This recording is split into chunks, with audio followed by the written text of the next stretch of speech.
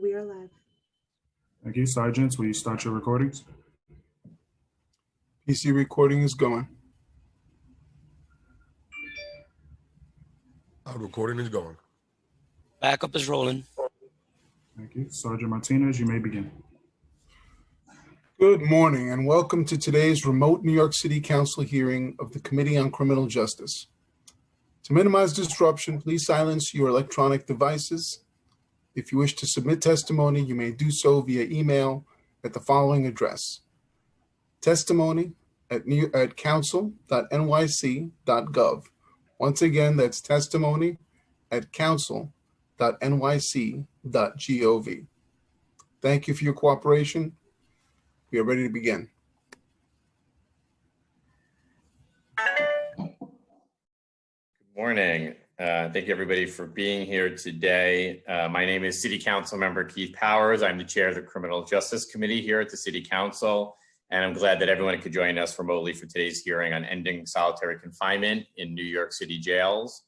I want to first hope and wish that everybody is safe and healthy and their families as well, and happy holidays to everybody celebrating.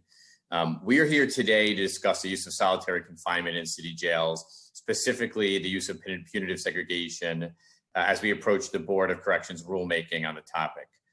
In October of last year, the Board of Correction proposed a set of comprehensive rules to reform restrictive housing in our city jails.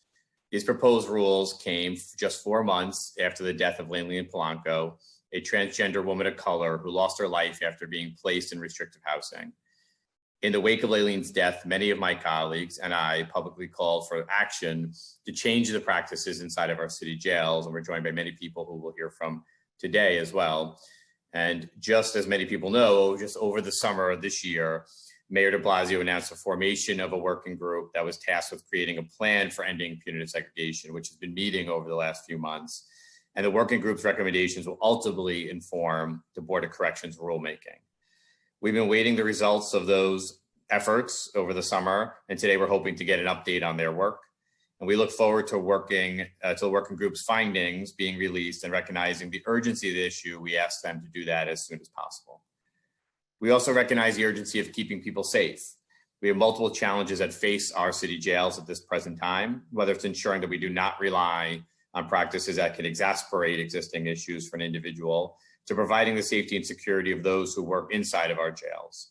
On both accounts, we have to ask large questions here today and in the rulemaking of whether existing practices are serving those goals. And today we'll be hearing legislation introduced by my colleague, Councilmember Danny Drum, who I believe is joining us. We'll give a statement shortly on the topic of ending solitary confinement. His bill will end solitary confinement by mandating that individuals in restrictive housing have access to at least 10 hours of out-of-cell time each day.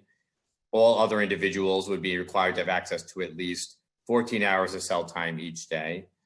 And the bill also allows for legal counsel for disciplinary hearings, regulates the use of restraints, and sets limits on the use of emergency lock-ins. And I'll give him an opportunity to speak about his legislation here today. I want to thank all of the committee staff. Oh, I'm sorry, I should say we're going to look forward to hearing testimony later from all stakeholders regarding the bill that's before this committee and about the issue at large. I believe we'll be hearing from the Department of Corrections, Board of Corrections, and many others. I want to thank all the committee staff for helping to put together this hearing, and I want to thank all the council members in attendance here.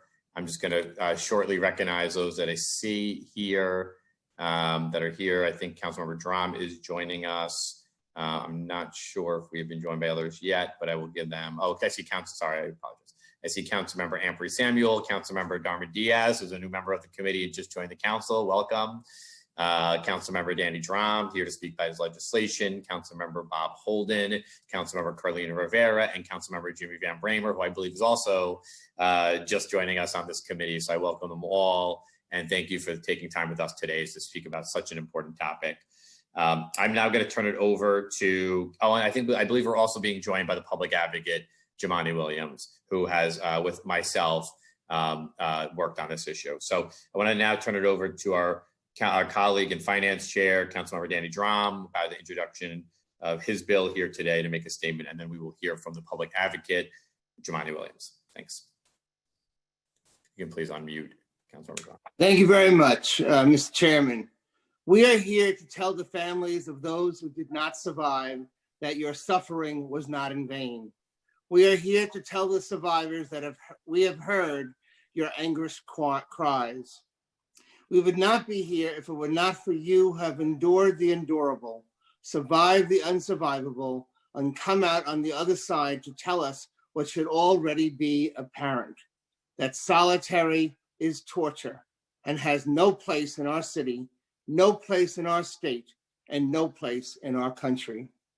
History will not be kind to us if we turn back now from the clarion call. Solitary confinement must end now. I could go on extensively about how there is no evidence that solitary saves money, aids in rehabilitation, or enhances the management of facilities. I could list the weighty evidence pointing in the opposite direction. I could recount the horror stories I have heard throughout the long and at times lonely journey I have taken to reach this point today. Rather, I would like to direct my comments to the corrections officers who are also hurt by solitary confinement. Solitary confinement is not just a violation of basic human rights or the individual subjected to it. It is a horrific practice whose negative impact reverberates throughout our entire society. Corrections officers and their supervisors are forced to dehumanize their charges as they desensitize themselves to facilitate their participation in the front as frontline individuals, all the while making work conditions more dangerous. There surely are violent individuals held in our jails, but is the solution driving them to the point of insanity and then releasing them to face corrections officers, other incarcerated individuals, and eventually the rest of the world? This is just not good criminal justice policy, period. I challenge the COBA leadership to quit advocating against your own membership and join the call of corrections officers, current and former, criminal justice experts, civil rights pioneers, human rights advocates, and elected officials. Let this be the moment we all unite to say, enough is enough. Let this be the beginning of the end of solitary confinement across the United States of America. Thank you very much. Thank you, Councilmember Drum. We've also been joined by Public Advocate Jumaane Williams. So I'm going to call to make a few statements as well. I want to thank you for his partnership with myself at looking at this issue and talking about ways to reform it. Public Advocate Jumaane Williams to make a statement as well. Welcome. Thank you, Chair Powers, very much for your leadership on this. Thank you to the Committee on Criminal Justice for holding this important hearing, a timely hearing. I want to thank again you, the Speaker, and of course, Councilmember Drum for being so vocal and calling on the Board of Corrections to change its standards on punitive segregation and end solitary confinement. As was mentioned, solitary confinement is torture. Whether we call it restrictive housing, punitive segregation, or separation status, at the end of the day, it is a form of torture that causes trauma, long-term mental, physical, and social harm. Needless to say, a ban on this harmful practice is long overdue. At the end of June, the mayor called for an end to solitary confinement and promised to create a working group that will present a report on how to stop this process. A report that was supposed to be released this fall. He also expanded a list of pre-existing conditions that would prohibit inmates from being placed in solitary confinement, so that now includes asthma, seizure, diabetes, heart disease, physical disabilities, among several others. While this was the right move for the city to make, it is coming very late in the game. Why did the mayor not expand this list of exceptions years ago? If he had, members of our community, like Leilani Polanco, a transgender woman who died while in solitary confinement at Rikers due to epileptic seizure, would still be alive today. I know her sister, Melania Brown, is with us today, and I thank her for joining us yesterday, an event my office had as well. Second, the administration needs to update us on the status of this working group that the mayor planned to put together and when this report will be released. We need to know their findings and recommendations as to when and how this practice will finally end. Instead of waiting on the mayor to take definitive action in ending solitary confinement, I, along with my colleagues in the city council, are confronting this task head on. Inter 2173 would ban the use of solitary confinement in city jails. As a co-prime sponsor of this bill, I applaud Councilmember Danny Drum for leading this effort. I want to take some notice today to raise concerns that I and many criminal justice advocates have about the bill in hopes that we can continue to work collaboratively to get this done the right way. While the bill prohibits the use of solitary confinement, it states that the practice may be used to de-escalate immediate conflict. And in said situation, the individual cannot be placed in such confinement for longer than 4 hours. I understand that escalatory incidents may arise where separation may be needed to mitigate this situation.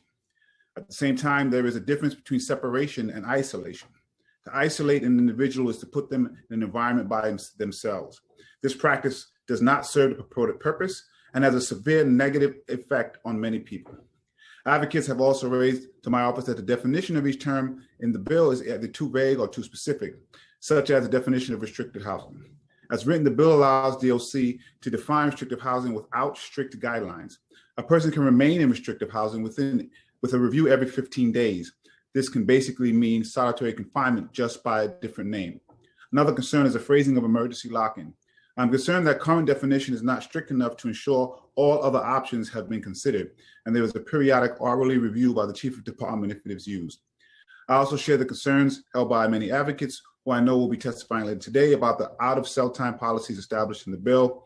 The bill mandates that all incarcerated individuals have access to at least 14 hours of time outside of their cells every day, except individuals placed in this restrictive housing and those placed in aforementioned 4-hour solitary confinement to de-escalate immediate conflict. Those individuals would have access to at least 10 hours of time outside of their cells. Activists who have advocated to ban solitary confinement are calling for 14 hours out of cell day each across the board. By only allowing certain individuals to be out of cell for 10 hours, this provision leaves 4 additional hours in which someone can be locked in the cell. Therefore, I tend to be in support of community advocates' calls to change their provision in this bill to ensure all incarcerated individuals have 14 hours out of their cell every day. I want to make clear that there are differences between what I mentioned, isolation and separation, and also be clear that we understand we have the need for consequences for poor behavior. One of those consequences being separation. But isolation is a consequence or a punishment that causes significant harmful physical and psychological impact on many incarcerated individuals. One example of non-harmful consequence is the Clinical Alternative to Punitive Segregation Unit, also known as CAPS.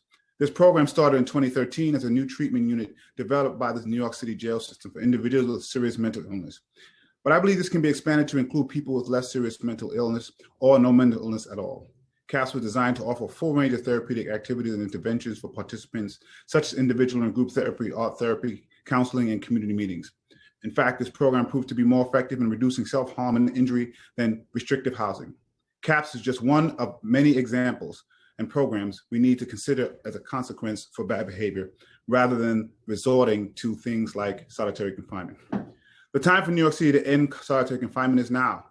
If the tragic deaths of Leilin Polanco and Khalif Brada tell us anything, it is that the unsafe disciplinary practice is not the answer. This method of punishment does more harm than good, and does not address the underlying causes of problematic behavior. I do want to just mention, as my colleague, Councilmember Drum did, that this is not only for the people who are housed and incarcerated, it is also for the people who work there, including the men and women of the Corrections Union. By the way, this is the only law enforcement unit that is treated in the way that they are, and I believe that because they are Black and brown. At the beginning of this pandemic, they were forced to work without PPEs, social distancing, and I believe if they were not Black and brown, primarily women, they would not be put in these situations. The fact of the matter is, Rikers and many jails across this country and nation are set up to continue circles of violence. We want everyone to be safe, including the men and women who go to work and whose family want them to come home the same way they went to work. So we ask them to join us in a conversation where we understand that there has to be separation in time and there has to be consequences for poor behavior, but not isolation and torture. And that we work together to put in systems that actually change behavior to the type of constructive behavior we want to see. So I thank the Committee on Criminal Justice for giving me this opportunity to speak today, and I look forward to this hearing. Thank you.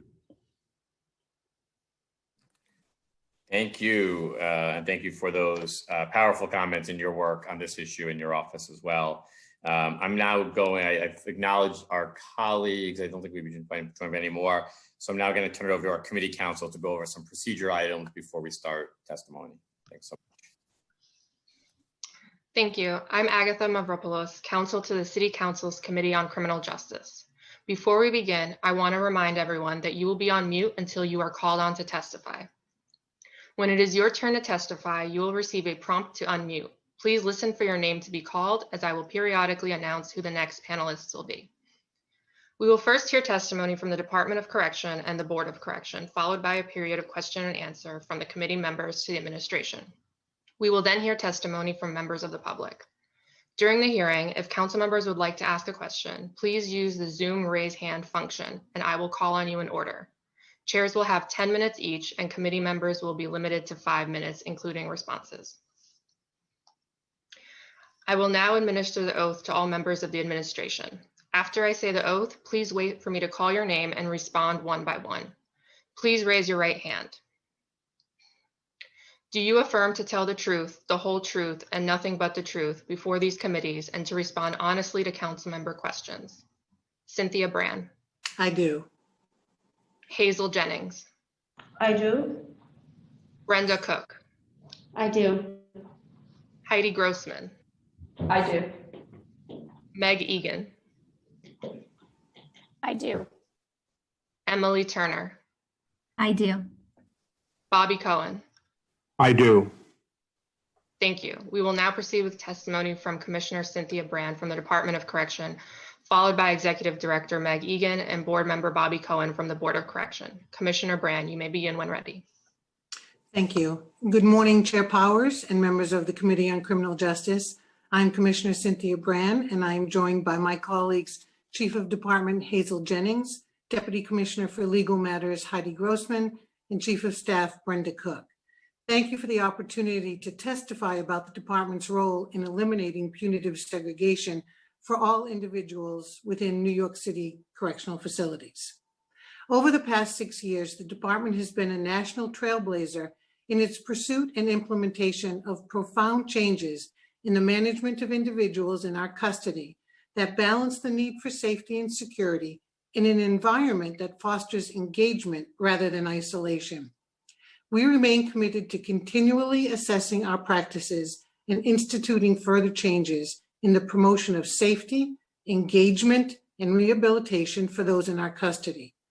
Rooted in understanding that age and health are important considerations in the disciplinary housing placement process, the department developed housing strategies that provided meaningful disciplinary consequences for young adults and people with serious mental illness who have infracted without placement in punitive segregation. Our commitment to reforming this disciplinary practice resulted in unprecedented changes to punitive segregation in both the application and duration of sentences imposed, including the development of a tiered system of infractions and reducing the maximum length of punitive segregation to 30 days for nearly all infractions. In evaluating further changes to the department's disciplinary housing system, we cannot forget how far this agency has come. Just 6 years ago, punitive segregation was essentially the department's primary response to infractions, with 90-day sentences often imposed for these infractions. Today, punitive segregation sentences are focused mostly on violent offenses, with penalties that are directly proportional to the offense committed.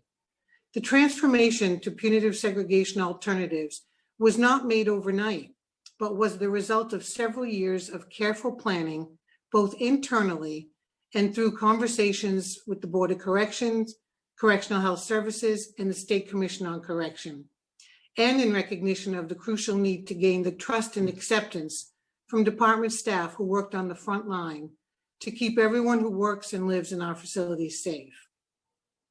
Instead of relying upon punitive segregation, the department thoughtfully addressed the needs of this population and created several different alternative approaches.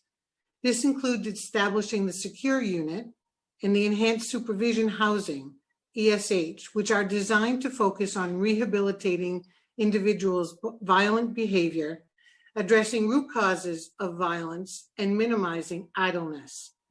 Similarly, the department created the Transitional Restorative Unit, or TRU, aimed at managing adolescents and young adults involved in violent acts.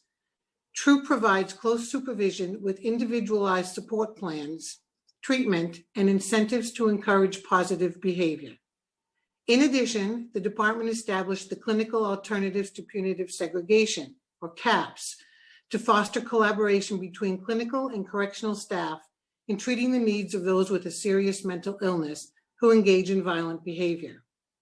The Program to Accelerate Clinical Effectiveness, or PACE, was also established to support the needs of those with serious mental illness who have not engaged in violent behavior, but who can benefit from a more therapeutic mental health setting. Our commitment to reform has continued in recent years. In June 2019, the department increased out-of-cell time in punitive segregation from 1 hour to 4 hours, affording individuals in this setting additional opportunities for recreation and instituting a congregate television hour. In August of this year, the department partnered with Correctional Health Services to ensure that individuals with certain health conditions are no longer placed in highly restrictive settings. As a result of these reforms, there have been a dramatic reduction in the use of punitive segregation. The creation of alternative and supportive housing units has enabled the department to successfully divert hundreds of individuals from punitive segregation placement. As of December 2nd, there were just 72 individuals serving sentences in punitive segregation and 22 individuals placed in the restrictive housing unit, also known as RHU. These numbers stand in stark contrast to the average range of between 500 and 600 people per day in punitive segregation at the time we began instituting reforms in 2014. This reduction of over 80% in disciplinary housing placements is a clear indication of this department's commitment to reform and our dedication to the reduction of punitive segregation whenever possible. In furtherance of this commitment, since June of this year, the department has worked hand in hand with other members of the mayor's working group to develop a proposal on how we can safely end punitive segregation in New York City jails. After months of thoughtful consideration, the working group is in the final process of finalizing our recommendations, which will carefully balance the creations of a more humane system with the very real need to keep everyone, including our staff, safe from harm while in our facilities. While I do not have specific details to share at this time, I look forward to sharing more information with you on these recommendations soon. With regard to the pre-considered legislation attached to today's hearing, we share the Council's goals to using the least restrictive means when applying disciplinary action toward violent offenders in custody. However, the reduction and elimination of punitive segregation requires careful and considerate balancing to ensure the safety of staff and people in custody. Any policy changes to this practice must be informed by correctional experts in order to ensure any decisions made do not result in dangerous and unintended consequences. We believe the best results will come from allowing the working group, which includes critical representation from our partners at the board, the formerly incarcerated community, and labor and advocacy realm, to finalize its recommendations and for those to be reflected in forthcoming board rules. Thank you for the opportunity to testify before you this morning. My colleagues and I are happy to answer any questions you may have. Thank you. I think we're going to actually do questions for the Department of Corrections, if I'm correct, and then head over to the board. Just check with the committee council if that's correct. I think so. Yeah. Okay, I'm going to go ahead. Thank you for the testimony, and thank you for giving us a bit of an update. Just a few sort of housekeeping things here, and then I want to ask some larger questions on landscape and things like that. But just, I know you're not here today to deliver actual updates on the task force. So we do hope we get those soon, and the board, and we'll ask the board this, but do you have a sense of timing here? Lots of urgency to this issue, but also we're going to hear from lots of folks here today. I think have been waiting since, I believe it was June, for the mayor announced this, to see the findings of that working group and then to see the rulemaking. Can you give us any sense of what the timing is on that? So what I can tell you, because I don't have a specific date, the Board of Corrections and City Hall received those recommendations, and they are at work incorporating those recommendations into a draft rule. And so I don't have a final date. They are working diligently. We all understand the urgency behind this and the critical need to make reforms. So I can't give you a date certain. Okay, well, we will ask the board, but thank you. You know, and one. Okay, well, so just on the beyond the I want to just talk about the legislation again, because you just mentioned at the end of your testimony on the feeling that perhaps it should be at the board level, but which is what I heard. But on the topic and some of the topics on the topic, let's just say legal counsel for individuals going through disciplinary hearings, use of restraint decks, restricting lock-ins. I'm just remembering the other pieces here of Councilmember Drum's bill. Do you have opinions on those, and does the department have opinions on those issues? So if you just want to take those one at a time, disciplinary hearings, having legal counsel for those, further restrictions on lock-ins, and use of restraint desks. And Councilmember Drum will ask some questions as well if I missed anything. So we share the council's goals of using the least restrictive measures to manage dangerous and violent behaviors. And I believe that the recommendations of the working group, which incorporates a balanced approach to the management of violent or dangerous behavior, takes into account the operational experience of folks in corrections and all of our interested justice stakeholders. And for the specifics regarding, let's talk about the access to legal, I'd ask that our legal counsel, Deputy Commissioner Grossman, address that specifically. Sure. Good morning. The department has concerns regarding this specific provision that we're working through, but I do want to talk a little bit about the process. We do hearings about rule violations, not about criminal. It's not a criminal proceeding. These are hearings for rule violations of the department. They're informal administrative hearings. So from a procedural justice standpoint, we believe that our process is transparent and fair. The matter is investigated by an uninvolved member of the department. There's full camera coverage, as you know. A lot is known about many of the incidents that occur. The incarcerated person is given notice of charges at least 24 hours before a hearing is scheduled, and that gives that person a chance to prepare for a hearing. And then the incarcerated person also has an opportunity to talk with his own or her own counsel. All calls are free. So the individual has a chance to be heard and to explain what happened from his or her perspective. The incarcerated person also has a chance to ask for a hearing facilitator. Hearing facilitator is not a lawyer, but that individual can also explain the process if someone doesn't understand or has questions. An individual also has the ability to ask for an interpreter. If someone who is appearing before a hearing wants the hearing officer to speak with other witnesses, that's also something that can be requested, and the hearing officer will go and speak with another individual and interview those people. Basically, the Department of Corrections adjudication captain is serving as a fact finder in this process. They're in a separate unit and a separate organizational structure from the facility where an incident occurred, and they are in a different chain of command from who is investigating and who is involved in the incidents.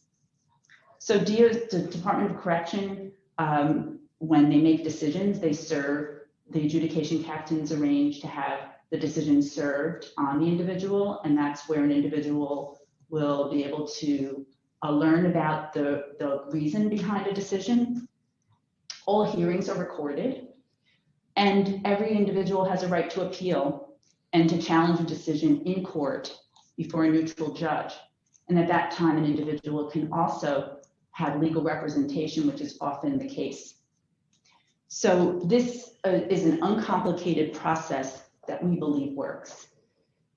Can I just add, but your first sentence was, we have concerns. So can you just tell me what those concerns are? These are concerns that we believe this is an uncomplicated process that would be rendered more complicated by this proposal, but we have concerns that we think warrant further discussion with the council. Can you elaborate with the council? We are the council, so can you just elaborate on some of what those might be? I want to hear them in case Councilor Drum or others who are here can address any of those with their questions. Well, I think the explanation of the entire process that I've just provided, I think when the proposed language in the bill doesn't take into account all that is working in our process. And this, okay. I think that this bill would overcomplicate what is a very simple process right now. And how do you address the obvious, what I think would be the obvious rebuttal to this, which is somebody who's going through a process, there's a disciplinary hearing that will potentially put them into a form of isolated housing, has counsel helping them and wants access to that individual to be able to provide a rebuttal to the allegations or the offense before they go into punitive segregation, want the right and want to be afforded the ability to have somebody represent them or at least, guide them through that process. Why should that not be allowed? This process is an informal process. This is not a criminal trial where you have these very strict rules of evidence. This is all about an individual being able to tell their story to the hearing officer. And it's at that moment that the hearing officer, we have, like I said, we have full camera coverage, and if you, and much of the information is known, and it's giving people an opportunity to be heard. It's a fact-finding determination where we don't have these rules of evidence where you need to assert objections, etc. It's a simple process where people are really getting to the facts of the case. Okay, I'm going to move on. I mean, I do think we'd like to hear more elaborate concerns here, but because this has been an issue that's been raised in the past, and and obviously part of legislation. I want to go back to Commissioner, just on the general topic.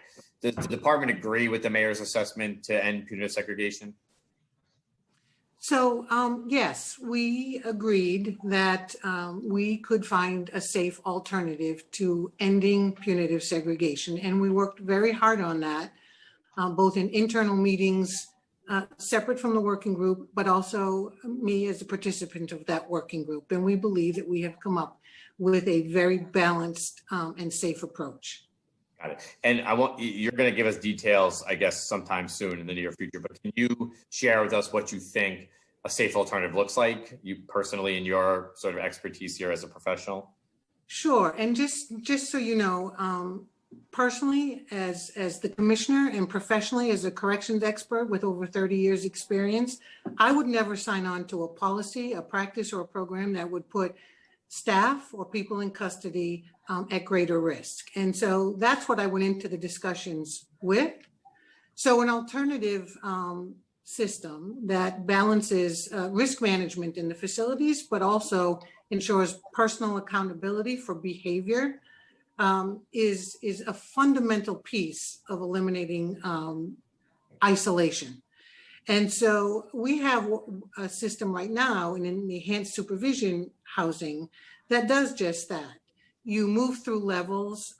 There is programming that is based on an individual's criminogenic risk and their needs, and it's based on what they need to get to the thinking behind the behavior that they engaged in. And so as they progress through those levels and they behave more appropriately with regard to rules and regulations and pro-social behavior, they're moved through those levels and back out to general population. So it's a combination of stopping the behavior, getting a risk assessment, understanding what those needs are, and mitigating those risks by putting in programs that help that individual change the thinking behind violence and engaging in that type of behavior. And what is the response from the department and the task force to concerns that this is going to lead to you're removing your disincentive or a consequence, and that it will lead to increased and further violence? And I guess a second part of that question is, what do you feel like the department needs in terms of make something like that successful? So again, I would just reiterate, I would not sign on to anything that creates a greater danger for my staff or anybody in custody. So the foundation of the recommendations firmly keeps that in place. And what the department needs is the trust of staff and those in our custody, and the trust of the council and the board and all of our justice stakeholders, that the combined thoughtfulness of all different areas of the criminal justice world, with advocates and formerly incarcerated and correctional experts and labor, all came together with the right solution. Got it. And we're mostly talking about punitive segregation, but obviously there are other forms here of restricted housing and isolation, and housing that has limitations in terms of freedom of movement, time out of cell, so forth. Is the rulemaking that you are talking about aimed at punitive segregation, or are we talking about other forms of housing that would limit your time out of cell? And I guess are you guys focusing on punitive segregation as the only as the focus here, or are we talking about other forms of housing that there's other forms of restricted housing, and there's other forms of isolation? And I think the concern that many folks have is that any of us might only focus on punitive segregation versus focusing on other forms of restricted housing or practices that will isolate individuals. But can you speak to what your focus is and sort of isolation housing practices outside of punitive segregation? So what I can tell you is that the plan focuses on removing isolation, people being isolated. And that is the critical and most concerning area of punitive segregation, as to what being behind a solid door for extended periods of time does to the human psyche. And so the working group focused on changing that isolation. Okay, so the answer is yes to the idea that the working group is looking at isolation beyond punitive segregation. I'm sorry. Your question was a bit confusing. Sorry, I think one of the concerns is that beyond punitive segregation, there are practices in housing units that are being used to isolate individuals that would not be deemed punitive segregation, and whether the board and the working group are ending that entirely versus just focusing on punitive segregation. So I don't believe any of our other alternatives actually focus on isolation at all. In fact, in enhanced housing, in true and secure, people congregate together. They may be in smaller day rooms, they may be lesser time out of cell than general population, but they're not isolated from each other. Okay. What do you, as a professional, feel like is the appropriate amount of out of cell time for an individual? Well, we have 14 hours out of cell time for general population for all of those folks who follow the rules and engage in pro-social behavior. I believe the system that we have set up now in our enhanced supervision housing in true and secure are appropriate hours out of cell time. It's all based on individual needs, the offense that was committed, the ability of the person to engage appropriately with others. And so there's not one set answer for any way to deal with people who are engaged in violent behavior. I can't give you one number. Well, I guess, I think you and I would agree that 1 hour out of cell time is inhumane and it's both not allowed anymore, but also we feel is there a minimum hours that you feel like is a minimum standard that should be inside of our city jails in terms of out of cell time? Well, I think I just spoke to the 14 hours out of cell time for everyone in general population. It reduces down if you are in alternatives to punitive segregation, but there's still a lot of time out of cell. And yes, I agree that the 1 hour out of cell was not enough, and we were able to successfully transition from 1 hour to 4 hours without much problem, because we'd already had the practice of allowing more than 1 hour out of cell time for those who were in punitive segregation, because they got minimum services, they got visitation, they went to clinic, they had law library, they had showers, they had access to phones. So those in punitive segregation for the longest time have already had more than 1 hour out of cell. Yep. And what is the minimum right now? 4 hours. 4 hours. So there are individuals right now who are in 4 hours. Is that fair to say? Minimum of 4 hours, yes. Oh, sorry. I guess my question is really, what is the most hours out of cell any individual who is held in our city jails is receiving today? 14 hours. Sorry, I'm trying to ask, there are individuals who are getting 4 hours out of cell time maximum today. Is that fair to say? Yes. In our city jails. Okay. What did you have an opinion about the 15-day placement review? Did you feel like that's a reasonable standard? Should be more, should be less? So it depends on where the person is in the system. I think the research tells us that in order to change a behavior, it takes 28 days of practice. We have based some of our initial reviews in a lower level alternative housing to 30 days. And then we decrease the time between reviews. And so depending on where you are in the system and what the charge is against you for the infraction and what the behavior is and how you continue to behave once you've been separated from general population, it determines, I think, what the review period should be. We worked very closely with the Board of Correction on shortening up the time between reviews as we improved our enhanced supervision housing program. And so we have gone from 30 days to 15 days to 7 days, depending on where you are in the system.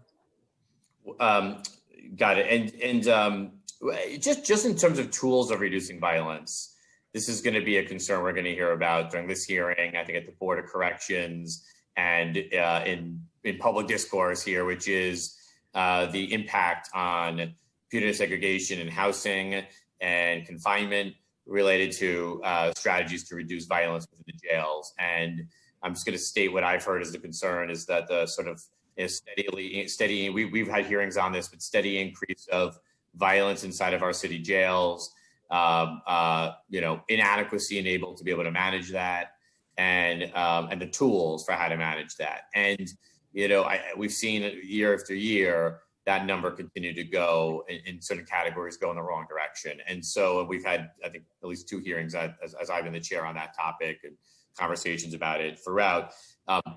What are the tools that you feel like are missing right now in terms of being able to help address violence? And also, what is I understand that you wouldn't sign your name on to something that would lead to violence, but there is a stated concern here that will lead to increases in violence. And I'd be curious to hear what you feel or anybody at the department feels like are the tools that are needed, the tools that are being underutilized, or other strategies here that we can take that to address those concerns, or frankly, if you don't agree with them, so what your opinion is on those stated concerns.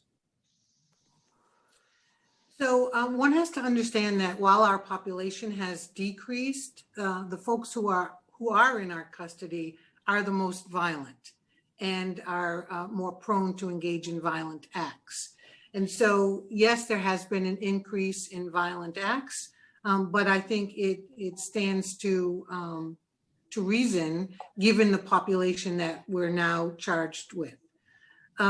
With regard to tools, one of the tools that's necessary for an operations to work effectively is flexibility to change practice when we see that something's not working, or to enhance practices when we see that is working very well.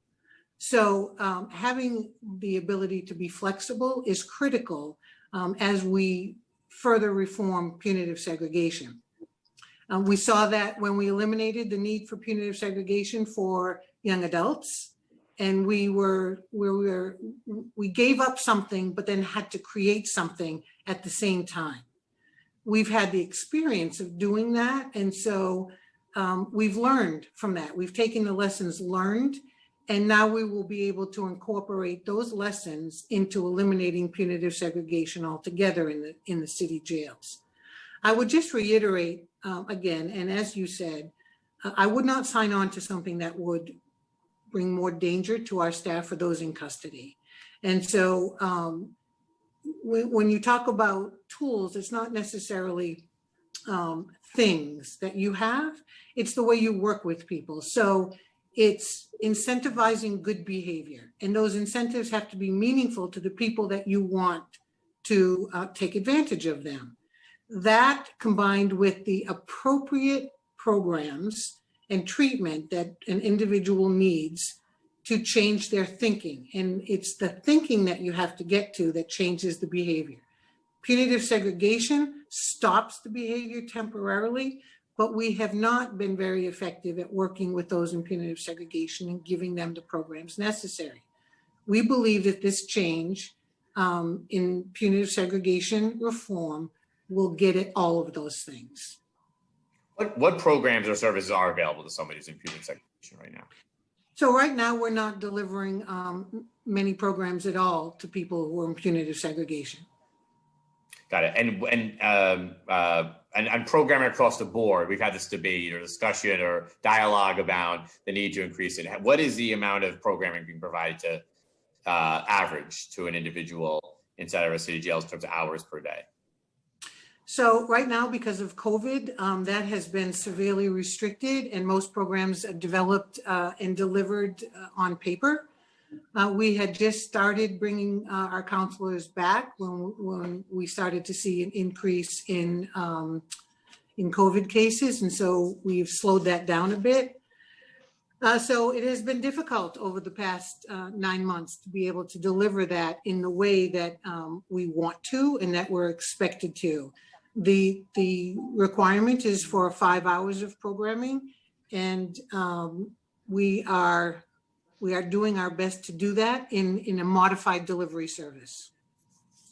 Okay, I want to not take so much time up, but I will come back. I'm going to hand it over to colleagues to be able to have an opportunity to ask questions. I think we're going to start with Councilmember Drum, who has introduced the bill here today, and then move on to Councilmember Holden, in addition to others. So I'll come back afterwards, but we'll give them an opportunity to ask questions as well. So if you guys can please unmute Councilmember Drum.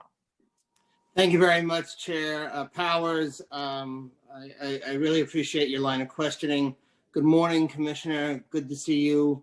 I have to say I am very surprised and maybe more shocked at some of your testimony and your defense of current practices within the Department of Correction. Actually, many of the changes that you talk about occurred not because of your willingness or the department's willingness. It was because of legislation that I passed and the work that the council has done, and the advocates who have been very vocal about solitary confinement. Without that, I don't know. I mean, I remember the day when time owed was still a practice within the department, and that was changed at our urging. I remember a time when speaking at the Board of Correction wasn't even allowed. The public couldn't speak, and nor could even council members address the Board of Correction. So, I've been around a long time. It's been an issue for me for 11 years. So this is not being rushed through in any way, shape, or form. I was surprised also about your testimony on punitive segregation. You're constantly asking for variances on punitive segregation, and that's happening all the time. the issue of 4 hours out of punitive segregation. I just want to ask theoretically, have you ever tried to sit in your bathroom for 20 hours and not leave? That would be like, that alone. I mean, and then you got to get out at some point. But the folks that are in punitive segregation don't even know if they're going to get out. And a bathroom may even be larger than the cell that I've seen, or even in restrictive housing where they're there for 7 hours. I was glad to hear your support of programming. I think programming is the key here. My legislation addresses that, and I think we're going to address that further because we do need more. And it's really unfortunate that because of COVID, there is no programming right now for folks. So those folks that are in punitive segregation could be released at any time, and they've had no programming or no help to, get them together before they have to go out into the street. And I think that's really key here also. The majority of these folks have not been convicted of a crime. And you're talking about putting people in solitary confinement who have not been convicted of a crime.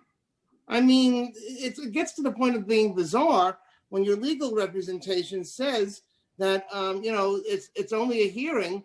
But there's a statement, that only a fool represents himself. So, I mean, the question that begs to be answered, and I'm not expecting an answer right now because I have other questions, is how many of those decisions, when they have the hearing, are overturned? I bet you that almost none of them are overturned. Anyway, I want to go on to some questions that I have. I mean, and there's so many questions, but I only have 5 minutes. So my questions are really about the cost. How much does it cost the city to place someone in punitive segregation? And please describe the personnel services and the OTPS services costs. So thank you. Before I let Chief of Staff Cook respond to that, I do want her to talk about those cases that have been overturned. I want to remind you that no, they've not been convicted of a crime, that they're charged with for getting into our custody, not all of them. Some people who've been sentenced go to punitive segregation as well. And they're not being charged with a crime before they go to punitive segregation. They're being charged with a violation of a rule, an infraction. And so their hearing is about a violation they have not of a been rule. convicted of crime outside of the jail. How do you justify taking people who are unconvicted, who are detainees, okay, just detainees, and putting them into solitary confinement, which is torture? Do you agree that solitary confinement is torture? So let me answer your question, sir. So it is a judge, a court of law, who determines who comes into our custody. We don't have that choice. They may not be convicted of a crime, but we have to have rules in place to keep everybody safe. And so when you violate those rules, But you're not keeping them safe. You put them, Commissioner, when you put people into solitary confinement, punitive segregation, you are not keeping them safe. You are harming them. Do you understand that? So, sir, if we You are have harming someone, them psychologically. There's not a doctor or a psychiatrist in the world who will not tell you that punitive segregation is harmful to individuals. There's not a psychiatrist in the world. Do you think that solitary confinement is torture? I'm going to defer to Chief of Staff Cook to answer the question. Could you answer that question for me, please, first? Do you believe that solitary confinement is torture? We don't use solitary confinement, sir. Punitive segregation, same deal. It's the same thing. I would not use the word torture to define punitive segregation. Wow. So you agree with all the medical experts and all the psychiatrists and all the social workers that it's not torture? Can you hear me? I can hear you. I answered your question, sir. I would not use the word torture to define. And you still haven't punitive answered my segregation. question about the cost. Let's go to the cost. Chief of Staff Cook will answer that question for you. So with respect to the cost, I don't have a specific number to provide you. I can tell you, and Chief Jennings can provide additional detail. We have 2 punitive segregation housing units in the department. Those housing units operate at a staffing level that is not unfamiliar with other GP or other special housing units in our department. There's several staff assigned to that housing unit across tours, and I can't calculate for you right now the cost of those staff members as you reflected and requested from an OT MAPS perspective. But we do have a staffing level that's appropriate for the number of persons to live in that unit and the type of services that those folks receive, whether or not it be recreation officers, clinic officers who escort folks to and from appointments, visits, et cetera. And so I wouldn't have an ability to answer a dollar figure for you today, but it's not a staffing level that is unique just because it's punitive segregation. We have many housing units that have a pretty high dedicated staff to the population. And what is the staffing model for a punitive segregation unit or restrictive housing? So good morning. I'm Chief Hazel Jennings. So with the punitive segregation model, there is a dedicated captain to the housing areas at a minimum of 2 floor officers with 2 additional escort officers. And there is also a recreation staff of a captain and approximately 6 officers that are assigned to do recreation. And then you have, they have their own mini clinic, and you have staff assigned to that clinic to be there when people are taken to be seen by a doctor. But what I will say is that out of all of our housing areas, there are only 2 punitive segregation housing areas, and we have many more housing areas in the department. And so I would feel that just by staffing levels and the number of housing areas that we have for general population and ESH and the plethora of other housing areas that we have, the cost would be less than running everything else. Is there overtime costs involved in these restricted housing units or in punitive segregation? So there's overtime costs in every housing area that we have, sir. And what are those? So it really depends on the day. You know, right now, this year has been very hard with COVID. And so we have had a lot of staff members who have called in sick and who weren't feeling well that had the ability to call in sick. And so overtime has been an issue, although we have, or we are trending down on reducing our footprint in facilities. Just to go back to the question that you were addressing about staff, are there dedicated staff and supervisors to the particular unit that they are assigned to? Are they there, the same daily folks always there? Most of our staff are steadily assigned, sir. Okay, and do you have you ever analyzed any potential savings from ending punitive segregation and restrictive housing units? So I have not, but again, what I will say is that there are only 2 of those housing areas compared to the amount of housing areas that we have in the department. And we have other housing areas that have more staffing assigned than punitive segregation. Does the department have a plan for reallocating resources from punitive segregation to other programs or punitive segregation alternatives? So when we open up any housing area, one of the things that we do with our Department of Finance here at the agency is to work with our partners in CHS, depending on what type of housing area it is, and then we come up with what we think is an appropriate staffing level. Okay, so I'm going to follow up on those questions, and I'm going to ask the chair in his response to you to answer some of those more specifically so we can get some ideas of the cost. But Mr. Chair, I know you've been generous with your time. I just have a couple of follow-ups here. According Sure, to we'll the give you a couple more. Thank you. According to the annual claims report for fiscal 19 issued by the controller, the total amount of settlements paid by the Department of Correction between fiscal 2010 and fiscal 2019 was approximately $266 million.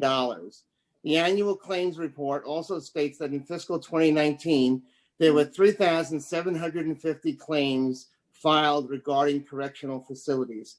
How much of these settlements went to cases involving solitary confinement, punitive segregation, or any form of restrictive housing? We would have to get back to you, Councilmember Drum. Okay, We would have to get back to you. I know most of the cases are not most of the cases that I'm aware of on an anecdotal level are not related to claims brought by people who have served time in punitive segregation. But we would have to get back. What happened to Leilene Polanco is unforgivable. So, I mean, let me just, Chairman, let me stop here. I'll have, maybe if we get a second round, I'll have follow-up questions. But, and certainly there's a lot of questions about who goes into solitary, who goes into restrictive housing based on race, sex, gender identity, LGBT status as well. And hopefully we can get to some of that, if in fact you even collect that data. I know it wasn't included in my reporting bills, but I'm thinking about amending that as well so we can get a better feel for what's actually happening on the island. Thank you very much, Mr. Chair. Thank you, Councilmember Drum. And we are going to move on. I'll let the Community Council call on members. We're going to give, I think, 3 minutes for each member, but I want to give Councilmember Drum an opportunity based on his legislation here to ask some further questions. So we'll move on, and Agatha, you can call the next member. Next, we'll hear from Councilmember Holden, followed by Councilmember Rosenthal. Starting time. Yes, thanks, Commissioner. I get 3 minutes, Chair. Is that the rule? Do we have a second round? We may. I was anticipating 5 minutes. That's the regular on committees. But okay, we'll give you 5 minutes. Go ahead, Councilmember Holden. All right, Commissioner, nice to see you again. Even though we're on Zoom, we're almost like we're all kind of in punitive segregation, aren't we, during the pandemic? But I just want to, just question some of the things that were said. According to the mayor's management report, there was a near 50% increase in violence in the jails from 2014, when Mayor de Blasio took office, to 2017, which was the last recorded year of the MMR. Even though there was an appropriate decrease or approximate decrease of 18% in the inmate count, like you mentioned before. And in December 2014, Mayor de Blasio prohibited punitive segregation for 16 to 17-year-olds. And then in November of 2015, the mayor announced the new use of force restrictions for correctional officers. Then in June and October of 2016, the mayor brought in the prohibition of punitive segregation for inmates 18 to 21. Is there any consideration here? Do you attribute this increase of violence? Because you said there were a more violent population, and we have to figure out why that is. But could it be that the increase in violence was due to maybe the use of force restrictions or a ban on punitive segregation? Is that possible? So I think there's a lot of different components to this answer I'm about to give you. First of all, in 2014, we didn't have the tracking systems for data that we have now. We also did not have full coverage camera coverage in our facilities. We have 14,000 cameras now. There's absolutely nothing that is not captured on video. And so we have a much clearer understanding of what goes on in our jails every single day. We have a different population over time. Yes, it has decreased, but through efforts of the police department and only arresting those who are most violent go before the court, and the court with bail reform has rightly made the determination that the most violent people should be taken out of the community. I think all of that plays into it. With regard to the ability to use force, we have not been restricted in the ability to use force. Our force policy says we have the right to use force when it is necessary and reasonable. And so we don't have the right to use unnecessary force. We never have. So what the Nunes consent decree did was to clarify our use of force policies so that staff had a better understanding of when they could and when they could not use force. All right, but so we do, let's just go back to the dangerous population, the more dangerous population. What age group is the most dangerous in the jails today? I believe our young adults, the most impulsive and the most apt to engage in violence. And we remove the punitive seg from that population, right?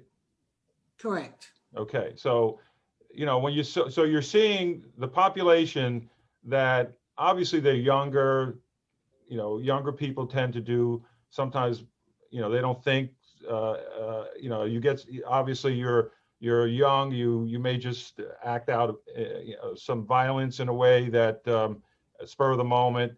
And yet we remove some of the consequences to their actions. And hopefully we can educate them in counseling, which is what I had proposed. And I do have a bill that's proposing, rather than use punitive seg, or at least the length of time, is give the detainee an option for counseling. That means if you agree to a certain amount of hours of counseling, that you will then not go into punitive seg for as long, or at least into punitive segregation housing, which I think, to what I saw at Rikers, the punitive, and I don't know if it's called punitive segregation, but it was housing. It's restricted housing, I think you called it, which is there's 3 levels. I thought that worked. And I thought, you know, and if you couple that with counseling, I think that's an alternative. So we hear people say that, you know, they're calling it solitary confinement. I agree. We don't have solitary confinement anymore in New York City jails, do we? No, we do not. Yeah, but that's what I think people have been referring to that today, because I didn't see that in expired. I think we need to redefine what people are calling this, and the bill calling it solitary confinement, because it is not, you're not put in a hole for an extended period of time. You're in a housing unit. And there's got to be consequences, Commissioner, to actions. If you attack another detainee, if you attack a correction officer, there has to be consequences. There has to be some punishment. And I agree, but where I think we could do better possibly is if they don't want to get out of any kind of segregated housing unit from the population, general population, then they should agree to a certain amount of counseling. And there's got to be some trade-offs. I don't know if maybe Bobby Cohen might want to weigh in, because we did talk about this a few years ago, but I think we need to redefine what punitive segregation is and the steps that we need to take. And just talking about, I'd rather, you know, wait until we hear from the Board of Correction before introducing bills that, you know, I would want to hear from the experts. Thank you, Commissioner. Thank you, Chair. Thank you. Next, we'll hear from Councilmember Rosenthal, followed by Councilmember Rivera. Great, thank you. Thank you so much. Great to see you, Commissioner. Appreciate your time and your work. I would like to follow up on some of Councilmember Drum's questions in terms of reporting requirements. And Grace Price actually sent some information out this morning. So Grace, if I get this wrong, I apologize. I'm trying to nail your question because I think it's such a good one. And it has to do with the reporting categories and the notice that that you have a big other category that includes Latinx people. Can you separate that? Can you separate those people out? Or Danny, can you require in your, I don't know who I'm asking, but the recommendation is that Latinx people be separated out. And similarly, that trans women in particular be separated out as well, because the reporting does not do that. Am I correct about that, Commissioner? I'm not exactly sure which report you're referencing, as I don't. The ones that have to do with how much time people, how many and how much time people are in the Bing, are in solitary or solitary-like confinement. So we do our best to report accurately. If we're not capturing that data and are able to, then we would be happy to add that. We have to remember that people also self-identify. And so we just capture the information that people provide to us. Sure, but right now you have Asian, Black, other, and unknown. Black, I mean, just for example, in this particular, or let me go to the one about women, which is the area that I pay attention to most. Women, girls in the Bing, I think this is 2018, Asian 9, Black 370, other 153, unknown white, unknown 1, and white 83. Surely the other category can be, you could call out. I would ask, would it be possible for you to try harder to even have a Latinx category? That doesn't exist, so we don't even know. So I would defer to my Deputy Commissioner of IT. She's not with us today, but I will send her that question and get back to you. Thank you. And then only because shortness of time, also it looks like the data gets massaged by going from 1 year to the next. And this is 2018 data versus 2019. In 18, you have raw data. 2019, you have a sort of a line graph. And the line graph numbers do not match for 2018, don't match with the raw numbers in 2018. So this reporting is just so important. Time expired. So is there, if you could get back to the committee about why numbers change over time? In this particular situation, it was reporting about young adults and went from a total of, let's see if I have it. It was for young adults reporting, it changed from, shoot, I'm not seeing it exactly, but the difference, the delta was like 70 people. And it basically made, you know, a change of 70 people reflects on how the department is doing or what the department is doing. And it's a pretty big delta between the 2018 reported data, raw data, and the 2019 graph. What would make such a big change of 70 people like that? Like upon reflection, it wasn't 300, it was 270. Like what could happen to make those totals change that much, swing that much? Yeah, I'm not sure. I don't know exactly what you're looking at. So I will check and I'll get back to you. And so I don't want to guess at an answer for you. I want to be specific and correct. So we will have IT look into that and get back to you as soon as possible. You know, the concern is that were these people actually placed in adult, not youth solitary? That's the concern. And it may just be data entry error that was corrected, but I don't want to guess at the answer for you. I want to make sure I have the correct information. Yeah, here it is. BOC, Board of Corrections, October 2018, Young Adults Monthly Housing Report says there were 299 young adults ages 16 to 21 in the youth-only housing. But the July 2019 BOC graphic in the new data report shows only around 210 youth in the youth-only housing for October 2018. That's a big shift. It is. It may account for the raise the age legislation as well. So we got adolescents off the island. So that could be. That was a monthly report. So you can't, numbers can't change I mean, if there's a point in time where raise the age went into effect, that wouldn't change the data of how many people are in the young adult space, right? It's a 1 month point in time. But if you moved those adolescents off the island in that particular month, yes, it would change. So because I can't see what you're looking at, I would rather have you send us that data you're looking at and we will get you the answer. Yeah, happy to do so. Thank you. Thank you for the extended time, Chair. I just want to align myself with Councilmember Drum's questions and concerns, and so I support what he's trying to get at here. Thank you. Great. Thank you, Councilman Rosenthal. Next, we'll hear from Councilmember Rivera. Starting time. Yes, Thank you. Thank you so much, Mr. Chair. I just want to thank Councilmember Drum. You're probably the first legislator I've heard to make the call to end solitary confinement. So I want to thank you for your leadership. I just want a quick clarifying question. I understand there are technical terms and certain labels for housing. Are you, and I want to thank you for your testimony and for being here. Are you denying that solitary confinement exists at Rikers Island?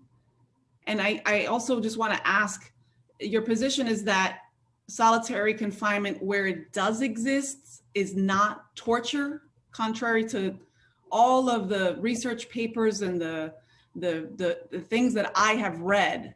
Is that the position that you're taking? So there's two questions there.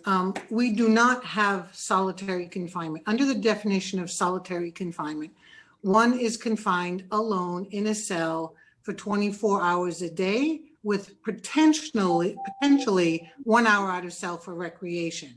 And there are agencies in this country who do utilize solitary confinement. We have a housing unit that is deemed punitive segregation, and folks who have committed very violent acts are taken out of general population, and after a due process hearing have been determined to have committed a serious infraction. And they are placed in a cell, yes, by themselves, without access to others for extended periods of time because of their violent behavior. But they are allowed a minimum of 4 hours out of cell to engage in activities that you would get in general population. And so I understand. I don't have a lot of time. So I just wanted to ask that clarifying question. I mean, from what I understand, being kept inside by yourself solitarily for 20 hours, and then you're out for maybe medical or for the cafeteria. Anyway, I just want to get to my next question. I'm the chair of the Committee on Hospitals. I just want to know how many people in punitive, and again, I think we're going to respectfully disagree on the solitary confinement issue. I want to know how many people in punitive segregation had medical visits missed or a specialist appointment missed or rescheduled, and did they attend the rescheduled appointment? That would be a question for CHS. They're not on this hearing today, but I will pose that question to them and have them respond to you. I appreciate that. Thank you so much. How many people engaged, how many people in punitive segregation in 2020 engaged in acts of self-harm? What percentage of people who engaged in self-harm in the city jails did so in punitive segregation? I would defer to my colleagues in the conference room if they have that answer. I don't have that answer with me at this point in time, but if we don't have it, we can get back to you. Do you know what percentage of the total jail population are in punitive segregation today? Forgive me if you've mentioned that already. Yes. I believe there's 62. Go ahead, Chief. Okay, I'm sorry. Currently, we have 62 males in punitive segregation and no females. Okay, how often do people who are in enhanced supervision housing and other restrictive housing units have restraints on when they are out of the cell? So for our level 1 ESH housing, people have restraints on and programming desks. and they are allowed time out of cell, 7 hours out, with an additional 3 hours for the young adults who go to school. In punitive segregation, anytime a person is moved from the cell to the shower, they're in handcuffs, and once they are placed into the shower, the restraints are removed, and when they go to recreation, they go out in restraints, and once they get into the recreation area, they are removed, and when they come out for their time out of cell, their handcuffs are removed, and they have leg irons on while in the congregate area with other persons. So most of the time, maybe not in the shower, maybe not in. So it's not, I wouldn't say most of the time, it's about going to and from the service. Understood. Well, I will just say, I understand, again, about respectfully disagreeing. We are legislators. I think we do have as much of a right to determine what constitutes solitary confinement, since we do write the laws. So I just want to add that. And if you can get back to me on some of the things that I asked that you were unable to answer about the missed medical visits. And also I did ask about self-harm while in punitive segregation. I know you gave me somewhat of an answer. I'm out of time, and the chair has been gracious enough to allow me to ask these additional questions. So I do look forward to those answers, and I thank you for being here and for testifying. Thank you. Next, we'll hear from Councilmember Levin. Starting time. Thank you very much, Chair. And I apologize, I don't have my video on. I'm on dad duty here, so probably for the best. I wanted to ask, what jurisdictions around the country have done away with punitive segregation in their systems, in their jail systems?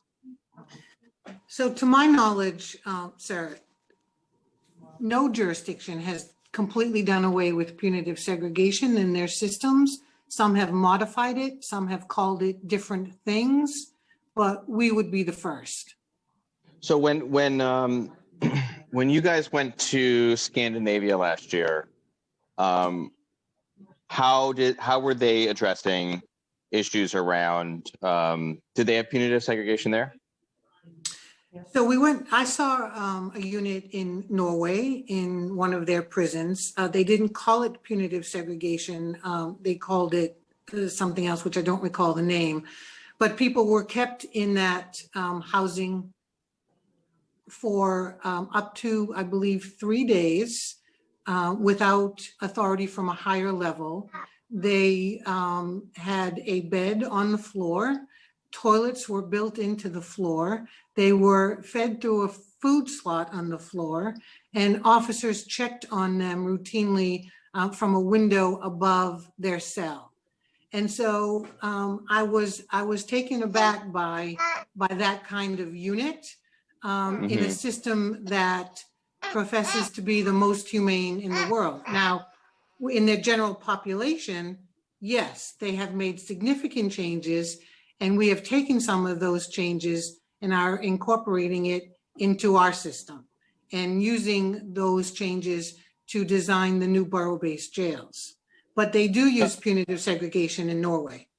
Okay. Commissioner, what percentage of detainees in the system are in a restrictive housing unit? I would defer to Chief Jennings on that statistic if she has that. Yes, so good morning. So today, our census is 4,827. We currently have, I would say we have 62 people in punitive seg. We have 3 people in punitive seg light. RHU, we have 25, 2 females out of the 25.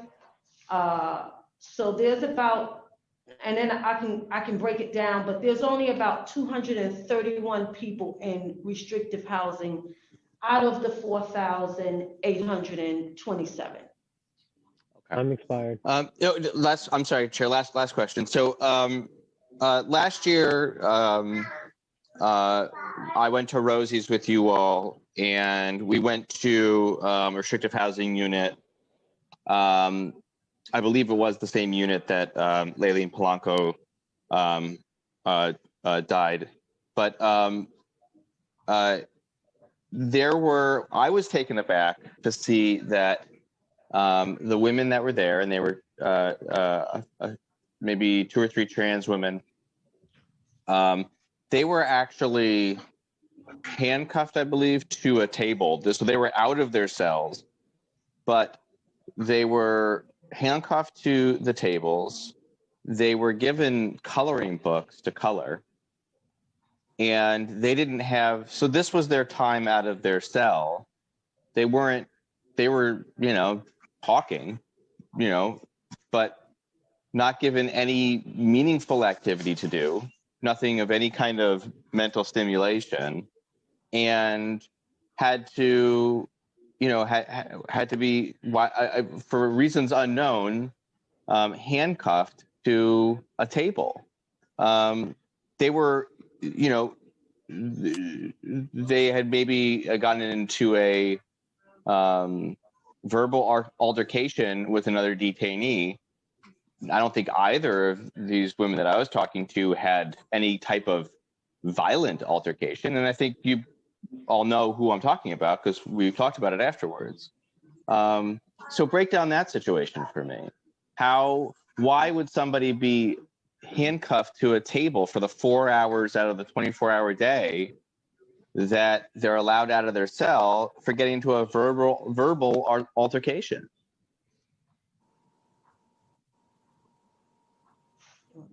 She'll answer about the process of out of cell time. So sir, this is Chief Jennings again. I was not with you on that tour, so I'm not quite sure as to whom you're talking about. But the one thing that I do want to state is that we do not put anyone in punitive segregation. This was restrictive housing. I don't think it was punitive segregation. I think it was restrictive housing. Right. I don't know which restrictive housing you went to. And if it the was one, it was the one that Laylene Polanco died. I know that because they talked about it. Okay, and I want to explain that people only go to punitive segregation or RHU for grade 1 offenses. So a grade 1 offense does not, the criteria for a grade 1 offense is not an argument. We don't put people in punitive seg or punitive seg light, which is a grade 2 offense. None of those persons for a simple argument are placed in punitive segregation or in any restrictive housing whatsoever. I don't think either of these women got into the type of altercation that's been referenced here, which is a serious physical altercation. I mean, it was. I think that was kind of acknowledged in my conversations afterwards. It's just I'm dubious that it's not used. My concern is that restrictive housing is used as a tool to keep people, compliant to the wills of DOC outside of any violent behavior, but just if they're difficult, if they don't follow instructions, if they talk back, if they curse, if they don't, are not doing exactly what is expected of them or what is told of them to do, then it can be used as a tool of retribution or a tool to try to get them to be more compliant with directions. And again, the 2 women that I spoke to were not getting into heavy altercations with people. That was not. I mean, I spent an hour with them. I mean, that's nonsense. And And so that's my concern. That's my concern here. So I'll leave you with that. Obviously, I don't think. I mean, you're saying. I guess my last question would be: are you saying that there's never an instance where somebody's put into restrictive housing without some kind of serious physical altercation?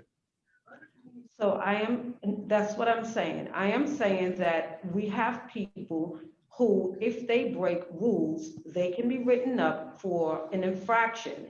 That infraction is heard by a hearings officer. However, we have a criteria as to who can be placed in punitive segregation, and it is only for grade 1 violent. I'm sorry. So I'm talking about restricted housing. You're talking about punitive segregation. Are those interchangeable? So if you could clarify, because when we talk about restrictive housing, we have punitive segregation, we have PSEG light, we have ESH. Our women do not go to enhanced supervision housing. They do not go to secure. The only time that they can go for grade 1 infraction is to punitive segregation or RHU. We do have CAPS and we have PACE for women. They do not go in any other sort of restrictive housing area. Well, where was Leilene Polanco? Because that's where I was. Hey, just in the interest of time, Councilor Levin, I just need you to, maybe okay, the last question. But my point in all of this is that there were grown women chained to tables on their time out of their cell with coloring books, and that's what was given to them, coloring books. And they were there for long periods of time. I think so this is the reality of what we're seeing, and they're not there for serious physical altercations. And I'll leave it with that. But I saw it with my own 2 eyes and talked to them. So I'll just this is Chief Inspector. I'll just round out this discussion with the following information. I believe the coloring books that you continue to refer to, I believe that was an art therapy program, and that there was a counselor present with the women on the unit when you visited, and that was part of an art therapy program using the coloring books. And the second thing is that all of the placements in punitive segregation with respect to the department's decision-making and the underlying paperwork, as well as the paperwork related to RHU or enhanced supervision housing or secure unit, that all of that information, the department reports, has significant reporting obligations to the Board of Correction as frequently as a monthly basis. There are quarterly reports, there are council reports. And so certainly the transparency of who is being adjudicated and on the basis of criteria, qualifying criteria being placed in any of the housing units is widely available at a minimum to the Board of Correction and widely reported by the department and required reporting to the public, including the Board of Correction. And so the transparency over and oversight over the department and our use of these variety of housing tools there is significant transparency. And I just wanted to add that. Okay, thank you. I have some follow-up questions. I just wanted to state, I'm trying to ask questions to help, sort of talk about the plan ahead. But, I don't want us to debate semantics here, but I do sort of want to recognize that I think for lots of folks here, whether we want to call it solitary confinement or whether we want to compare it to other jurisdictions at the 4 hours out of cell while being isolated, being solitary, and being confined for that amount of time would count as a definition for solitary confinement. It may not reflect what the other practices are or our former practices, but I think for sure, it feels very much like solitary confinement, particularly when some of those hours in a cell are to go take a shower or something as basic as that. So, but moving on from that debate there, can you just tell us in calendar year 2019 and certainly calendar year 2020, what was the longest amount of time that, you've held somebody in a restricted house setting, and which setting was that?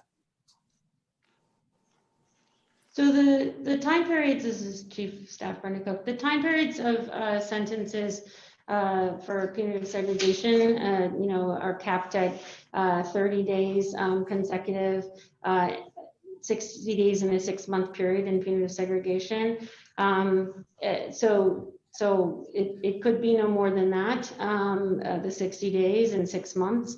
With respect to the other housing units, and the commissioner spoke at length earlier with you about the time period of review and the criteria of progression, and then if there's a violent act in enhanced supervision housing in level 2, for example, then you may regress to level 1. And so those time periods of placement in an enhanced supervision housing program vary. I do know that we do regular reporting again to the Board of Correction, and the Board of Correction does regular reporting and analysis as well. And I know that we certainly have information on the average length of stay in those various levels, in the times of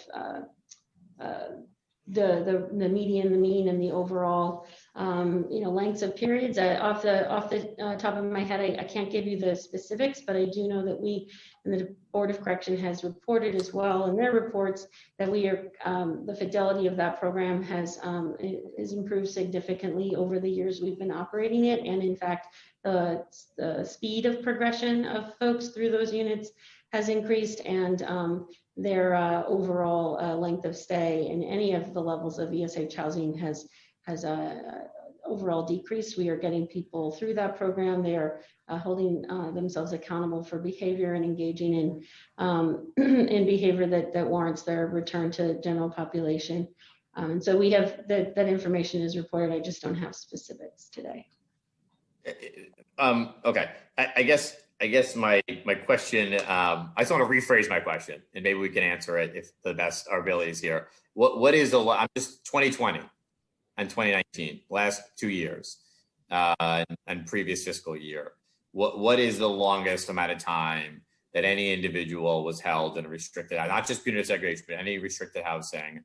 And can you tell us what setting that was? Maximum amount of days, maybe whether through a waiver or through some other form of housing, and what was the setting? Well, I don't have, it would not be punitive segregation because of the sentence limits and the caps that we talk about. And the chief can give you some specifics about the nature of an override that would even permit someone to spend those 60 days in a 6-month period as a consecutive stay, as opposed to we have a 7-day out in between the two 30-day periods. And so it's not punitive segregation is the answer to your question. It would likely be someone in our enhanced supervision housing unit. I don't have the specific person with a specific date that in a calendar year.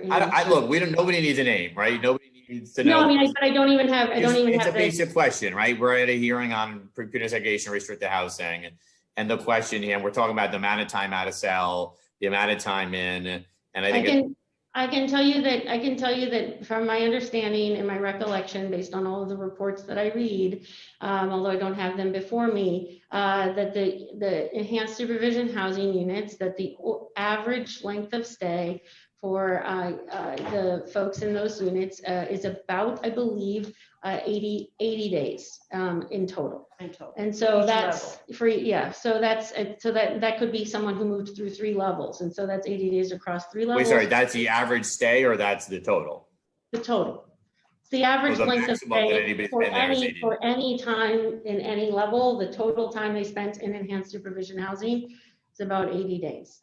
And that is by rule, or that is by practice? No, that's by how they conducted themselves in the performance during the reviews that warranted the progression through that unit. So that's okay. So I just want to refine that for a second. Does anybody in ESH spend more than 80 days in there?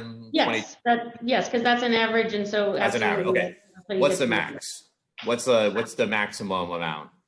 I don't have the specifics, but it is not I have an understanding based on, my awareness of the department's operations and again, reading earlier reports, et cetera, that it would not be unusual that someone may have spent 6 months in enhanced supervision housing through a variety of means, because like I said, if we have violent events, we have stabbings and slashings and serious assaults causing injury to staff and people in custody that occur in that enhanced supervision housing unit in those levels. And so if a violent event occurred and someone had moved through to level 2, they would be eligible for return to a level 1 placement, and then start the movement through levels all over again. And have you in the last, I'm using 2 years, but in the last 2 years asked for an override beyond what's currently allowed at the board for the board rules for punitive segregation?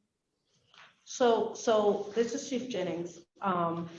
So yes. So what happens is that I am the only one who could override. And so if we want to just go from 12/9 of 2019 to 12/9 of 2020, we have had 17 60-day overrides requests. Out of the 17 from that time period, I have only approved 5 and I have denied 11. 7-day waivers, meaning that people will stay in without having a 7-day break coming out. I have had 0 requests and I have approved 0. Our 60-day sentence requests for assaults on staff, we have had 12 and I have approved 12. So I am looking at every piece of evidence. I am looking at the most restrictive way to handle a person. We are also engaging this person, and for my young adults predominantly, we have even done interventions with their parents to see if we can get family members to help persuade their behavior. So this has been used in the least most restrictive manner to get people out and to return them back into general population. And for the 5 that you did grant an override on, I thank you for giving us those numbers for the last calendar year. What was the longest stay, or maybe it's ongoing, but what was the longest stay beyond what's allowed by the board rules? Well, 60 days is what it is. So there's 30 and there's 60 days. And if I give an override for the 5, they can only do up to 60 days predominantly. Gotcha. Okay. And the question has been raised here whether showers or access to services like the library service should be part of that allotment of time when it comes to time out of cell. Does the board or does the department believe that we should change that? I mean, it feels a bit unfair to count a shower against somebody's out of time cell when that's sort of a basic. You're not getting programming during that time. You're not getting services during that time. That is sort of a basic need of a human being, and offering that as your, as one big part of your time out of cell feels like, either an abdication of duty to that individual, which is to provide them with out of cell time that's meaningful beyond basic services, or just, perhaps using that time. Is there any discussion or plan about out of cell time, particularly relative to things like library service and showers?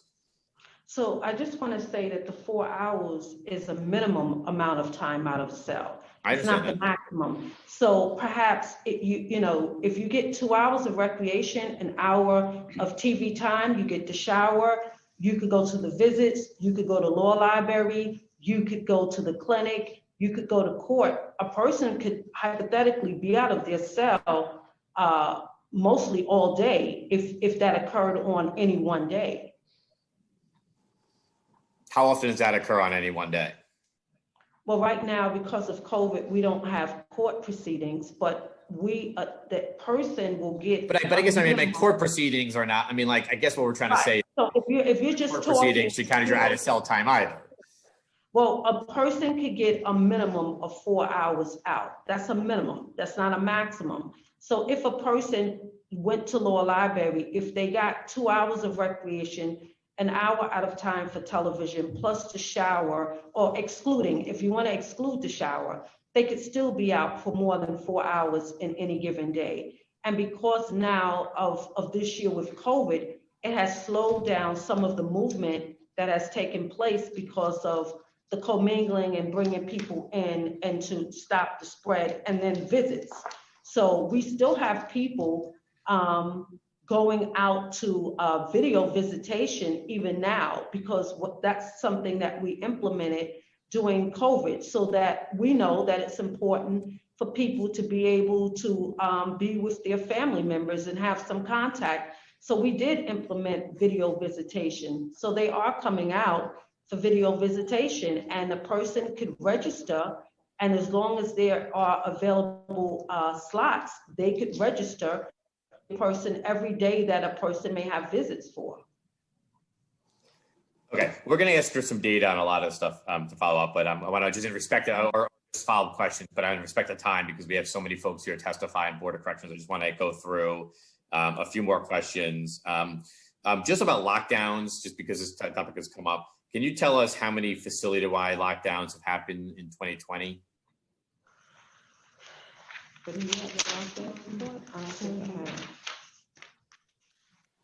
I'm not sure, Councilmember Powers, that we have that with us today, but we can certainly get that quickly to you. Okay, and then what access do people have to, I think Councilmember Rivera may have touched upon this, but what access do people have to health services during a lockdown? If I have to go to CHS, am I missing an appointment? I mean, I think the answer is yes, but what access do I have if I need medical care or I need to go to CHS during a lockdown? So if during the lockdown, if a person has to attend any medical service, rather it's a mental health appointment or a dentist appointment or a specialty clinic, they are still allowed to go during the lockdown. One important thing that I want to note is that we changed our lockdown policy.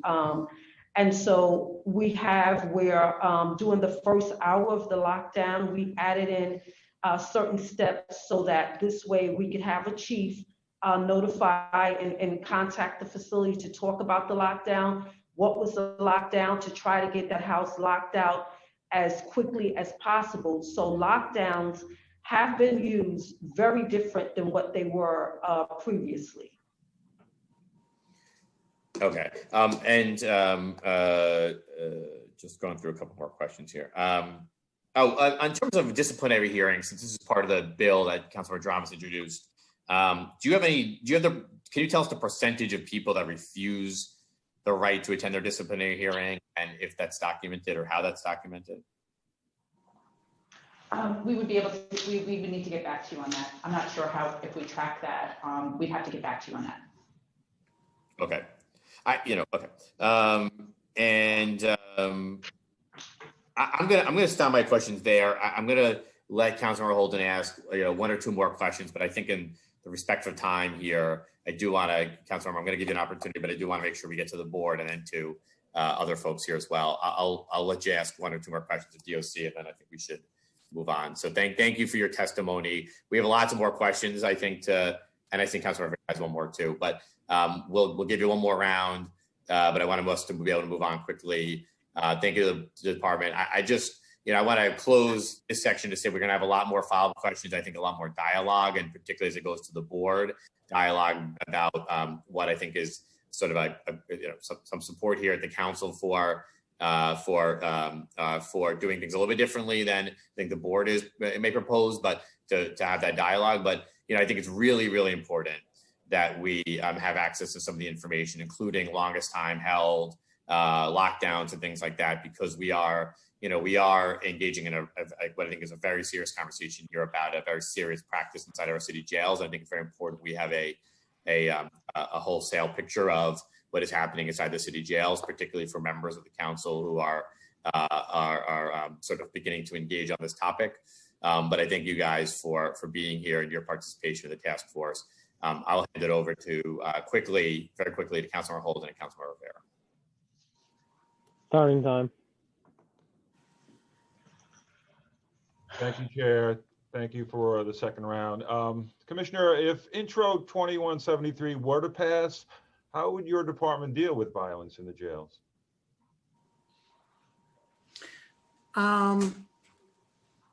We would continue to manage violence in the best way possible. It would take very creative thinking on how to house people safely.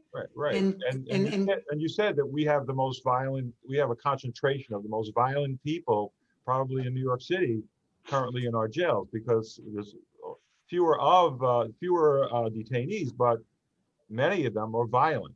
And you just can't just look the other way, because correction officers are getting attacked, right? Staff, and certainly other detainees are getting attacked. So you have to deal with that, and not to offer another alternative. Yeah, counseling is fine, but you have to separate the people that are causing the problems, right? That's correct. And so it's simple. And I just don't know, we're not hearing about the victims of this violence so much today, which I would really like to hear more of, and all the people and all the types of injuries they had. So, I fear that a blanket ban on punitive segregation could embolden violent inmates and lead to further increased jail violence. And I think that's common sense. Just a question about, Commissioner, how often does your department meet with the correction officers union to discuss issues related to their work like this?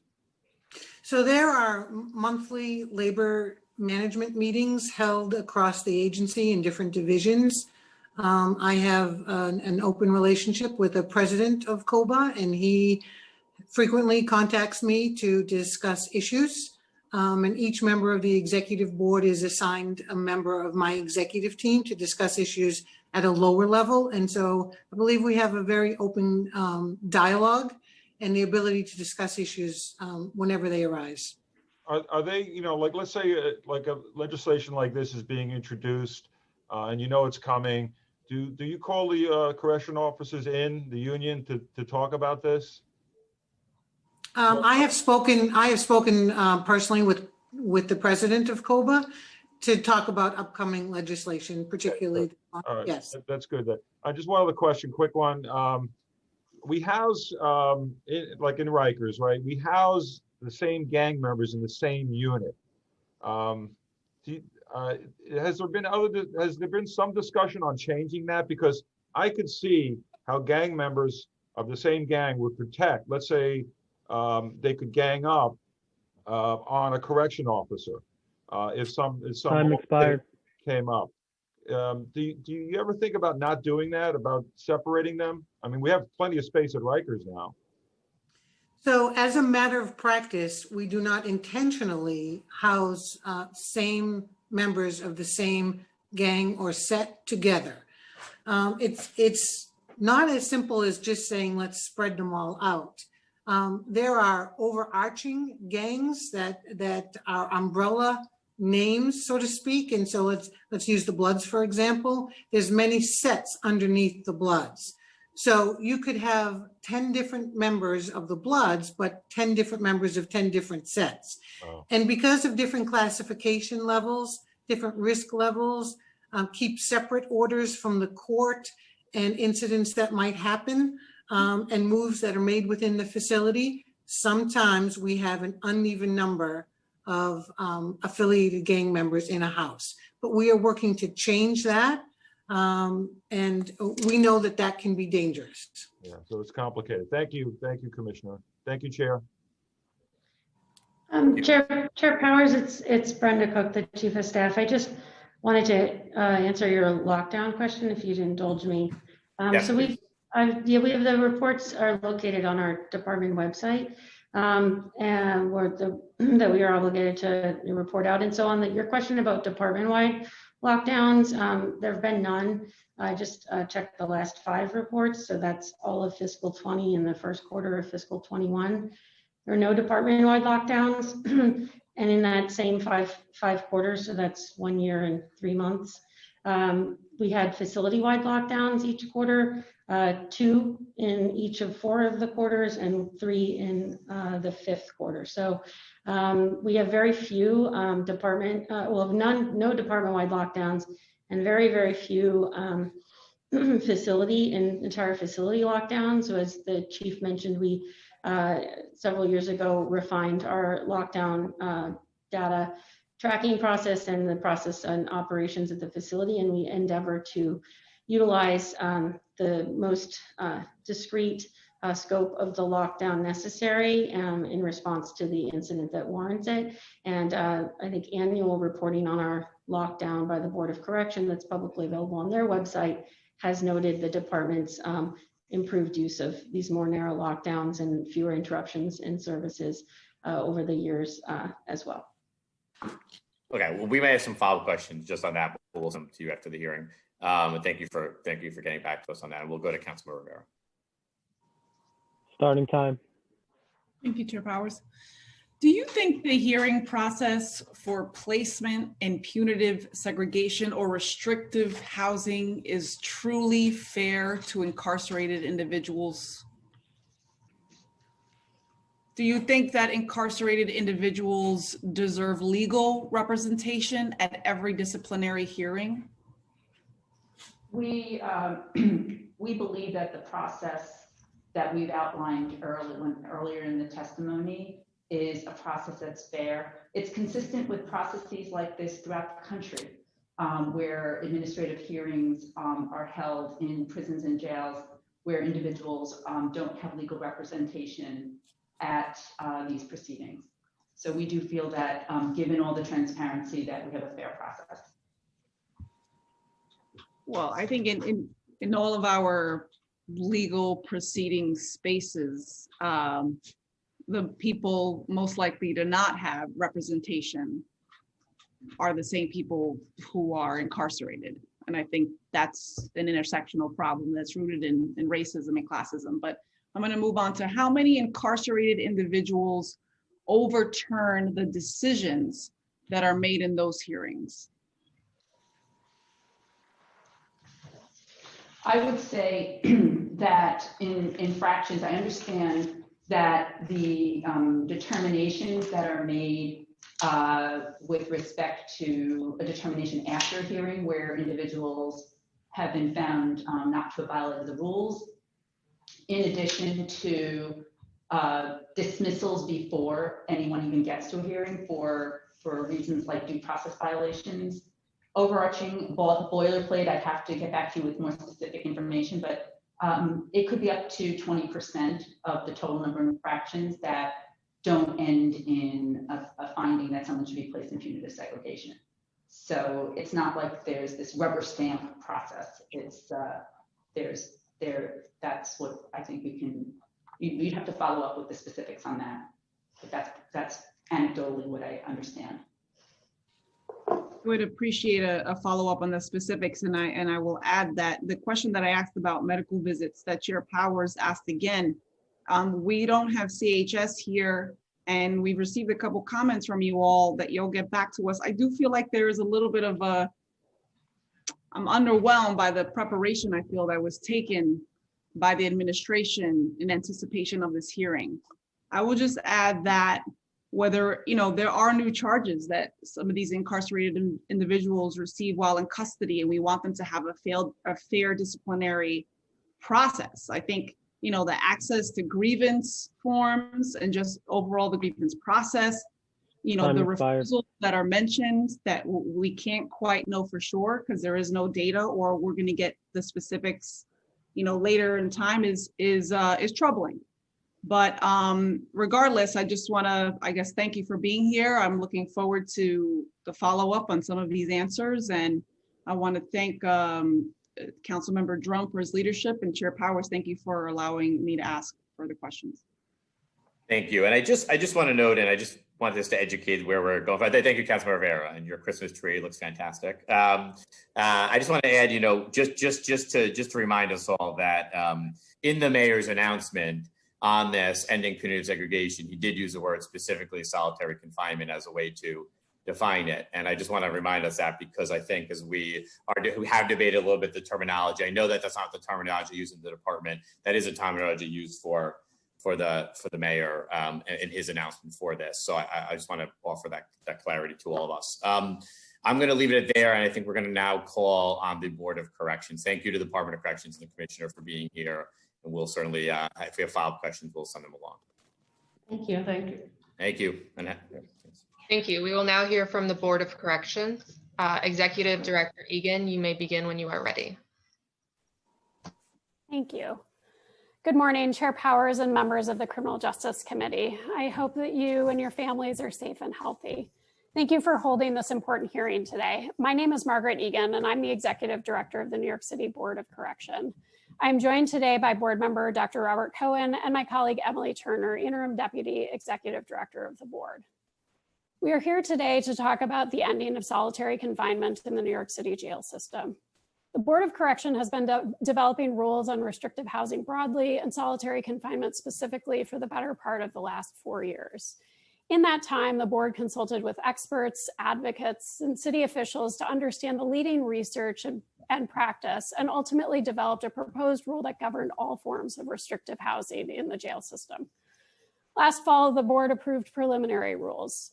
Through the winter, the board received public comment on that proposed rule. That public comment from many stakeholders, especially the testimony from people with lived experience, was moving and transformative. As a result, our board chair, Jennifer Jones-Austin, shortly after becoming board chair in March of this year, joined with Mayor Bill de Blasio in June to call for an end to punitive segregation or solitary confinement. Punitive segregation has been proven over and over to be an inhumane practice, resulting in debilitating trauma that endures, often for the remainder of a person's lifetime. It has also been shown to not be an effective tool for reducing violence in correctional facilities. The board believes this practice must end.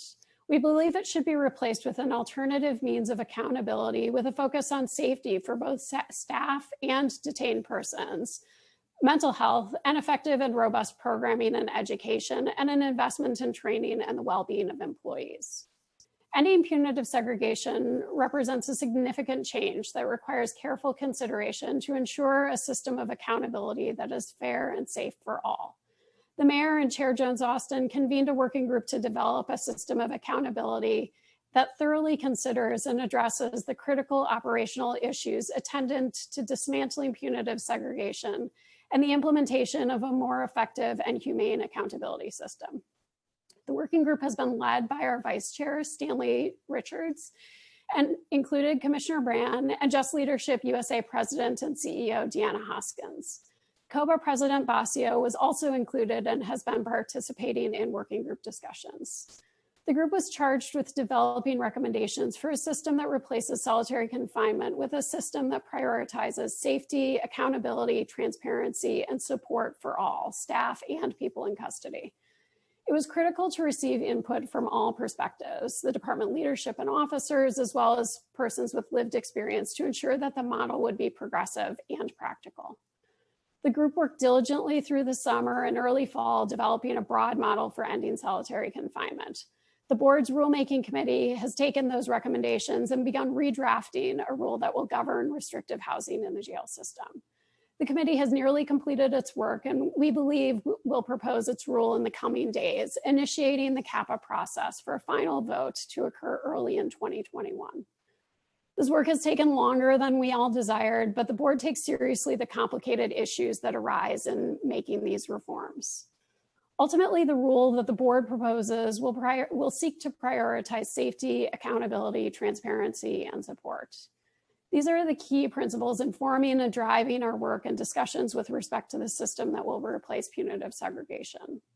Paramount in our planning is safety, safety for all, people in custody and staff. First, we believe that separating someone after a violent incident is critical. It is critical for the victim, the person who committed the violent incident, and for staff. However, this separation should not be indefinite.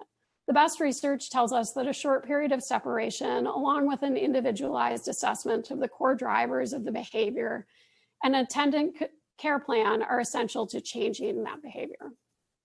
Accountability. The jail system must be able to hold people accountable for serious incidents. We believe that providing accountability is a critical tool for staff and people in custody to increase and improve safety in the jails. A new system of accountability must be based on swift, certain, and fair principles. People should be provided with due process before being placed in any system of accountability. Their punishment, including the amount of time, should be defined, and expectations should be clear and achievable. support. Any model that replaces punitive segregation must be centered on support for the individual. All who enter a new system should be immediately provided with an individualized support plan based on a validated assessment to identify the appropriate programming and therapeutic supports for that individual.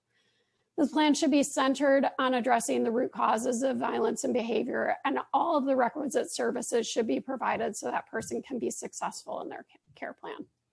Transparency. For any system to be successful, all must understand and buy into the core principles of that system. It will be important that management clearly articulates, trains, and manages both uniform and non-uniform staff to the model's goals and principles. It will also be critical for goals, principles, and expectations to be clearly communicated to all people in custody, both before and after any incident. In order for people to be successful in the model, they will have to understand the expectations and have an opportunity to meet them. And when they do, they must be rewarded accordingly. Finally, the board's oversight responsibility is also essential to transparency. Requiring the Department and Correctional Health Services to track and report information necessary to monitor compliance with the rules will promote transparency and compliance. Our ability to independently assess and publicly report on the department's fidelity to the rule will be essential to providing transparency for the people in the model, for all of the people in the model, both people in custody and staff. We also believe the city should conduct an external evaluation to ascertain the impact of the model on individual behavior and health, as well as the systemic impact on infractions and violence. Such an evaluation can provide the city with valuable information on the impact of this new model and other jurisdictions, with critical information on a new innovative, humane approach to safety and accountability. The board would agree that this process has taken significantly longer than desired. Having heard from the public last winter, it was clear that the proposed rule required that more be done to end punitive segregation. The board's rulemaking committee has been working diligently, meeting regularly to address the complicated issues that have arisen as we've developed this new model. We've been working closely with city leaders and continue to seek advice and counsel from experts, including people with lived experience and correctional management and oversight expertise from around the country. We believe the board's final rule will evidence a shared desire to reform punitive segregation in a way that achieves our goals of more humane treatment, accountability, and safety for all. Thank you, and we are happy to take your questions. Thank you. Thanks for the testimony. I have a number of questions. First, as you just mentioned that I think you believe you're going to start the rulemaking process in the matter of a few days. So can you just give us an update on timing of your rulemaking and then timing overall and process that's in that? So for those who are here at this hearing, they understand what the next process is on the board regulations around this? Sure. So we are finalizing our internal board discussions, and then we will send our proposed rule to the law department and the city, and that proposed rule will then be certified. And the board will vote on the proposed rule. I should back up and say this is essentially restarting the CAPA process. So the board will vote on the proposed rule. We will open public comment. So we will have 30 days for public comment. We will hold public hearings to hear comment on this rule. And then move to finalize, which requires going back to the law department to finalize the final rule and a vote by the board. And so we are hoping for early 2021 to take a vote. To take a vote. And you had started this. I mean, I testified and we had engaged in dialogue about this last year with the speaker. What is different between now and last year in terms of rulemaking around this? I mean, it does seem like the board stalled at some point here in terms of doing their rulemaking process, and mayor then made an announcement and now you're back. So what has changed in terms of I would say two things. One is the thinking around it, and also in terms of procedural differences between doing it now versus having done it a year ago.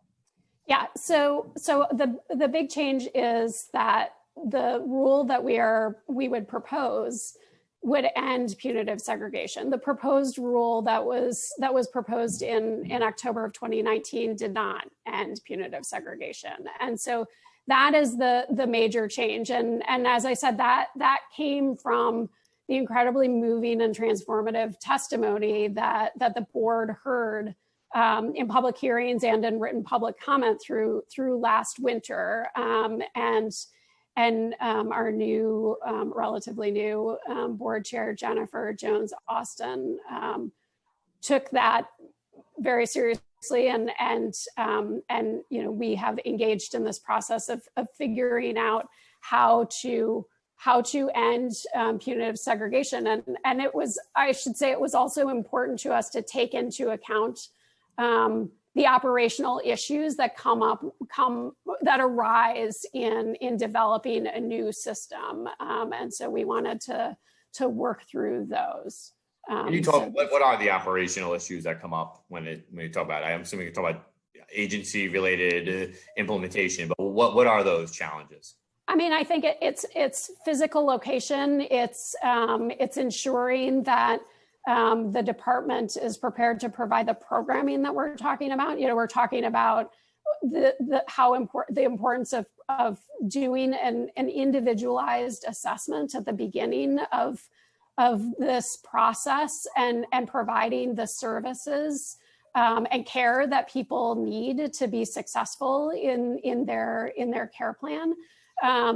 And so I think that there are a number of issues, of operational issues that arise in making sure that the department is ready and able to implement this new system so that it's effective. So do you think that after you pass your rulemaking, the agency still needs time in order to be able to change operations in order to implement it, or how, what is your feeling of the level of readiness to be able to make a change? I think they probably will need some time, but it can't take, it can't be an amount of years, certainly. I think that the department is preparing and should be prepared to implement this new system within months. Do you believe that the current practice is tantamount to solitary confinement? Yes, I do. Did you have comments on the proposed legislation here today that Diana Drama's introduced, Councilmember Drama's introduced? Yeah, you didn't comment on the bill. We certainly share the goals of the bill, and absolutely appreciate Councilmember Drama's leadership on this issue.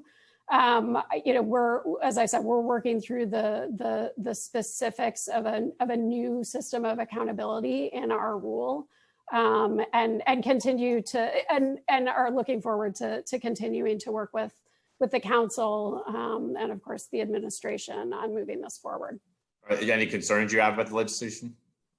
I think that we are working through any number of issues through the course of our rule, but I think we're generally aligned on the bill and the rule. And the concerns that we've heard and we discussed earlier, and I think we'll discuss later, is impact of cultural shift, including leveling up services or programming, or maybe even changing strategies around housing to be able to address any sort of increases in violence that happened. Commissioner testified, I think, 3 or 4 times that she feels confident or would not participate in a process that would lead to changes in any sort of violence or risk factor to folks who are working inside the jails. And I think that's a big topic. What do you have concerns around that? What do you think, besides what you've discussed, are steps that the agency needs to take?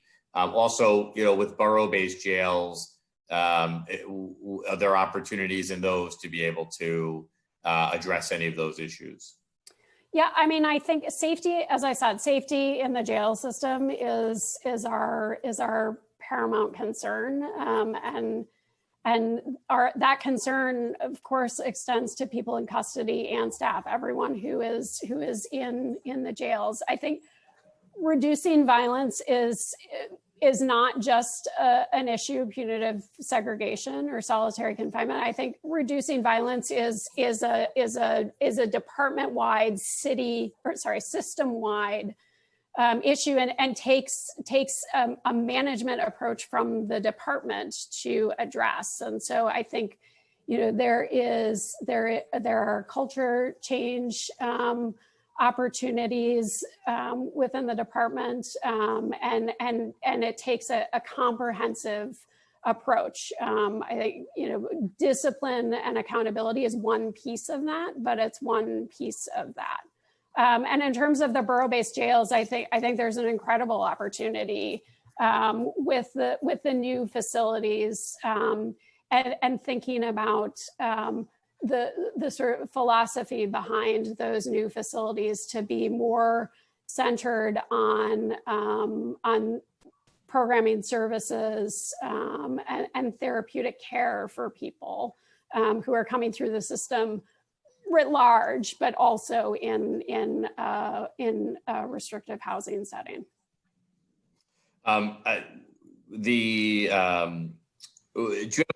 Does the board have thoughts on and I know we're going to hear from board member Bobby Cohen as well, but do we, and so maybe I'll just save some of these questions for him as well, but does the board have an opinion on the disciplinary hearings and the right for some legal counsel to be part of that process? Yeah, we, as I said, due process is a key component of this, and we're continuing to work through the access to attorney issues. But I think broadly, due process is an essential piece of this system. Okay, I'm going to offer an opportunity for, I think, Bobby Cohen to maybe testify too. I have a few more questions, but I think they'd be, like, we can do, we'll have an opportunity then if members have questions too, we would ask both of them. So if we can call on Bobby Cohen, who I just saw on my screen. Yes. Thank you very much, Chairman Powers. Council members Ambry Samuel, Diaz, Holden, Rivera, Annie Drum has been so critical for this effort. Public Advocate Williams, Lander, Reynoso, and Rivera who sponsored this bill. My name is Bobby Cohen. I'm a physician. I've been a council appointee to the New York City Board of Corrections since 2009. I hope you and your families and loved ones are well in this terrible moment. More than 6 years ago, the Board of Correction ended solitary confinement for those between 16 and 21. Prior to that bill, close to 25% of young adults were kept in solitary confinement by the Department of Correction. We also ended the option of placing seriously mentally ill persons and those with serious medical conditions in solitary. But solitary confinement exists today on Rikers Island. I had hoped that the Board of Correction would have passed its restrictive housing rule by now. Since we have not passed our rule, though we're very hopeful, and that will days away, we will cover very similar ground to the council bill. I appreciate the council's commitment and continued leadership to ending solitary, and I support this bill. This action by New York City is long overdue. The Board of Correction resumed rulemaking last winter because of the council and community concern that our initial rule did not end solitary, just limited to 15 days. We resumed rulemaking to end solitary with the support of the mayor this year, but our timetable kept getting pushed back. We have not yet published our rule, although I'm confident that we will, and we will provide the support asked for in the council's legislation. We must end solitary confinement as soon as possible. During the years of the board's restrictive housing rulemaking, thousands have suffered in solitary and were humiliated and punished by being shackled and chained. These practices continue today. They must end.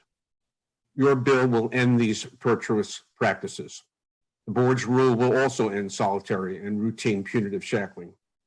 I know that there are many advocates here today who have comments and suggestions about the council's bill, and I look forward to hearing them. We appreciate the working group's input, but their work is done. The restrictive housing rule is a board process now. We will shortly send our proposed rule to the law department for certification, and we hope and urge that the law department will certify promptly. I urge the council and others to focus their efforts on getting the board to submit its rule and for the law department to certify it quickly. As the council's representative on the Board of Correction, one of the council's representatives, and as a New Yorker, I am very proud to endorse your effort to end solitary. I honor you for your proposal. Chair Powers, I know this is not on the agenda and there's so much to talk about, but could I would briefly like to just make some urgent comments regarding COVID-19 and the jails today. Sure. So I'm very concerned that the department continues to pursue a policy of severe overcrowding. Over 35 open dormitory housing areas are at greater than 75 capacity this week. That increased from the week before. I toured VCBC last month and saw and was in dormitories filled to 98% capacity. To date, the city has failed to take action to decrease the population, and in fact, it grows daily because of actions by the police department, the state's judges, district attorneys, the parole board, and I think the mayor's program can do more. The population is 4,854, 20% greater than the 3,832 it was last April. It's time to take action on this. Only if dormitories are under 50% can people have 6 feet of density. And also, it is very important that everybody who works and lives in the jails have access to COVID-19 vaccines when they are available with the priority they deserve because of the extreme risk they share. Thank you. Thank you, and thank you for that last section. Something we're concerned about. We passed legislation to that degree. A bill I had to help with any COVID-related releases earlier this year, and also I will call on the mayor to actually appoint people to that, and also share their concerns. So we've had a couple of hearings, but I think we are trying to keep a careful eye on it, and I know others here as well. But I want to just briefly on the topic at hand. Do you see any conflicts between the work that, this is for either one of you, any conflicts between the work that the board is doing right now and either the council legislation or the council effort?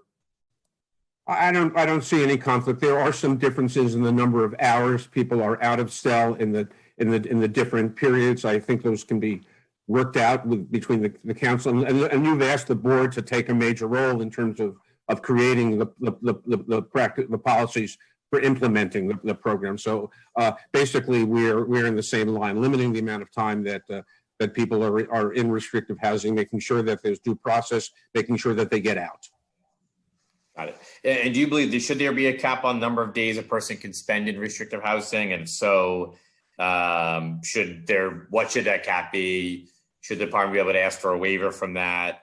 What circumstances do you think would lead to a waiver?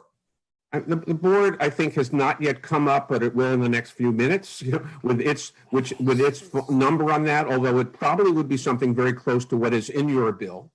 And I think when it comes to situations where that cannot be handled within the restrictive housing process, that the department has other mechanisms, not in terms of restrictive housing, but in terms of appeal to the courts, as it does already. We should not design a system that replaces those very rare moments when the department has to go outside of the board's rule. And we should always remember that it is not the department's responsibility to punish. It is just to provide safety and security for the community and within the institution. Every person who is sent to punitive segregation and to ESH1 is being charged with a serious crime, is being prosecuted by the Bronx District Attorney. We do not have to, that is not our concern to develop a punishment matrix. It is our concern to provide safety and support and programming that can be helpful. Just a follow up to a question I asked to the department earlier, and maybe the board can provide this information if you have it, is my question was basically, what's the longest that they have held someone in restricted housing setting? I asked for the last, going back to 2019, just as a limited time frame to use or a recent time frame to use, and what setting was it? Do you have any information related to that question? I have some information. I'm sorry, Nick, you want to? Oh, I was going to ask Emily to jump in here. Yes. The keeper of our data. Thank you. Yes. So I think Again, we keep coming back to restrictive housing and how we're defining it, and it including more than just punitive segregation, which the department pointed out. Our existing rules have limits to how long people can stay in PSEG. So I think to answer your question, we need to think more broadly about the population that's been in PSEG that's then moving into another restrictive setting, or perhaps traveling back and forth between those settings. So in terms of the overrides, the 60-day period for PSEG specifically, the chief mentioned that there have been 5 in 2020, and that's correct. So only 5 people receiving an override to stay longer than those 60 days.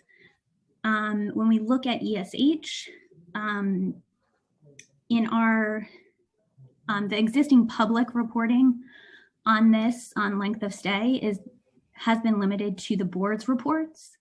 That's something that our proposed rule would address, so that there is more transparency about exactly how long people are staying in ESH. And so overall total length of stay, but also, for people who are currently in, but also people who've left, which looks different because you can see that some people who are still there may have been extended amount of time.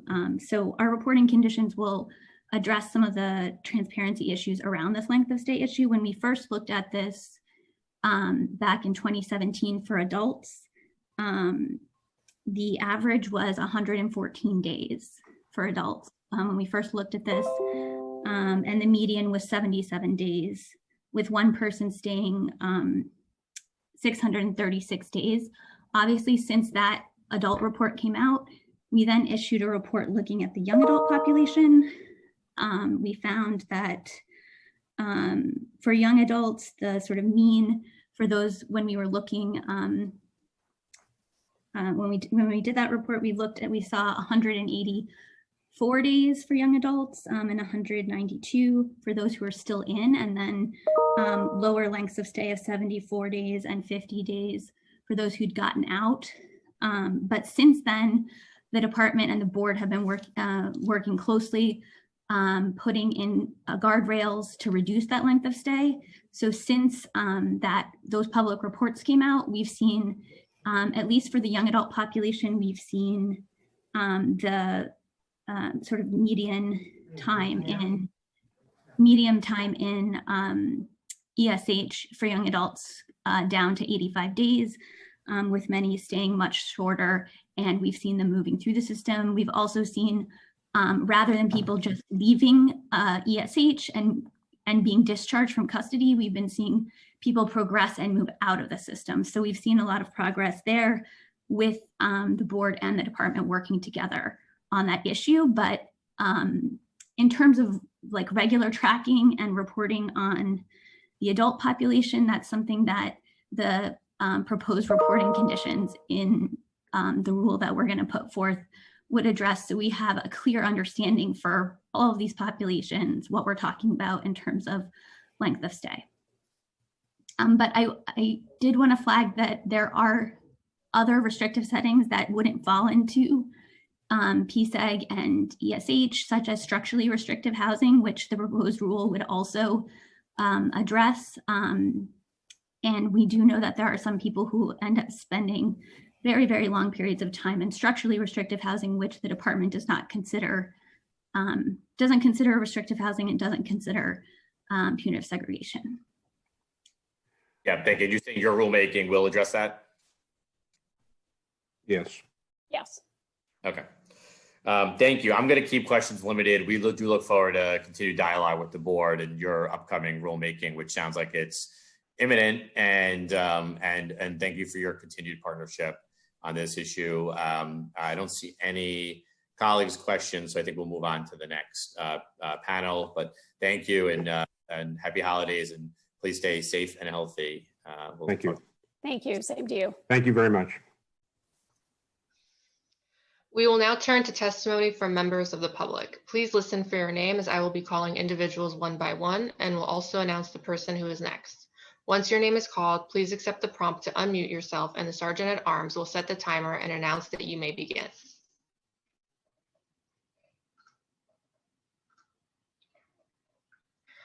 Our first panelist is Benny Boscio, followed by Correction Officer 1 and then Correction Officer 2. You may begin.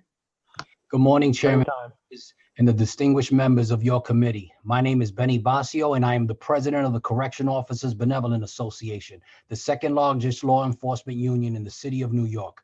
Our members, as you know, provide care, custody, and control of over 4,800 inmates daily in our city's jails.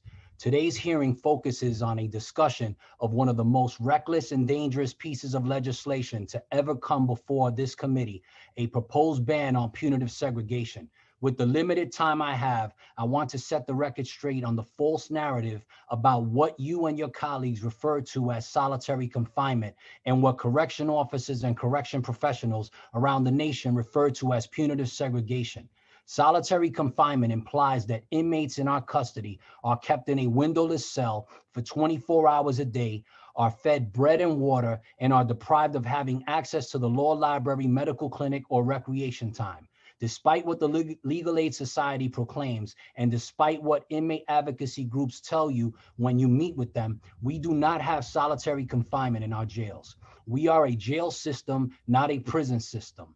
The section in the administrative code in the city's charter, which this bill is seeking to amend, doesn't even reference solitary confinement. It references punitive segregation. This bill would insert a false definition into law based solely on the narratives driven by inmate advocates and the Close Rikers movement. So what exactly is punitive segregation? Punitive segregation is simply a jail within a jail. It enables correction officers to physically separate assaultive inmates from nonviolent inmates.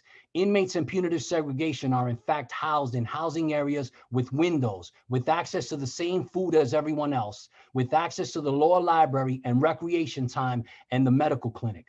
How do we know punitive segregation works?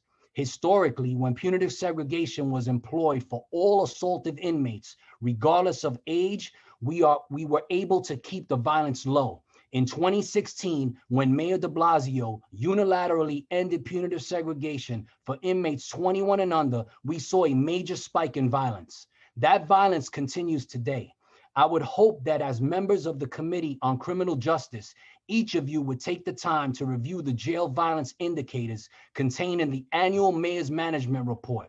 If you haven't, the report reveals a steady increase in jail violence year after year since 2014. In the most recent report alone, published in September of this year, stabbings and slashings are up 16%. Assaults on correction officers are up 15%, and inmate on inmate violence is up a staggering 284%. Do these figures bother you? Do these figures perhaps illustrate the intensity of the violence my members face every day? Have any of you even taken the time to visit a punitive segregation unit?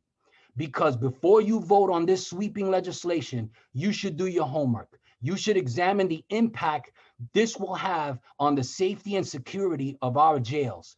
It will have an enormous impact on the lives of many officers who live with their families in your council districts. Some of you have not even taken the time to meet with us to seek our input on how this legislation would affect literally thousands of lives in our jails.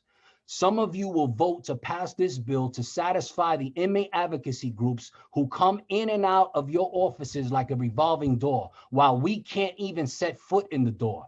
We took an oath to serve and protect this city, but who on the city council is protecting us? I have asked to meet with Speaker Corey Johnson, and he refuses to acknowledge my request.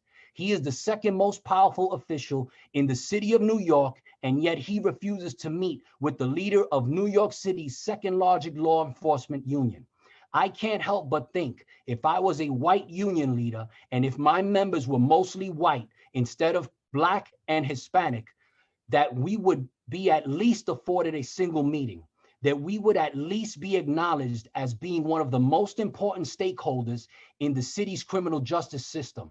So on behalf of the correction officer who was slashed across his arm on Thanksgiving, On behalf of the female correction officer who was stabbed in the hand a month before that, on behalf of the correction officer who had his nose and eye socket broken before that, and on behalf of the thousands of correction officers assaulted and splashed in the face by inmates with urine, feces, and blood, I ask you and your colleagues in the council, as well as the speaker, if you remove this tool to protect us and nonviolent inmates from violent offenders, what do you intend to replace it with? What consequences should remain in place when officers and inmates are attacked with impunity? A timeout? No Game Boy use for a few hours? 20 hours outside of their cells?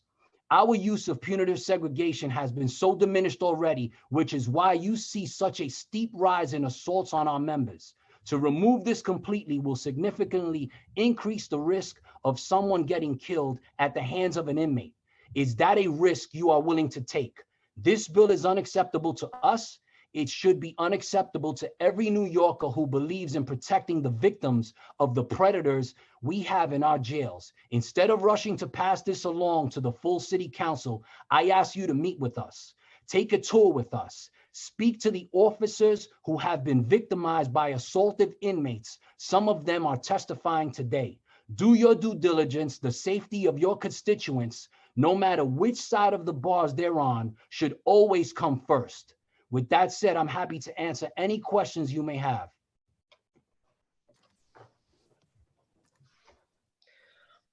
Thank you. I would like to now welcome Correction Officer 1 to testify, followed by Correction Officer 2, then Correction Officer 3. Starting time. Good afternoon, Chairman Powers and the members of your committee. I am a New York City Correction Officer #1 with 4 years on the job. I have never testified at a city council hearing, but the issue at hand is far too important to remain silent. Several months ago, while working in a jail on Rikers Island, an inmate melee began to erupt in a housing area. Within a matter of seconds, I quickly intervened to break up the fight. I was surrounded by 15 to 20 inmates, all of whom were members of the same gang. I ended up getting stabbed in my left hand with a long, sharp weapon, which had to be removed by doctors. I have not been back to work since this happened, but I have been in and out of physical therapy and still can't fully use my hand. I am also seeing a therapist to deal with a continued mental and emotional trauma this attack has caused me. I am here today to ask each one of you, as well as Council Speaker Corey Johnson and Council Member Drum and the other sponsors of this legislation, what they plan to do with violent inmates like the one who stabbed me. Do you and your colleagues believe it is humane to keep violent inmates in the same housing area as non-violent inmates? How many correction officers did you speak with prior to this hearing? Before voting on this legislation, I ask you to consider my story and the stories of so many correction officers like me who have endured vicious assaults by inmates, sometimes more than once. I'm asking you to oppose this ban on punitive segregation and to instead support us and protect us if you expect us to be able to protect the inmates. Thank you. Thank you. I would now like to welcome Correction Officer 2 to testify, followed by Correction Officer 3, then Correction Officer 4. Starting time. Good morning, Chairman Powers and members of your committee. I am a New York City Correction Officer with 3 years on the job. Last May, while working at a jail on Rikers Island, I was sexually assaulted by an inmate who was in jail on attempted rape charge. I had simply instructed the inmate to report to medical clinic to receive his medications. He refused. Instead, he told me, "I'd rather stay here with you." Within minutes, he grabbed me from behind, slammed me up against the wall, using his body to pin me down, while he aggressively grabbed my breast and vagina. To this day, I remain traumatized from this incident. I'm seeking a therapist to deal with the continued mental and emotional trauma this attack has caused me. I am here today to inform you that the inmate who assaulted me and every inmate who assaults my fellow officers belong in punitive segregation. Many of you think punitive segregation is some form of torture. It is not. It's a tool we use to separate violent predators from the rest of the population. You don't believe there should be any consequences for inmates who commit crimes behind bars. You believe that officers who have been attacked and even inmates who have been attacked should continue to be exposed to their assailants. Isn't that some form of torture? Before voting on this legislation, I ask you consider my story and the stories of so many correction officers like me who remain traumatized from these attacks and will wear the mental scars from these incidents for the rest of our lives. I am asking you to oppose this ban on punitive segregation and to help us keep the jails safe for everyone. Thank you. Thank you. I would like to now welcome Correction Officer 3 to testify, followed by Correction Officer 4, then Correction Officer 5. Starting time. Chairman Powers and the members of your committee. I am New York City Correction Officer number 3 with 6 years on the job.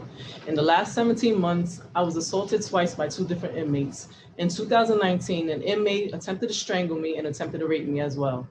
This year, an inmate punched me in the face. I am here today to inform you that the inmates who assaulted me belong in punitive segregation. This isn't about torture. This isn't about inhumane treatment to a group being victimized. I'm the victim. My attackers should face consequences for attacking me. If they attempted to rape me or punch me on the street, every one of you would agree they should be arrested immediately. But when they commit the very same crimes behind bars, you don't want them to face any consequences. That's outrageous, and they need to be held accountable for their actions. Before voting on this legislation, I ask you to consider my story. I ask you to seriously consider the consequences of your vote. Will you accept responsibility if I get assaulted a 3rd time? Will Councilmember Drome accept responsibility? Will Speaker Johnson accept responsibility? In closing, I'm asking you to oppose this ban on punitive segregation and to help us keep the city jails safe for everyone. The lives of correction officers and those in our custody are at stake. Thank you.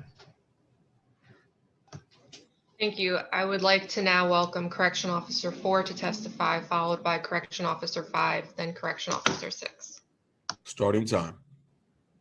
Good afternoon, Chairman Powers and members of the committee. I'm Correction Officer number 5 with 5 years on the job. A few years ago, a couple of inmates refused my instructions to leave a housing area. A fight began and I intervened to break up the fight. While this was happening, an inmate came from behind me and slashed me in the ear. I'm here today to inform you that this inmate that assaulted me belonged in punitive segregation.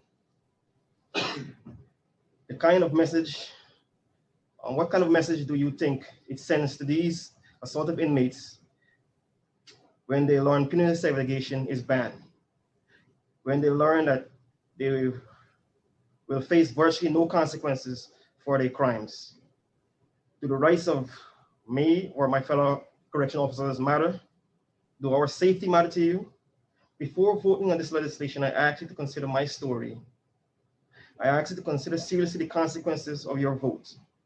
Many of your colleagues here on the council have never stepped one day in our jails, yet you would consider this vote based upon misguided information and very little facts. In closing, I hereby ask that you listen to the facts from us. Our lives matter. I'm asking to oppose this bill and ban punitive segregation and help us keep city jails safe for everyone, the lives of the officers and those that are in our custody. Thank you. Thank you. I would like to now welcome Correction Officer 5 to testify, followed by Correction Officer 6. Starting time. Good morning, Chairman Powers and members of your committee. I am a New York City Correction Officer number 5 with 3.5 years on the job. Last month, I was working in a housing area and I tried to bring an inmate up to the day room in my jail. As I opened the gate to allow the inmate to pass, I was jumped from behind by another inmate who suddenly smashed my head and face into an iron gate twice and then started choking me. One of my eyes was cut open and I sustained additional injuries to my throat, neck, and my knee. I'm still having difficulty swallowing and I walk with a limp. I'm here today to inform you that inmates like this one who assaulted me belong in punitive segregation. We must have the ability to physically separate violent inmates who commit these types of assault. I know you are hearing today from some of my fellow officers who have also been assaulted. But the reality is there are literally thousands of stories of correctional officers who have been viciously assaulted. I have yet to see a piece of legislation from this council that seeks to protect our safety.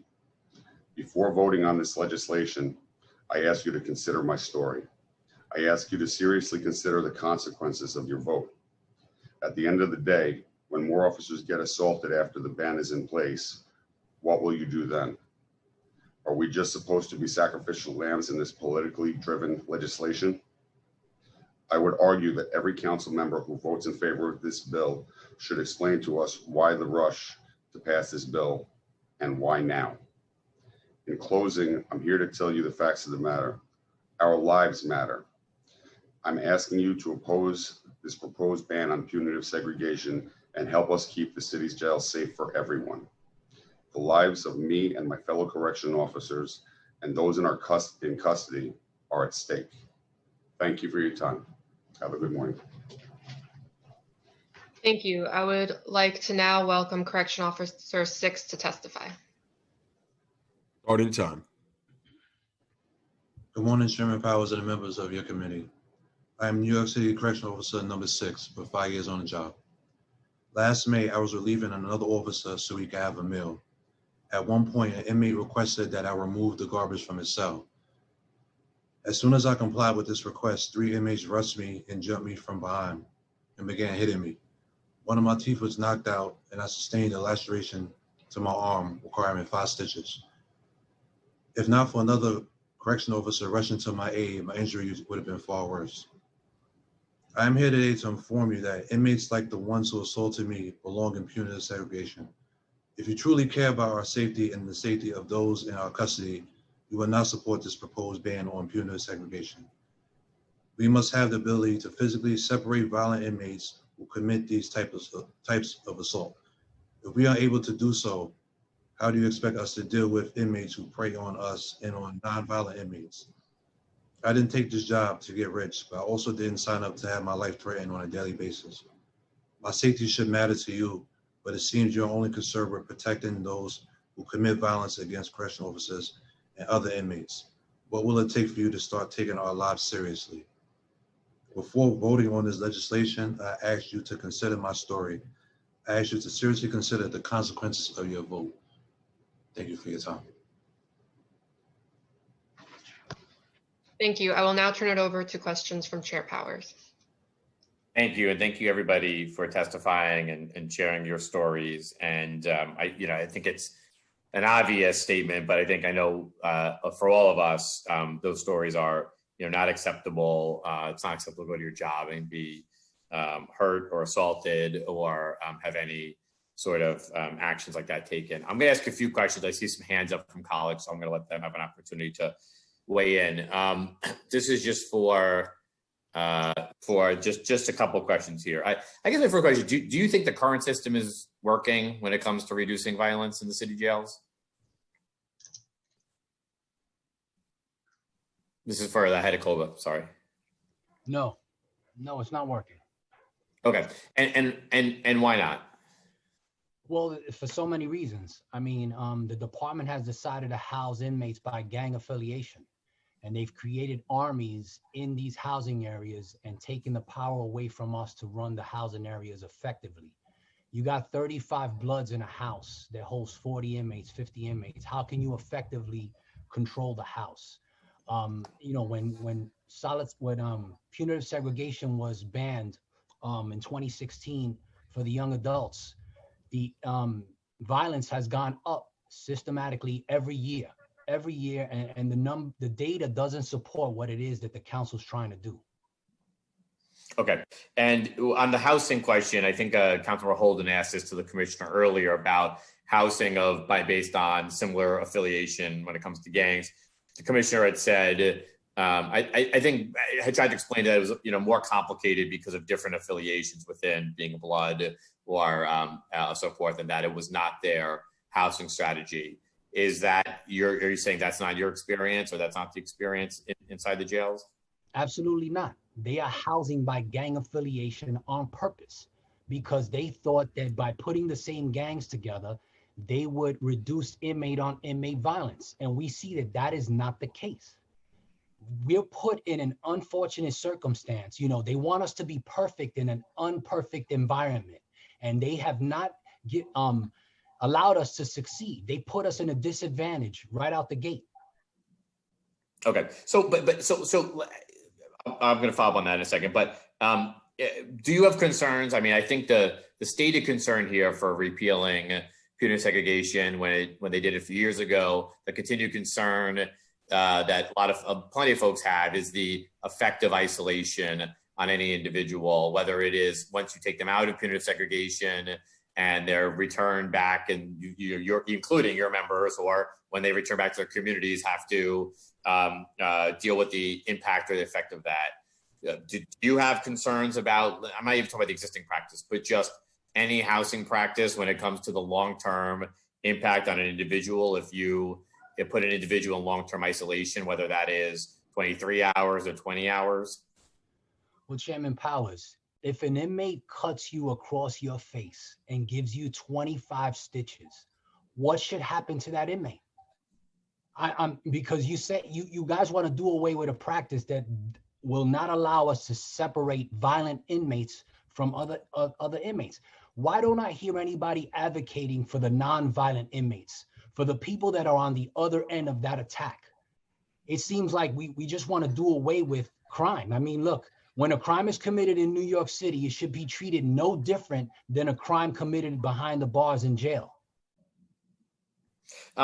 Okay, so, but do you have a concern? I mean, I guess do you have a concern on the well-being of an individual if they are locked into a long-term housing with no access to resources programming, and done that over with minimal hours at a cell? Chairman Powers, I have concerns for my members that have been assaulted with impunity by violent inmates. I don't understand what's this rush to do away with something, to try and be first in the country to do something that no one has done across the country. And the violence just continues to soar. So I ask you, what is the data that proves that what you're doing is going to work? The violence has gone up since we've diminished punitive segregation as it is. It's watered down. There are no consequences for inmates that assault us with impunity. And but I guess, and with respect, I guess that's kind of the question I'm asking, which is, I think I'm hearing two things at the same time. One is, keep the system in place, but also that the system doesn't work. And I guess I'm trying to reconcile those two things. Is if you're, feeling here as the violence has skyrocketed under the current system, why would we not seek to try? I understand your concern that taking something away here may further exasperate that, but it feels like there are other, in addition to that, there should be other tools put in place here to help actually address the issue. I guess my question is, I think the feeling here is we should keep the status quo, but I also hear the status quo doesn't work when it comes to reducing violence. I'm trying to reconcile those two ideas. Well, Chairman Powers, if you don't commit a crime in jail, you don't end up in punitive segregation. If you don't assault correction officers or other inmates, you don't end up in punitive segregation. You come to do your time and you go home when your time is up. Is there evidence that punitive segregation is a disincentive to committing violence? I'm sorry? Is there evidence that the existence of punitive segregation or the existence of punitive segregation in some form, in a certain form, is a disincentive to acts of violence? Well, yes, if there's no consequences, and like I said, the data doesn't support what you're trying to do. If you look at 2016, when it was ended for young adults, the violence skyrocketed. So if inmates know that there are no consequences for their actions, guess what's going to continue to happen? They're going to continue to assault. They're going to continue to commit crimes because there's no consequences happening. The rearrest process for inmates is a joke. Nothing's being done when inmates throw urine and feces and blood in your face. You know, this is what correction officers, this is the reality of what's happening in the jails. And I ask any one of you, if someone did that to you in the streets of New York, what would happen to them? Should they be allowed to stay in New York City? Can somebody on the council answer me that question? Okay, well, this is. If someone cut you in your face, Chairman Powers, should they be allowed to walk the streets of New York freely? Because that's what it is that you guys want to do inside of our jails. There has to be consequences. There has to. But okay, so what I'm asking is about disincentives towards violence. So what disincentives behavior, that could be violent behavior, and I'm asking if there's evidence of it, that being a disincentive. I understand taking somebody away from housing, you know, where many of your members are and putting them away somewhere might lead to the desired outcome here, but there is a consequence to that. I mean, I think that's what we're debating here today is I'm not at all trying to be disrespectful, and I'm not trying to say any member here, but I guess what we're talking about two things: disincentive and consequences and on punitive segregation. I believe, and I think many believe, and we can debate where those parameters lie, but that do some form of long-term isolated housing is damaging to an individual. And in this case, we're talking about folks that are going to return to a community, are going to continue to live inside of your city jails or go somewhere else. And I think what we are trying to do is desire for better outcomes. Just to be fair, I mean, you do, I've heard and from prior leadership too, that they think the system doesn't work.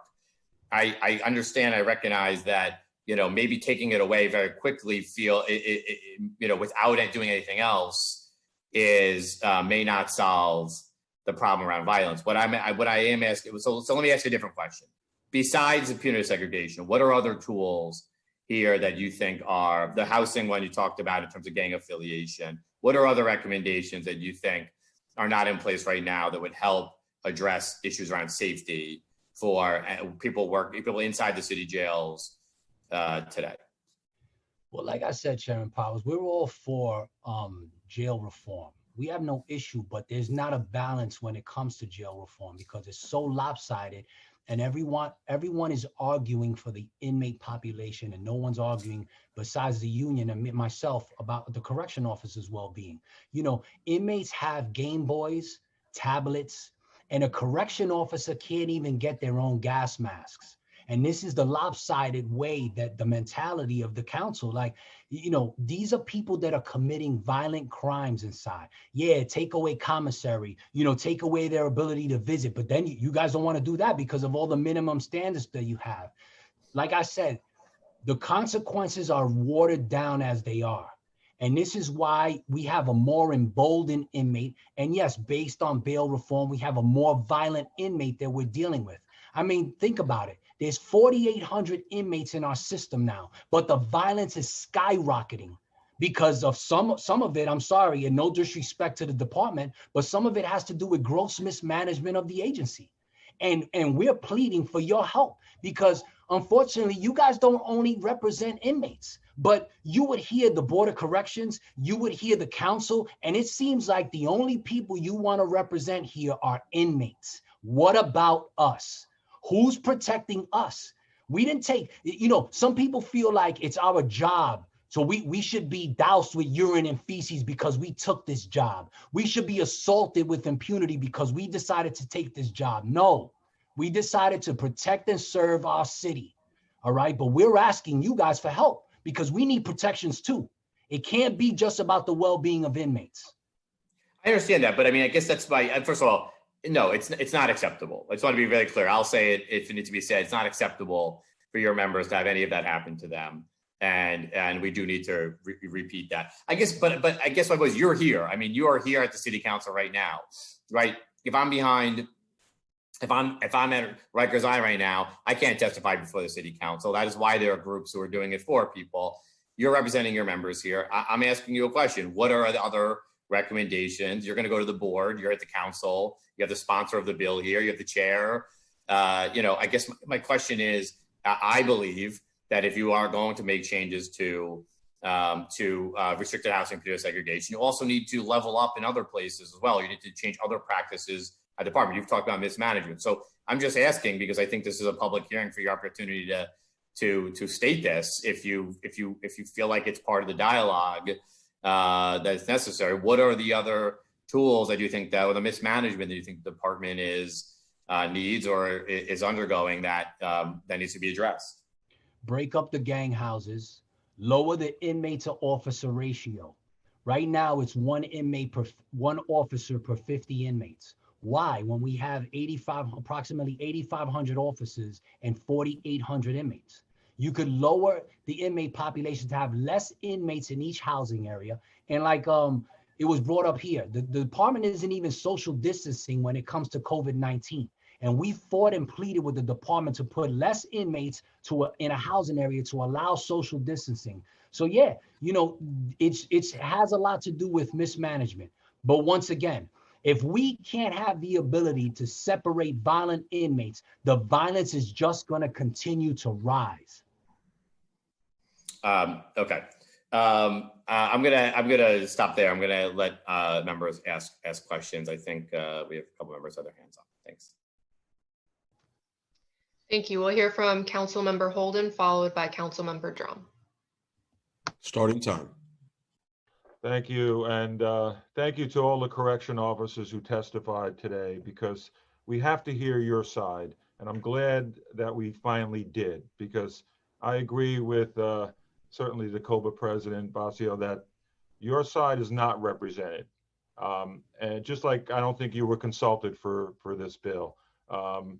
Commissioner Brand stated, by the way, COBA President Basio, Commissioner Brand stated that if Intro 2173 were to pass, they would have to think outside the box on how to punish violent inmates or detainees. That's kind of a little scary, isn't it, on your side? Because you're in with the most dangerous individuals in the city of New York, or maybe even in the country. Commissioner Brand said that we have a high concentration. She explained the violence, saying that we have less detainees, but they're more violent. I mean, I'd like to know why that is. Why are they more violent?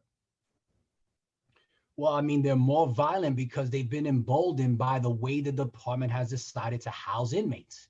If you, like I said, if you put 35 Bloods in the same house, if you put 35 Crips in the same house, and the officer that's working in that housing area needs assistance, when the probe team comes, that whole house is now ready to jump the probe team that's coming to assist that officer. This is part of the disadvantage that the department has put us in. But Commissioner Brand really kind of, when I asked her that question, she said they're not housing the gangs in the same unit. You're saying something very different than I'm hearing. That's absolutely false. And you guys could see the data for yourself. Ask for the housing area reports, so you could see the SRG affiliations of how many security risk group members, which is our terminology for gangs, how many of the same gangs are in each housing area. Ask for the data. The data doesn't lie. When you can walk into a facility and the correction officers can tell you, oh yeah, that's a Blood house, that's a Crip house. That's because of what the department has decided to do by housing based on the Nunez litigation, the Nunez consent decree. This is what we're dealing with, because they want so desperately to try and lower the violence, and they're trying to do it at all costs, but it's not working. Right. I have a bill. Some council members are listening, by the way, to COBA and really feel for your plight, because it is a very, not only it's more dangerous in the pandemic, obviously in the jails, but for everyone. But now with the increased violence against correction officers, and we heard from many of your officers how they've been attacked. And I have a bill. It's Intro 1753, which would require that the Department of Corrections separate gang members from the same units. You think, obviously, I think that would be a good idea, because we do have the space, right? Absolutely. And if you mix them up and put 5, for instance, of each different gang, the focus will be on each other. It'll be a little violent in the beginning, but they will learn to live with one another like they did in the past. You know, this was a reckless decision to decide to house inmates according to their gang affiliation. And yes, that would be a much needed bill, Councilmember Holden. Thank you so much. Thank you, Chair. Thank you. Next, we'll turn to Councilmember Drum. Starting time. Thank you very much. And let me start off by saying how my heart goes out to those corrections officers who were attacked. Nobody, as the chair has stated, wants to see that happen to people who are serving the city of New York. But my argument is that actually by reducing the use or eliminating the use of punitive segregation, you're going to decrease those types of violence. And certainly the commissioner pointed to the fact that with the lowering of punitive segregation, the numbers there, and the increased use of programming, they've seen success. And I mentioned this to your former leader, Norman Seabrook, way back in 2014 when we were touring Rikers Island. And I've been there in Rikers Island at least 6 times in the time that I've been in the city council. And even the facilities themselves, the facilities are in horrible, horrible shape. And, I fought for better facilities just for the environment that, folks have to work in, the physical environment that folks have to work in. But I do take objection to a number of the statements that you made, Mr. Basio, about not having any resources. In one hand, you're saying that you don't have any resources, but on the other hand, you're saying you want to keep punitive segregation. So I don't understand that. You're saying that, many of them are thrown into solitary for violent acts, but I know for sure that on many occasions, folks are put into solitary for nonviolent acts, and that has been a history of what's happened here. Look at what happened to Layleen Polanco. Why was Layleen Polanco put into solitary? Can you answer that? Well, Councilmember Drum, again, you keep using the terminology solitary, and we do not have that. And yes, you do. The city charter. It's synonymous. It's synonymous, sir. Mr. Bosio, I'm the council member. Hold up, please. And when you ask, look, Mr. Bosio, you ask about council member here to ask you questions. Right, and I'm telling you that we don't have. But the words punitive segregation and solitary are synonymous. When you put somebody inside a cell for 20 hours, that is solitary confinement. It used to be 24 hours till we've pushed back on that. And your union, under the leadership of Norman Seabrook, who's on his way to jail, by the way, okay? I hope he doesn't have to go into solitary. That's what I hope. God forbid he goes into solitary. Then we might see some change. But, it's the same thing. 20 hours. Have you spent 20 hours in a bathroom as well? Mr. Basio, have you spent 20 hours in a bathroom? No, I have not. Well, try it, okay? And see how you feel when you come out, and see if it doesn't have psychological effect on you. 20 hours in a cell alone, locked up, has tremendous negative effects on people. You say that officers don't have gas masks. I know that's not true. I know that the gas masks were used in classrooms against kids who were chained to their desks, okay? It was the teachers who didn't have gas masks. That situation has now been turned around, but it was not the corrections officers, and they're the ones who fire the tear gas to begin with, okay? So if they don't want to get tear gas, tell them not to fire tear gas to kids. Gassing kids is an abomination. You talk about bail reform without any evidence. What is your evidence about bail reform having anything to do with increased violence in Rikers Island? There's no evidence of that. Look, I find it very hard to take Colbert seriously because of its long record of corruption. And, it's just, I don't believe that using torture to cure violence is a way to end violence. It just doesn't happen that way. So, and then you're talking about, the way we house inmates. This hearing is not about the way we house inmates. I feel bad. Maybe you're right about the gangs. I don't know. I don't know enough about the gangs, to be honest with you, to answer that. But ultimately, know enough about what's going on in jail. I know enough. I know enough, sir, and I have oversight over your jails, and I can go to your jails anytime without you following me around like your former leader did. Okay. I invite you to tour. Or your threats, or your television ads, or whatever you want to do. I invite you to tour with me anytime you'd like, unannounced, of course. Listen, I don't listen to coming. So I don't listen to thugs. So and you could be as much of a thug as you want to be, but you don't bother me. Thug, sir. Okay? You don't bother me. I'm here to help people. Unfortunately, you don't see the benefits of that.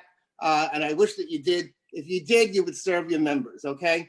But it's time for change. Remember the people that have died under your supervision, sir, and the people you have harmed, sir, by your insistence on punitive segregation, which is actually solitary confinement, which is torture. Thank you very much. You and me can have a different opinion, but like I said, slashings are up 16%, assaults on correction officers are up 15%, and inmate-on-inmate violence is up a staggering 284%, and those numbers don't lie. So your officers are doing something wrong. That's got to be the reason. That's your ideology, I guess. But, yeah, something's going on. All right, we're gonna leave it at that. Thank you for the testimony and the questions. I'm gonna have the committee council. Thank you for your testimony, your members as well. I'm gonna have committee council call to the next panel. Thank you. Thank you. I would like to now welcome Kelsey Diavila to testify, followed by Julia Solomons, then Kayla Simpson. Starting time. Thank you. You can go ahead. Thank you for the wait. Sorry, can you guys hear me? We can hear you. Yep. Hi, my name is Kelsey Diavila. I'm with Brooklyn Defender Services. Thank you, Chair Powers, and a huge thank you to Councilmember Drum for pushing back on the lies we heard today from the department. Commissioner Brand couldn't say it, but solitary confinement is torture, and it does in fact exist in New York City jails. It just goes by another name: punitive segregation, enhanced supervision housing, and other classifications that don't have an official name at all. People have been advocating not in an effort to end the term solitary, but rather to end the inhumane practice and the lifetime of trauma solitary represents. DOC is notorious for creating isolation units that have no directives or oversight. For example, people are routinely placed in what's termed deadlock. It's not a housing unit. It's not even used necessarily for disciplinary reasons. Yet people are locked in their cells for 24 hours a day, not provided with any due process and completely denied all meaningful contact with others. Deadlock is a prime example why policies and reforms cannot target a specific term or housing unit. DOC has and will continue to create nearly identical units using a different name. We must define solitary by the way people are treated and the restrictions they face. We must require that all people in DOC custody are treated with basic human dignity, starting with requiring all housing units or statuses to afford at minimum 14 hours out of cell with meaningful contact. It's the humane standard, and anything less is restrictive and torturous. This committee and the council have an opportunity to do something extraordinary by ending this horrific practice, but despite the intent, unfortunately, this bill as written does lack specificity and creates multiple loopholes, which, based on experience, we can expect the department to use to perpetuate harm against people in custody. And just due to time, I direct you to my written testimony, which is much more detailed with our concerns. And I'll end with this. We absolutely can address safety without resorting to torture and aiding in the trauma that is already present within the criminal legal system. We need not just the courage to say the words, but the political will to ensure this torture ends. Expired. We urge you in the strongest possible terms to be leaders in ensuring an end to the torture in our city's jails. Thank you. I would like to now welcome Julia Solomons to testify, followed by Kayla Simpson, then Sergio De La Pava. Starting time. Thank you. Good morning, Chair Powers and committee members. My name is Julia Solomons, and I'm a criminal defense social worker with the Bronx Defenders, as well as a member of the Jails Action Coalition. While we are grateful to be speaking to you today, this hearing is one of many opportunities for public comment on the use of solitary confinement in recent years. Survivors of solitary have been reliving the trauma they've experienced for years now at public hearings as the Board of Correction deliberated about how to end this torturous practice. It has taken the city too long to fix the broken disciplinary system in our jails. Lives have been lost because of that delay. We must ensure a true, definitive end to solitary confinement immediately, and for that reason, today we ask the City Council to adopt the amended version of Intro 6908 submitted by the Jails Action Coalition and Halt Solitary campaign. This would guarantee access to counsel as a starting point for representation in disciplinary proceedings, require true out of cell time, making it impossible for the Department of Correction to create solitary confinement by another name, and begin to shift the punitive mentality in jail settings towards one of healing and rehabilitation. We believe that the bill will not have its intended outcome as it's written currently. We strongly encourage the council to amend the bill before passing it. DOC represented today that their disciplinary process is uncomplicated and working well, and that statement stands in unbelievably stark contrast with our clients' reports. People in custody currently have absolutely no true mechanism to meaningfully defend themselves before being placed in isolation. We hear often that our clients spend days in punitive segregation without the opportunity to attend a hearing. In jurisdictions such as Washington, D.C. and Massachusetts, access to counsel in disciplinary hearings has been the standard practice for decades. For those who have an attorney of record in an ongoing legal matter, that attorney must be notified 48 hours in advance of a hearing so that they or a representative have a meaningful opportunity to attend the hearing, before which the person cannot be placed in any form of restrictive housing. Our clients often report that they were never informed of their hearing in situations where DOC claimed that they refused the opportunity to attend, and thus any refusal must be videotaped to ensure true access to due process. Time expired. As others have shared, DOC repeatedly creates new housing units that are not labeled solitary, but nonetheless continue to isolate and torture people. As such, the bill must be specific in detailing the practices that are permitted when a person is convicted of an infraction. Offering people in custody critical support and engagement to address their mental and emotional needs is the only way we will actually see rates of violence in our jails decrease. And I would direct you to our written testimony as well for further comments. Thank you so much. I would like to now welcome Kayla Simpson to testify, followed by Sergio De La Pava, then Mick Kincaid. Starting time. Good afternoon. My name is Kayla Simpson. I'm an attorney at the Legal Aid Society's Prisoners' Rights Project. Thank you, Chairman Powers, Public Advocate Williams, members and staff of the committee for this opportunity to address human rights abuses in the city jails.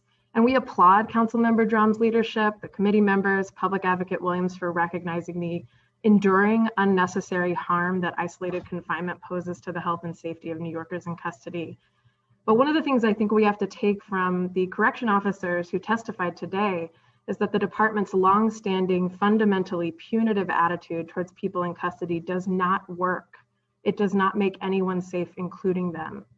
Neither the Board of Corrections' piecemeal rules about restrictive housing up to this point, nor years of reports from a federal Nunez monitor critiquing deep-seated hostility the department directs at the people it incarcerates, nor the testimony of many survivors of solitary confinement have curbed this reflexively punitive approach.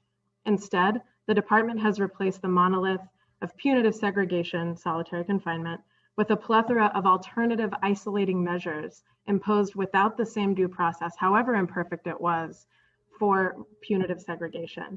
And the names have changed: enhanced supervision housing, secure, second chance, solo, closed custody, MDC 9 South, separation status. All of them are forms of isolation and deprivation with the potential for serious harm, and there is no evidence that they actually address the issues of violence raised today. And the department will not solve this problem on its own, as is clear from their testimony today. They don't believe they're even using solitary. They are worried that due process protections will result in complications to their ability to impose restrictions they want to impose.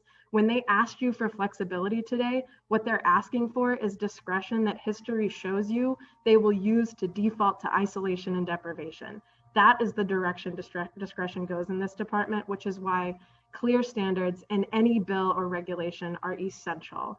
And we've given written testimony. Time expired. I know my time is up.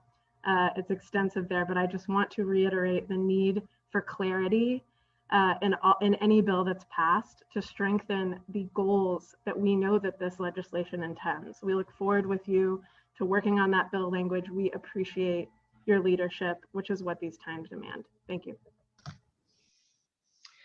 I would like to now welcome Sergio De La Pava to testify, followed by Mick Kinkead. Starting time. Thank you. Good afternoon. I am the legal director of New York County Defender Services, and we thank you for the opportunity to be heard on such a critical issue. I have testified here quite a few times on the various nuances and possible impacts of legislation being considered, but never before has the proposed change carried such a clear ethical mandate. Our history is littered with discredited practices that we later look on with shame and wonder how a right-thinking society could have countenanced such widespread harm to the powerless. My 25-year career as a public defender has given me a close view of one such instance in mass incarceration. Today, we consider it a blight, a criminal justice world where Rikers averaged about 15,000 inmates to today's less than 5,000, a kind of social sickness that had taken hold and powerfully victimized our most vulnerable citizens. We now feel shame about mass incarceration and are scrambling to rectify its severe injustices. I predict that our current commonplace use of solitary confinement will likewise one day produce a similar phenomenon. Because we can use all the crafty euphemisms we like, administrative segregation, lockdown, punitive isolation, the hole, the bin, we cannot change the essence of what we are talking about today. State-sanctioned and state-imposed psychological torture on individuals whose human rights have been stripped away by force. Our written testimony sets forth just some of the vast psychosocial and neuroscientific literature on the inherent cruelty of this illegitimate practice. The studies confirm what we surely know intuitively. The intentional infliction of mental and psychological injuries like post-traumatic stress syndrome is deeply immoral.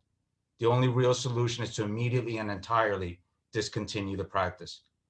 Of course, I'm moved by the accounts of officers who have been subjected to violence at penal institutions. It is always painful to contemplate human beings being intentionally harmful to each other.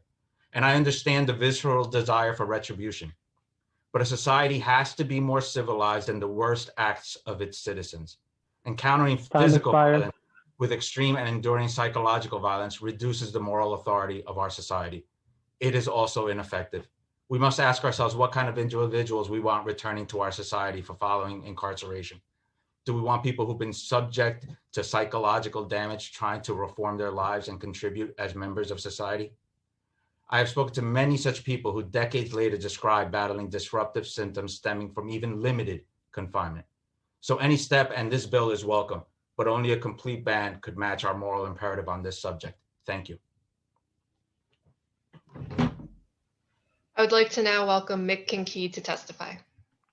Starting time. Thank you. My name is Mick Kinkead. I use he, him pronouns. I'm a white transgender man and an attorney in New York City. Until the pandemic, I taught classes at RMSC twice a week, rotating between the general population unit and the special consideration unit, which is a unit at RMSC where transgender people are often housed, in particular transgender women. This is the same place where Ms. Polanco was held, where she was denied proper care, and where she eventually died and then was laughed at by the Department of Corrections. I'm testifying today only in my individual capacity, but I am an individual who both goes into the jails as a civilian and also could potentially one day be held in the city jails. And so I'm thinking about this from multiple different angles. I fully support 2173-2020 and the full ending of solitary confinement. It was promised by the mayor in July.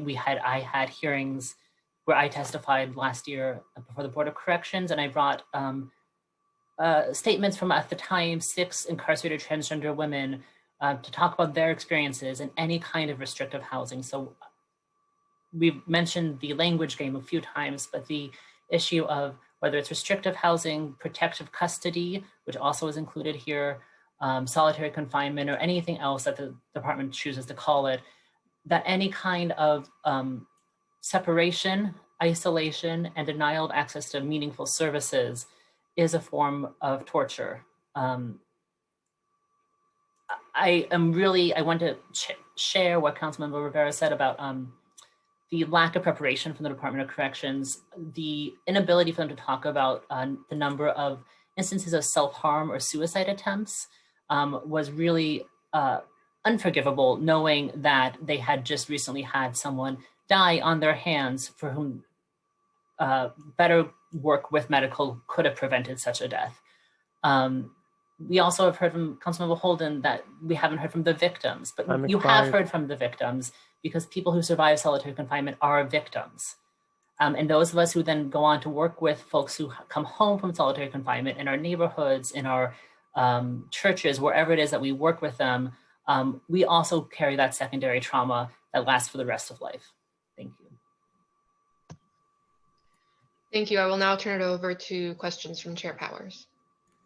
Thank you. I'm number of great testimony, so I don't want to call anybody out by name to answer this question, but I think we heard a couple of things just about legislation specifically, and obviously as the board is considering this, they're going to be looking at these questions too around leaving definitions such that practice and operations can undermine intention. Does anyone want to speak a little bit more about that concern in terms of, I share, but I think we discussed earlier, which is that we have practices that are solitary confinement. I mean, in name and maybe not in name, but in practice. But I wanted to just ask a question related to, defining or writing rulemaking or legislation such that you leave gaps in operation, in the operations of the jails that would allow for continued practice that is contrary to the intention here.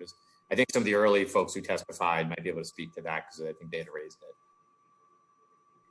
I can speak to one example that I was going to include, which is just around out of cell time.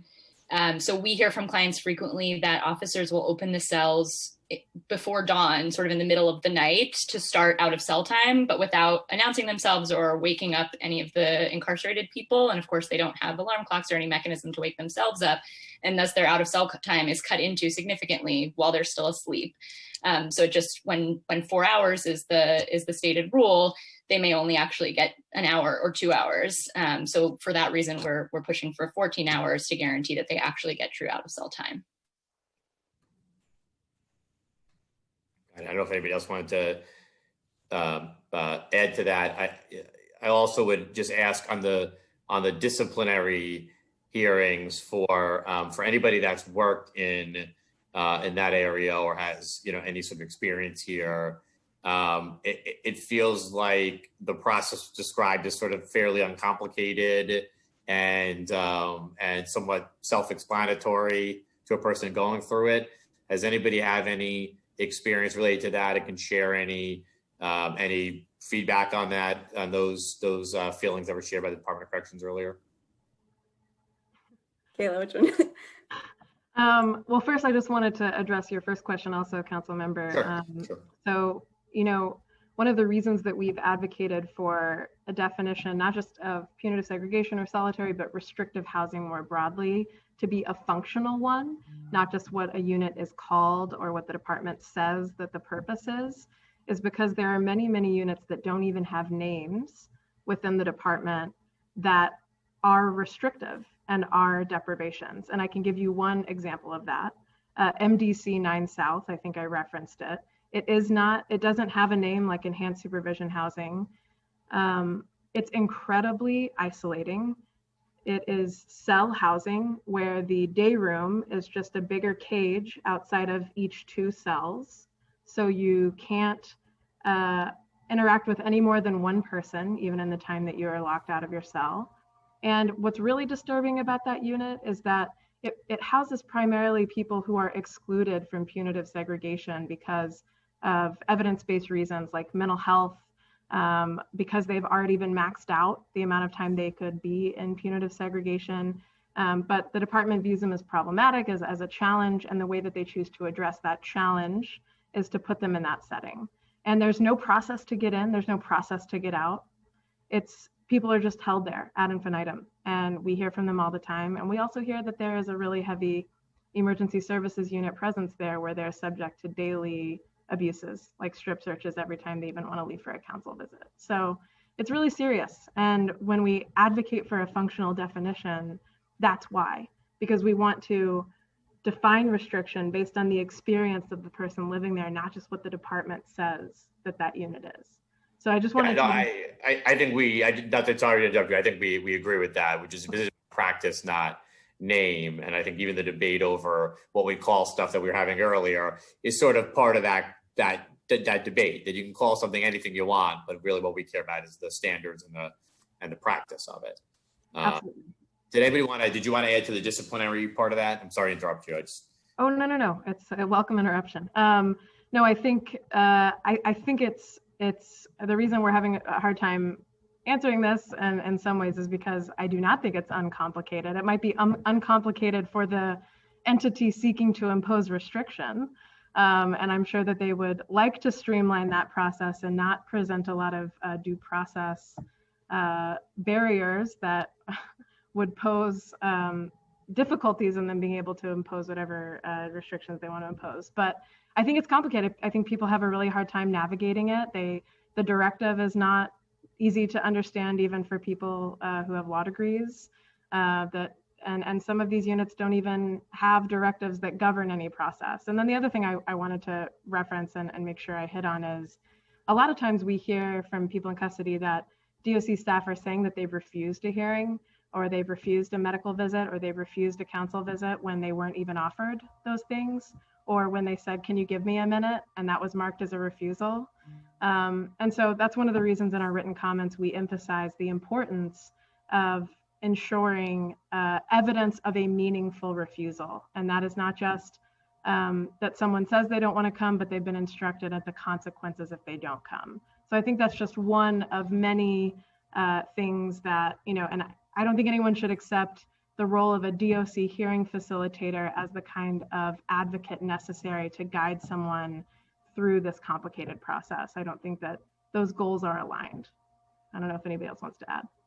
I would just very briefly also like to add that, push back against this false dichotomy that some of the panelists seek to create between the use of segregation and no consequences for criminal action behind bars. The penal law is not suspended on Rikers Island. If an inmate commits a crime, they are charged with it, and often charged with violent felonies and brought to court and face a lot more exposure to potential sentences. So there is not this, kind of thought that, if you do away with these kind of practices, then suddenly there are no consequences for assaulting corrections officers is plainly false. Yeah, and I would also like to add, I know the bill talks about having counsel present or having and we'd also expand that to a legal advocate. So it could be a social worker, a paralegal. I know from BDS, the experience was mentioned that we had a young woman who she was told by a correction officer during a hearing, say, hey, look, if you just plead guilty, no big deal. We won't give you red ID status, but we'll just give you a couple of days. We won't give you the full days of solitary, and she said, okay. And she pled guilty, and DOC turned around and they filed charges against her. And without an advocate, without someone there to be there with her, this may have had a different outcome. But also having an advocate counsel there, it also provides, some accountability on the department to actually hold a hearing. Because like my colleague Kayla Simpson said, they're not happening. I met with 2 people just this week via video who said they did not have a hearing, and they've been in solitary for well over a week. Got it. Thank you. I'm going to hand it over to Councilmember Drum, who has his hand up and has questions. Starting time.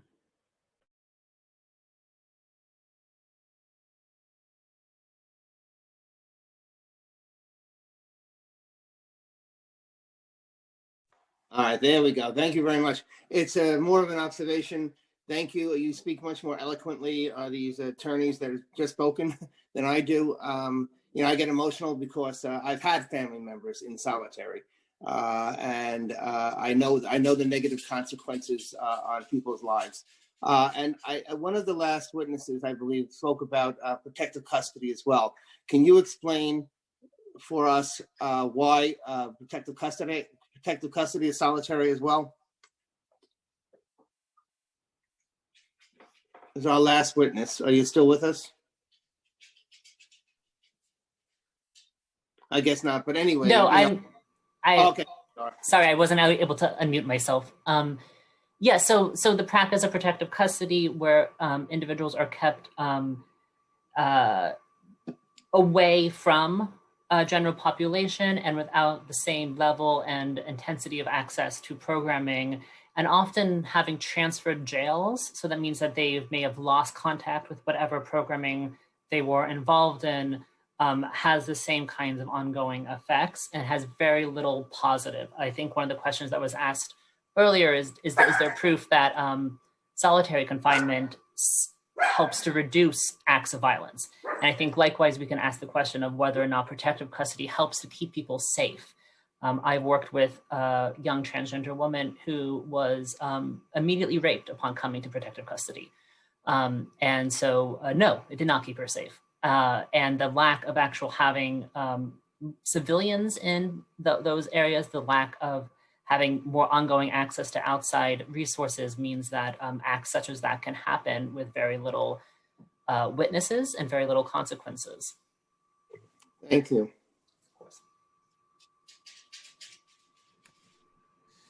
Great. I think that was it. Okay.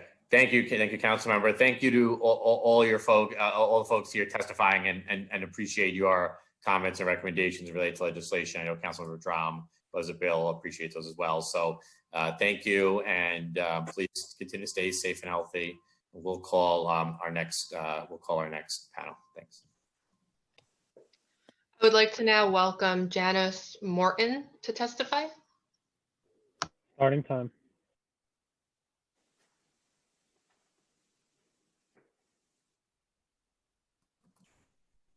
I think do we have to unmute Janos here? Yep, there he is.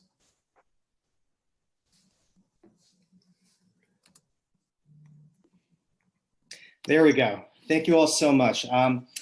So my name is Janos Martin, and I'm a civil rights attorney running for Manhattan DA. And I'm really happy to be here for this important conversation. I thank all my colleagues who have testified, and thank especially Chairman Powers for putting this together, and to Councilmember Danny Drum, who has been such an outspoken leader on conditions on Rikers. Prior to my current run for DA, I ran the Close Rikers campaign 2016 to 2018, and Councilmember Drum was the first council member to publicly call for the closure of Rikers and has been on this beat for a long time. It was during that campaign that I was able to visit the units that we're talking about today. It was part of the mayor's tour of Rikers to advocates, suggesting that maybe Rikers could be reformed instead of closed. And I have to say that that tour did more to assure me that we need to close Rikers, and that in fact, today's conversation has assured all of us, I would hope, that we need to close Rikers faster, not slower. And it was seeing these units that definitely put me over the top. There is no way to do solitary in a humane way. These units were some of the most dreadful places I've ever seen in my life. I would certainly not have the composure to last there more than a couple of days, let alone weeks. And what Councilmember Levin alluded to earlier is absolutely correct, that even the common out-of-cell areas in these units are equally bleak. They're tiny, cramped, limited, air and light, and hardly better than the place where people are trapped for the most part. So I think it's important to remember when we get lost in these clinical conversations about number of hours and processes that when an idea's moral time has come, we just need to move forward with it as a city and then work on policies from there. I think we've long come to the conclusion as a city that solitary confinement is not in line with our values as New Yorkers, and it's time to do something clean and simple, like past Councilmember Drum's legislation. I have also, as DA candidate, said I will not prosecute anyone being tortured under solitary, but I hope that my policies are rendered unnecessary and moot because of the work of the City Council or the Board of Correction, whichever does its work quickest. Thank you. Thank you. Appreciate your testimony. Thank you for the waiting as well. I know this has been a long hearing, and your work on the Close Rikers campaign, which was important and historical to organize around that. So thank you for being here, and thank you for waiting through this. I'm going to have the committee council call the next panel, and it's just call a few names at a time, just so people have an opportunity to know when they're coming up soon. Thanks. I would like to now welcome Jennifer Parrish to testify, followed by Darren Mack, then Zachary Katz-Nelson. Starting time. Good afternoon. Thank you, Councilmember Drum, for putting forth a plan for ending solitary confinement. In the last 5 years, we've learned much about the challenges of bringing about meaningful change to DOC practices. After the Board of Correction adopted rules prohibiting the use of solitary for 16 to 21-year-olds, DOC developed other forms of restrictive, degrading, dehumanizing units. For example, now they place young adults in a restrictive unit where they're shackled in restraint desks for the 7 hours they're allowed out of their cell. Because of this and other efforts to circumvent meaningful change, the Council's legislation must clearly define what is prohibited and what is required. For this bill to succeed, we need some essential revisions identified by the Halt Solitary campaign and the Jails Action Coalition. In particular, it's essential that DOC not be allowed to restrict out-of-cell time in any units created to separate individuals. Limiting out-of-cell time creates a punitive environment, and we know that punishment doesn't work. The Correction Officers Union objects to ending solitary confinement because it's a tool they believe they need to ensure order in the facility and punish those who engage in violent conduct. This objection is coming from a workforce and department that have perpetuated a culture of brutality within the jail for decades. Despite being under a court order to reduce excessive use of force, brutality has only increased. The Federal Monitor attributes this hyper-confrontational behavior to hyper-confrontational staff behaviors and over-reliance on jail riot squads. Clearly, the punitive approach is not working. In fact, Dr. James Gilligan, who researches violence, has written, "Far from preventing violence, punishment is the most powerful stimulus to violent behavior that we've yet discovered." This Council's legislation must require a new approach. In talking about the solitary reforms that Colorado has implemented, advocates with lived experience of solitary who've observed those units there and talked to incarcerated people comment on the way correction staff interact with incarcerated people, the respect they show people, not inmates, addressing them by name, recognizing their humanity. They have not only limited the use of solitary, but transformed culture. That's what we need here. This bill can be the beginning of addressing the most egregious DOC practices, and fully implementing it will require the department to move away from the punishment paradigm and begin treating people in custody, even those who are engaging in problematic behavior, with dignity and respect. Thank you. I would like to now welcome Darren Mack to testify, followed by Zachary Katz-Nelson, then Scott Paltrowitz. Starting time.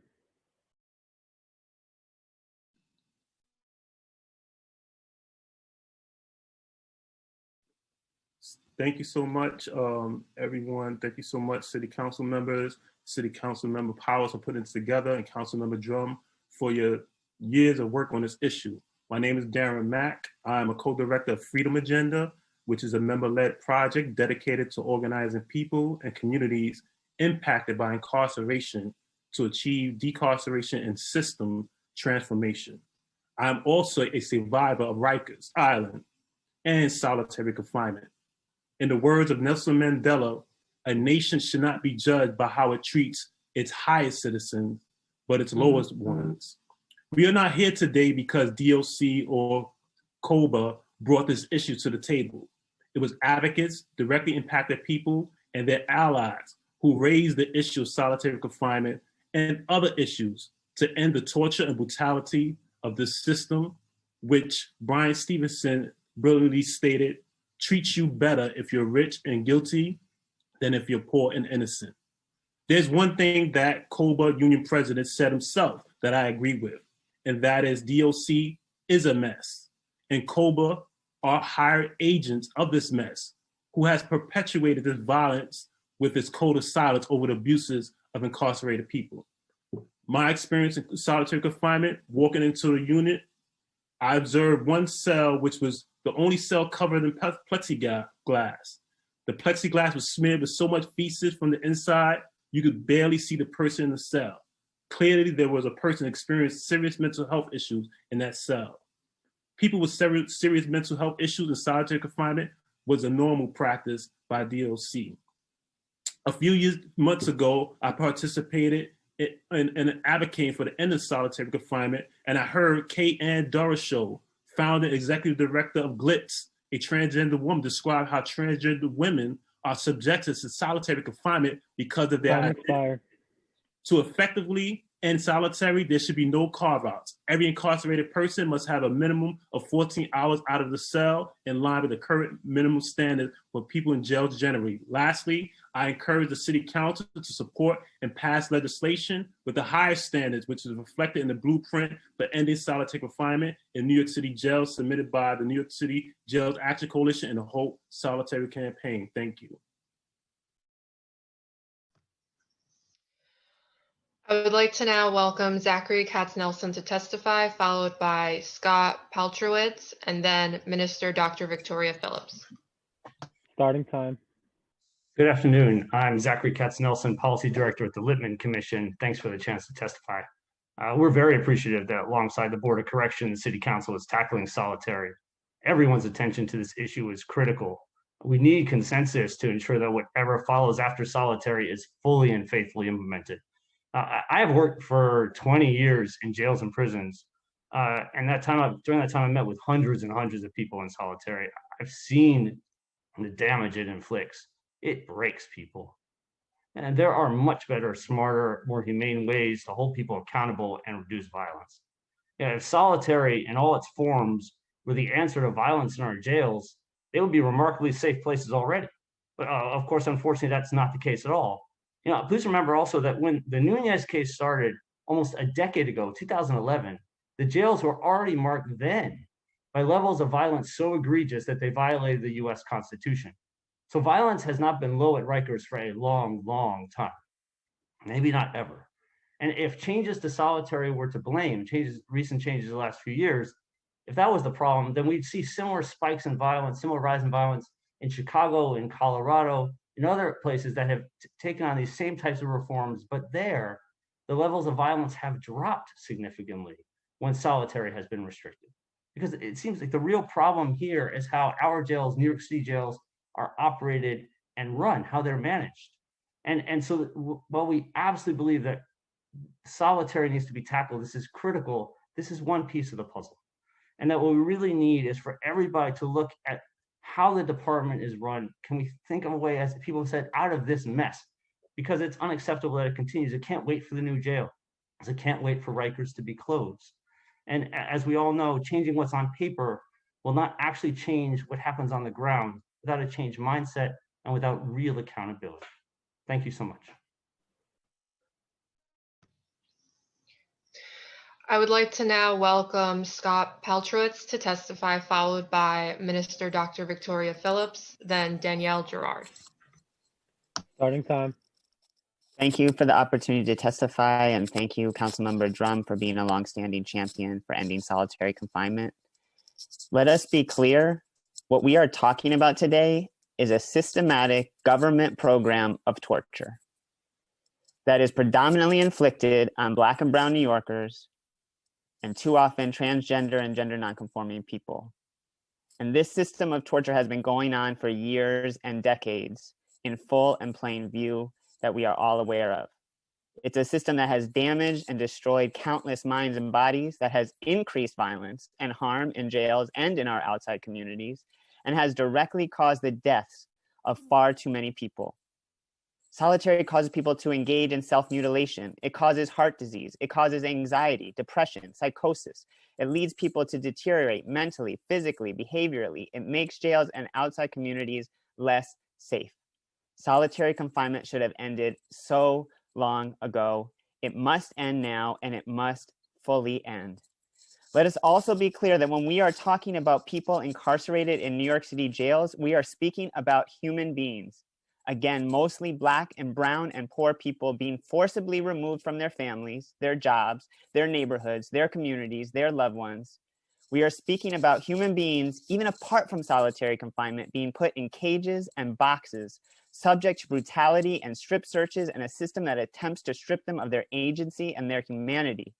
Which is why it is so imperative that at the very least, to effectively end solitary confinement, the basic minimum standards that already apply to people generally in the city jails must apply to everyone in the city jails. Those minimum standards that already exist say that people should have access to at least 14 hours out of cell per day. And so long as people are held in New York City's jails, that standard must apply to all people in city jails. There must be no carve-outs to this basic minimum standard. And there should be no loopholes that provide the opportunity to place people in what amounts to solitary by another name. I know I'm out of time, but I just would say that the City Council has an historic opportunity. This is a moment where you as lawmakers have the opportunity to rise to the occasion, do what is right, and finally and fully end this practice that has destroyed far too many minds and taken far too many lives. An opportunity like this may not come along for a long time. So I urge you, I appeal you to marshal your best selves and to do what is right. End solitary now and end it fully. Thank you. I would like to now welcome Minister Dr. Victoria Phillips to testify, followed by Danielle Gerard, then Anthony Dixon. Starting time. Peace and blessings, everyone. I'm Dr. Phillips. Everyone knows me as Miss V, and I've been a long-standing member of the Jails Action Coalition because of what I directly witnessed while working behind the correctional walls. And I've been working behind the walls of Rikers and DOT facilities for at least the last decade in various different positions. My last time physically being on Rikers was in March doing monitoring for Brad H. So let me be clear. Having worked in nursing and mental health and criminal legal system for over 20 years in various different situations, I know how to address our response to all populations in society without creating harm. And I just want to point out some things today. Commissioner Brand said over 14,000 cameras are on the island right now, but no one asked her how many are working or how many cover all the blind spots. Please find that data out. She also mentioned 28 or 29 days to change the behavior. Yeah, it's been about 5 years of Nunez reports coming in, and DOC has yet to change their culture or their behavior. Please hold them accountable for that. She also mentioned that one of the most dangerous populations is the young adults. Yet being on the advisory board for the Department of Corrections, Adolescents and Young Adults, and the adults for at least the past 6.5 years, I know for a fact Commissioner Brand has never met with us. I've even asked DOC directly for her to attend the meetings, and I know for a fact that DOC has never outreached any of us on that board this entire year on pandemic. So hold her accountable, because if that's the most dangerous population, why is she not reaching out to the advisory board to push things further and make things happen? I also want to point out that Chief Jennings has also testified to BOC that 40 PPE masks are brought to each unit, but many units have 48 to 49 people. So how is everyone being protected during this COVID pandemic? Make it make sense. I also want to point out last year, 911 received over 200,000 calls concerning mental health crisis. DOC has a population right now of over 50% of people in their custody who have had a mental health contact with a mental health professional. Follow up on that, because many of those people end up in solitary confinement because of the lack of training around DOC officers to understand when someone's decompensating or needing medical attention. There's so much more I could say. People are missing medications, missing their appointments. DOC, even the Board of Corrections is losing their funding and losing their staff to follow up with what DOC is doing. Make sure you pass a bill, pass a law free of all loopholes that will hold them accountable. Councilwoman Drum, I've been riding with you since we released the youth for 16 and 21-year-olds. Everyone's saying this is rushed. This is not rushed. I respect it. I thank you for bringing this bill. I thank you for holding DOC and COBA accountable. And I'm going to stand with you as long as your mission does not change and that you agree to end torture. Y'all stay blessed. I would like to now welcome Danielle Gerard to testify, followed by Anthony Dixon, then Corey Brinzone. Starting time. Councilmember Powell, committee members, I'm Danielle Gerard, a senior staff attorney at Children's Rights since 1995. Children's Rights has been a national advocate for youth in state systems. We remain deeply concerned with the current bill's omission of safeguards for young adults. Solitary confinement is torture. It should be abolished outright, no matter the euphemism. As a member of the New York City Jails Action Coalition, Children's Rights supports the coalition and Halt Solitary campaign's blueprint to end this barbaric practice. We have several specific concerns with the bill. First, no one incarcerated in New York City's jails should have less than 14 hours out of cell time per day. Young adults should never be placed in any form of restrictive housing, not enhanced supervision housing, not secure unit, not separation status housing. Second, The bill allows incarcerated persons to remain in restrictive housing for 15 days at a time and up to 4 months in a year. This does not abolish solitary confinement, but codifies it into law. Third, for any separation from the general jail population, there must be narrowly defined criteria for what conduct can result in placement into isolation, restrictive housing, and emergency lock-in. There must be specific, uniform due process and procedural safeguards, including access to counsel. This is particularly true for the separation of young adults for de-escalation purposes. Fourth, all Department of Correction personnel, not just staff in restrictive housing units, should be trained in de-escalation techniques, conflict resolution, the use of force, and related topics to address the needs of all incarcerated persons, including young adults, especially given that more than half of incarcerated persons have symptoms of mental illness. We urge the committee to reinstate the 14 hours minimum out of cell time, provide uniform and adequate due process provisions, and narrowly define terms like emergency lock-in to avoid their arbitrary use to perpetuate solitary confinement. People incarcerated in New York City jails deserve— Time expired. And if I could just add one sentence, I think we all know the definition of insanity, continuing to do the same thing, expecting a different outcome. And unfortunately, this is what's going on Rikers and in the city jails today. Thank you. I would like to now welcome Anthony Dixon to testify, followed by Corey Brinzone, then Elile Cruz. Starting time. Honorable members of this committee, thank you for the opportunity to testify on the civil rights issue of our day. I am the Director of Community Engagement at the Parole Preparation Project. I'm tasked with the responsibility to interface with policymakers on punitive incarceration bill, train attorneys to prepare individuals for successful parole interviews, and help individuals released from incarceration make a successful transition. Without deconstructing the term punitive surrogation, solitary confinement can be summarized as having 3 components: a racial component. In the era of Black Lives Matter, solitary confinement cannot be divorced from this discussion. A recent investigation found that generally, non-white incarcerated people are punished twice as often as whites, placed in solitary confinement twice as often, and are held there for longer periods of time. And they are also subject to the use of brutal force by correctional guards. Analogous to the punitive paradigm in our legal system, there's a scourge of racial bias in the practice of solitary confinement when it comes to people of color in correctional settings. Consistent with that finding, it appears that when Black people commit violent acts, they are demonized as thugs, sociopaths, and placed in isolated dog-like cages and given drugs. When whites commit violent acts, they are deemed sick and in need of therapy. An economic component.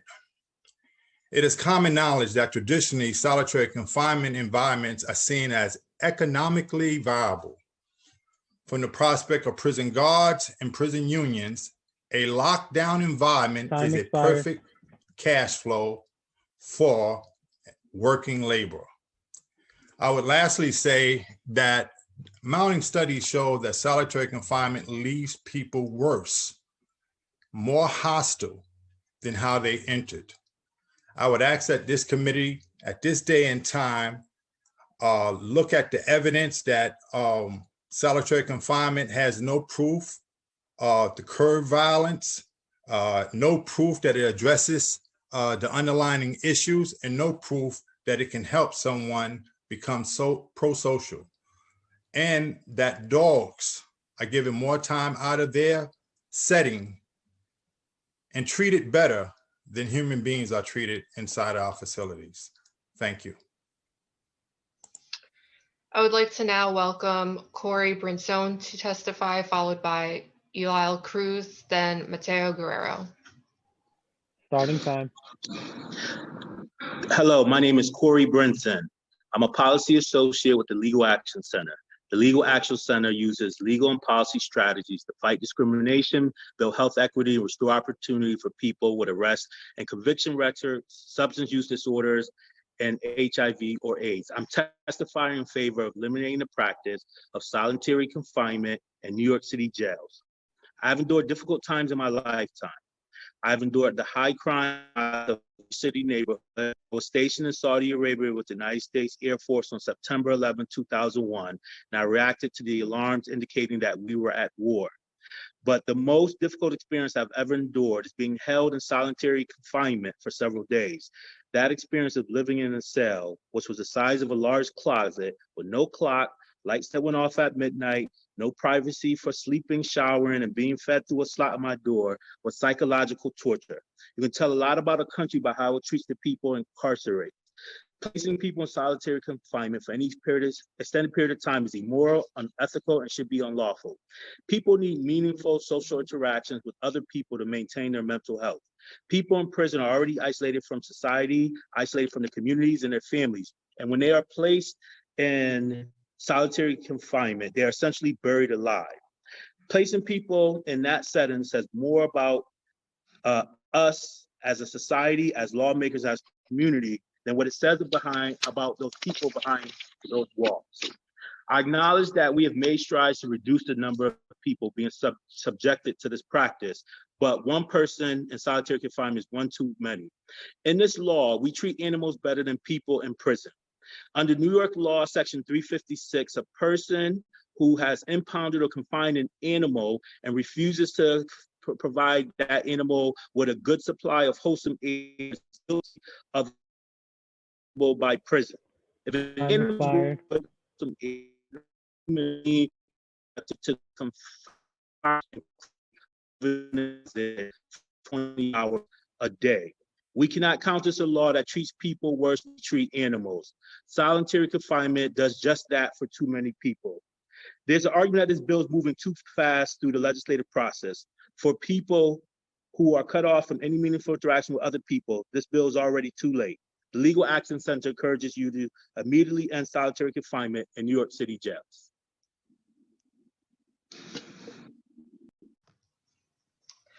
I would like to now welcome Eliel Cruz to testify, followed by Mateo Guerrero. Starting time. Good afternoon, Chair Powers and the entire Committee on Criminal Justice.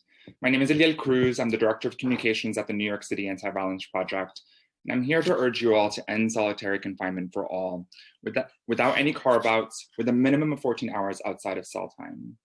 I have some longer written testimony that I'll submit, but for today, I'd like to get this across. Solitary confinement is torture. You'll hear this repeated again and again. It causes immense suffering. It causes devastating and irreparable mental, physical, and emotional harm. And those facing the brunt of this violence are Black, Latinx, and transgender and gender nonconforming people. These are the facts. But today, I really want to urge you to listen to the survivors of solitary confinement and the victims' families. Really sit with the pain in their voices as you listen to their experiences. For over the last year, I've worked in my professional capacity to support the family of Layleen Polanco in telling her story on the national stage. I've combed through every egregious detail of her arrest, incarceration, and death. I've watched footage of correctional officers pass by Layleen's cell without adequately checking for signs of life. And I have cried over watching them open her cell doors and hunch over in laughter just moments before she was pronounced dead. No one deserves that. To be isolated and ignored, that is not a humane treatment of a fellow human being. And jails routinely use solitary confinement under the guise of protective custody for trans people. But isolation is not safety, it's violence. Even in the transgender housing unit, which Layleen was in, separating survivors of violence from community isn't safety outside of jail, and it's not safety inside of jail. If it doesn't end now, fully, I'm certain we'll all be back here in a few years, wishing we had acted sooner. The Council has the opportunity to make history today. It's time to end solitary confinement. Thank you. I would like to now welcome Mateo Guerrero to testify. Starting time.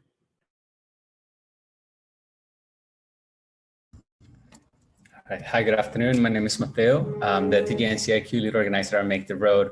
I'm a transgender man, but today I'm here to read the testimony from Norma Oreiro, who's one of our members. So she says, good morning. Thanks to all the city council members for holding this hearing. My name is Norma Oreiro. I am a leader with the Trans Immigrant Project at Make the Road, New York. I am here to share my experience in the mistreatment that happened to me and to many of us as transgender communities when we're put in solitary confinement, and on the importance of eliminating these practices of torture without any carve-outs in our city. In 2005, I was unjustly arrested and transferred to Rikers Island, where I was put in the men's jail. And later, I was put in solitary confinement, completely separated from the population. The excuse that they said to me is that in order to protect me, they had to put me away from other people because I had breasts and I had a feminine figure. However, the reality is that instead of protecting me, they traumatized me. And this is a form of state violence. They locked me up for all day and for weeks on a schedule that was almost 24/7 in a very small cell that looked like a hole. The cell was very cold and it was a punishment cell. The treatment was completely inhumane. I told them that I didn't want it to be there. I begged them to take me out of the cells, but they never listened to me. It was as if I didn't exist. Even when I asked them for medical attention, they never listened to me. They never gave me my hormonal treatment or respected my gender identity. What the officers would do was make fun of me all day long. They also did not let me call my family members or any LGBTQ organization. This form of isolation was not only physical, but it was also mental and emotional. This mistreatment and form of violence has caused many consequences on my body. And when I was picked up by ICE and transferred to a detention center, my health worsened and I ended up in the hospital with pneumonia. My story is not the only one here. I made it out alive, but many of my... Leilin Polanco was a Latina trans woman who died in solitary confinement while being mocked by police officers. It is time for New York City to completely eliminate these practices of torture and solitary confinement without creating any exceptions or carve-outs. And we need to make sure that stories like mine and Leilin's stories do not happen again. We need to protect trans and queer communities. Thank you.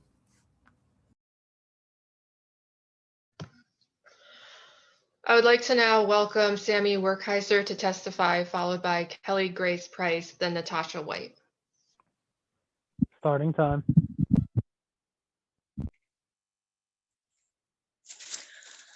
Leilin Polanco, Leilin Polanco, Leilin Polanco, Leilin Polanco. That's Melania's sister, Leilin Polanco. I apologize, Melania, on behalf of all human beings who care, that those corrections officers who laughed about your sister, I apologize for them. I apologize for them as a human being. And I think you should have been the first person to testify today. Melania is here today. Since Commissioner does not consider solitary torture, please, Ms. Commissioner, I am asking for you to prove that theory.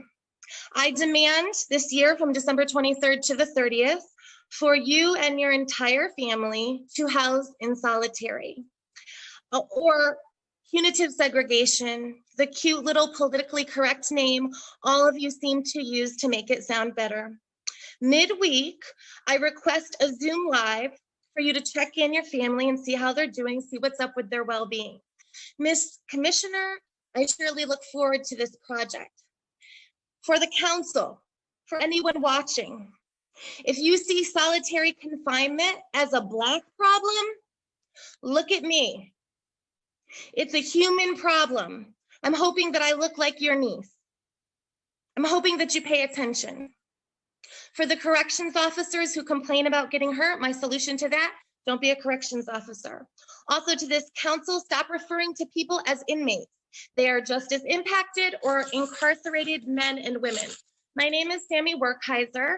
I'm a member of the Justice for Women Task Force, a speaker for New York Campaign for Alternatives to Isolated Confinement, an advocate for citizen action of Southern Tier New York chapter, a member of the NAACP, and a member of the Human Rights Campaign. I did a total of 54 months of incarceration. Time This expired. quote was overheard by me during my incarceration. Now, I'll have you know there are lots of vacancies at my hotel tonight. I didn't get it. What hotel was this captain speaking of? Then I got it. He was referring to the segregated housing unit, the acronym for SHU or SHU. If the extent of your knowledge of hard time is a few viewings of Shawshank Redemption, then you may have thought it was spelled SHOE, but no, now you know. Anyways, that captain was joking, of course, but what stuck with me more was his jovial and lackadaisical attitude and almost pleasure of throwing another incarcerated woman into SHU. He was making jokes. Friends, I did a total of 8 months in solitary. I tell people, think of your worst enemy. In your mind, place them in a cell the size of a VW Beetle. Okay, now, after 4 days of knowing that your worst enemy is still in the cell, probably you might peek around the corner to check to make sure that that enemy is, kind of alive and whatnot. Well, that little check-in exists because you are not evil. Maybe you want your worst enemy to suffer a little bit, but I ask you, do you want that person to die? I feel like you don't. While in solitary, due to being placed in protective custody, I gave birth to my daughter at 5 months pregnant. Her twin brother survived, but she lived only 22 minutes on my chest. I'm asking you, not as a formerly incarcerated person, but as a human being, please completely and totally eradicate solitary confinement. I survived solitary, but these little footprints, my baby girl Jacinta Rain did not. Please put people in counseling. Let them heal. Use open dorm settings for the naughty kids. Put my incarcerated brothers and sisters in group therapy, painting classes. Let them listen to Enya music while they're blowing bubbles, and let the puppies behind bars visit them. This will heal our people. They can become better, not just bitter. Now, New York is a leader. You have all the power. I'm not on the New York City Council, but you are. It is Christmas. You can give the gift of humanity by changing policy. Even the corrections officers are traumatized by this practice. They have guilt. They are telling you this. Halt solitary now. And lastly, I want to give the commissioner this crayon and this coloring sheet. This concludes my testimony. Thank you. Per request of Chair Powers, we're actually going to ask Melania Brown to testify now if you are ready. And before we start, I just want to, I agree, and I apologize that if I knew that Ms. Brown was here, I would have had her testify at the beginning of the hearing to talk about her sister, Layleen Polanco, which is a large reason why we're here today and why myself and the speaker had called for action last year at the board because of what we saw as the continued harmful practices where you lose sight of individuals when you put them into restricted housing, and you lose very critical attention services and socialization. So I just want to apologize because that's an error. We should have had Melania spoke at the very beginning, but I'm glad she's here. And I'm glad to offer her to get her the opportunity now. So with that, we'll offer an opportunity here to testify. Thank you so much, guys, for having me. I truly appreciate the space. My name is Melania Brown. My sister, Layleen Polanco, she passed away last year in solitary confinement while being held in Rikers Island. I'm putting this picture up so you guys can really look at the pain that I'm left with. I used to once hold my sister in my hands, and now I carry around her ashes. I became so crazy with it that I carry her with me to every family function, even for Thanksgiving. She came with me all the way to North Carolina. I refuse to let my sister go. And for Danny, I hope you're listening. You're making it seem like your correctional officers are victims.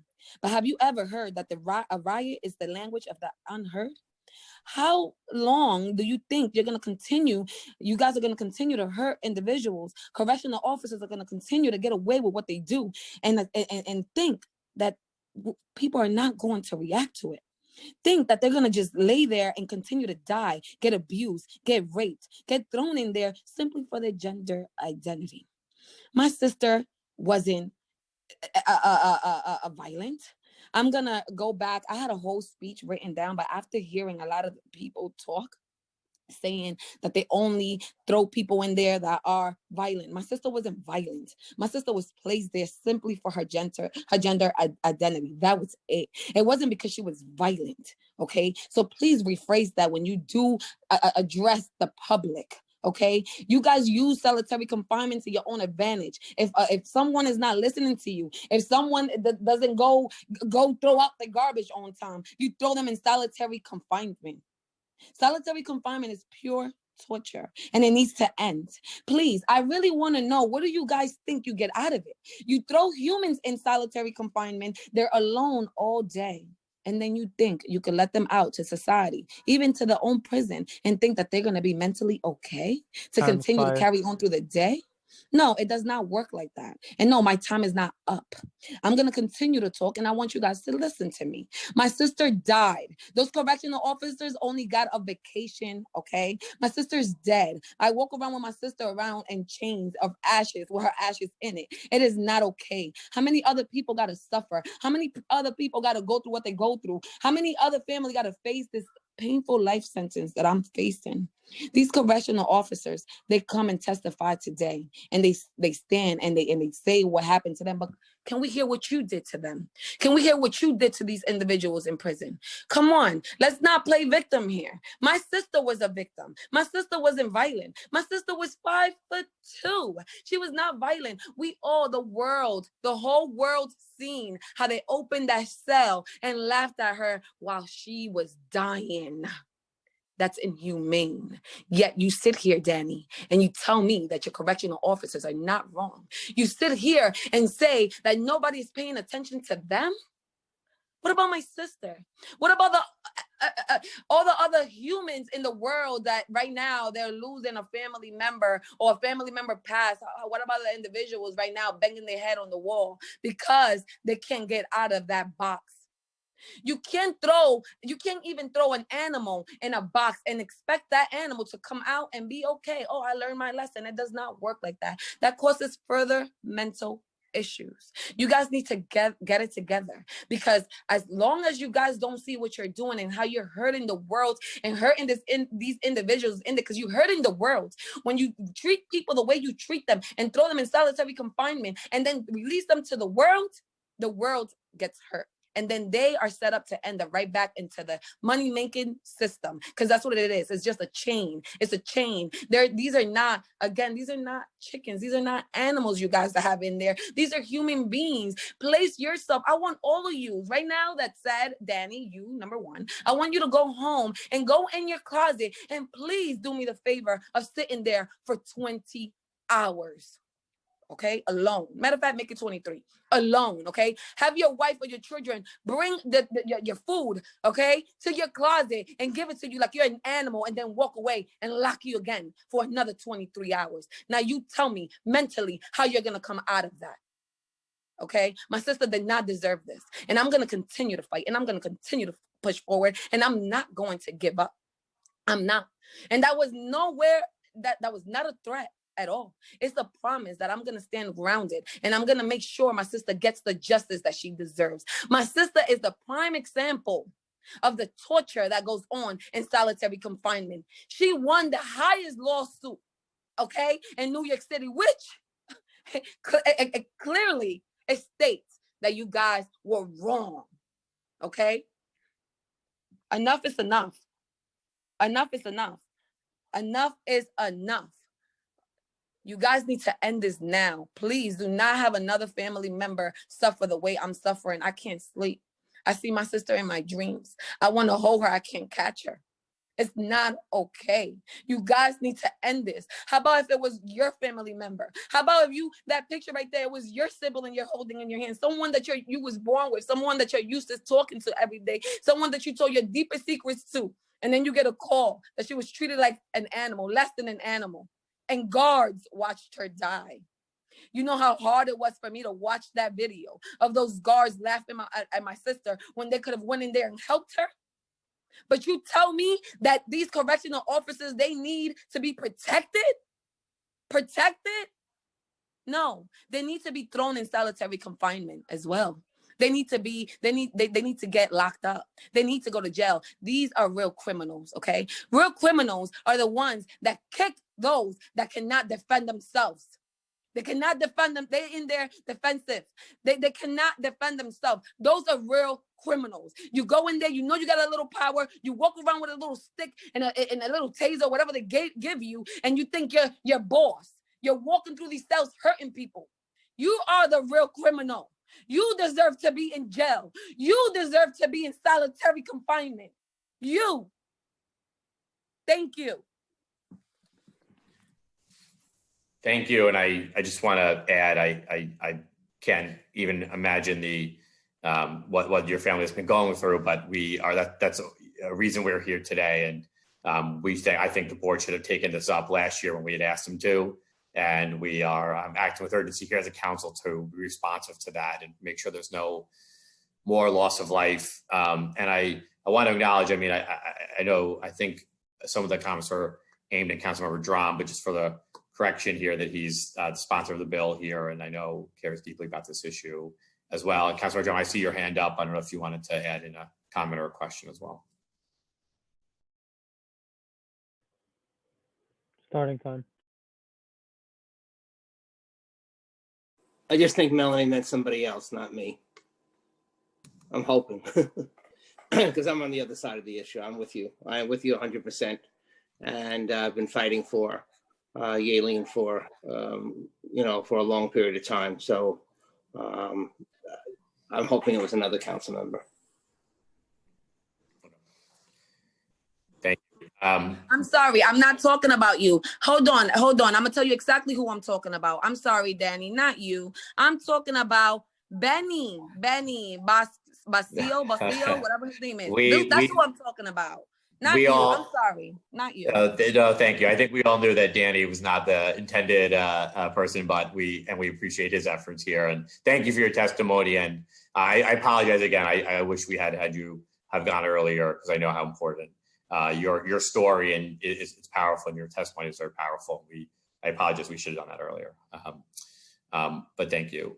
We're gonna I think call on the next person to testify as well. Or next group, right? Yes, I would like to now welcome Kelly Grace Price to testify, followed by Natasha White, then Victor Herrera. Starting time. Hi, my name is Kelly Grace Price, and I'd like to thank you Melania, for your testimony. I wish that I had an advocate like you in my family that fought for me. I want to thank you for your testimony. I'm sorry.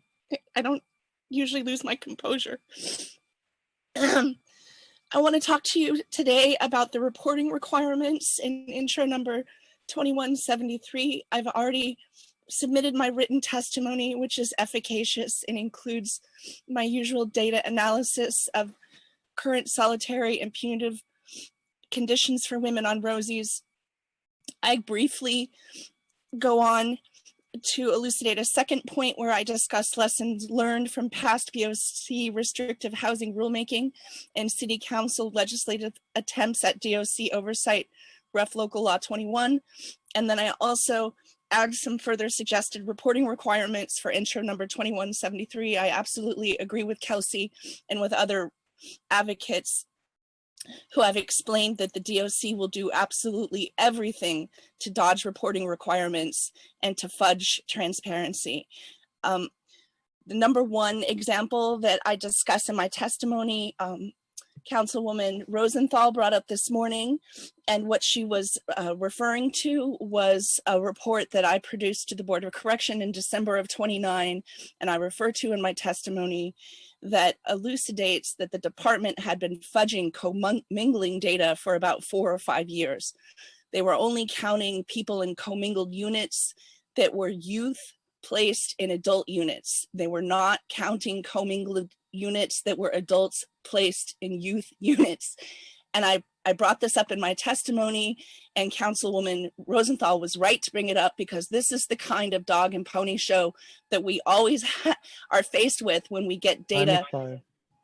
I'd like you to pay very careful attention to my testimony.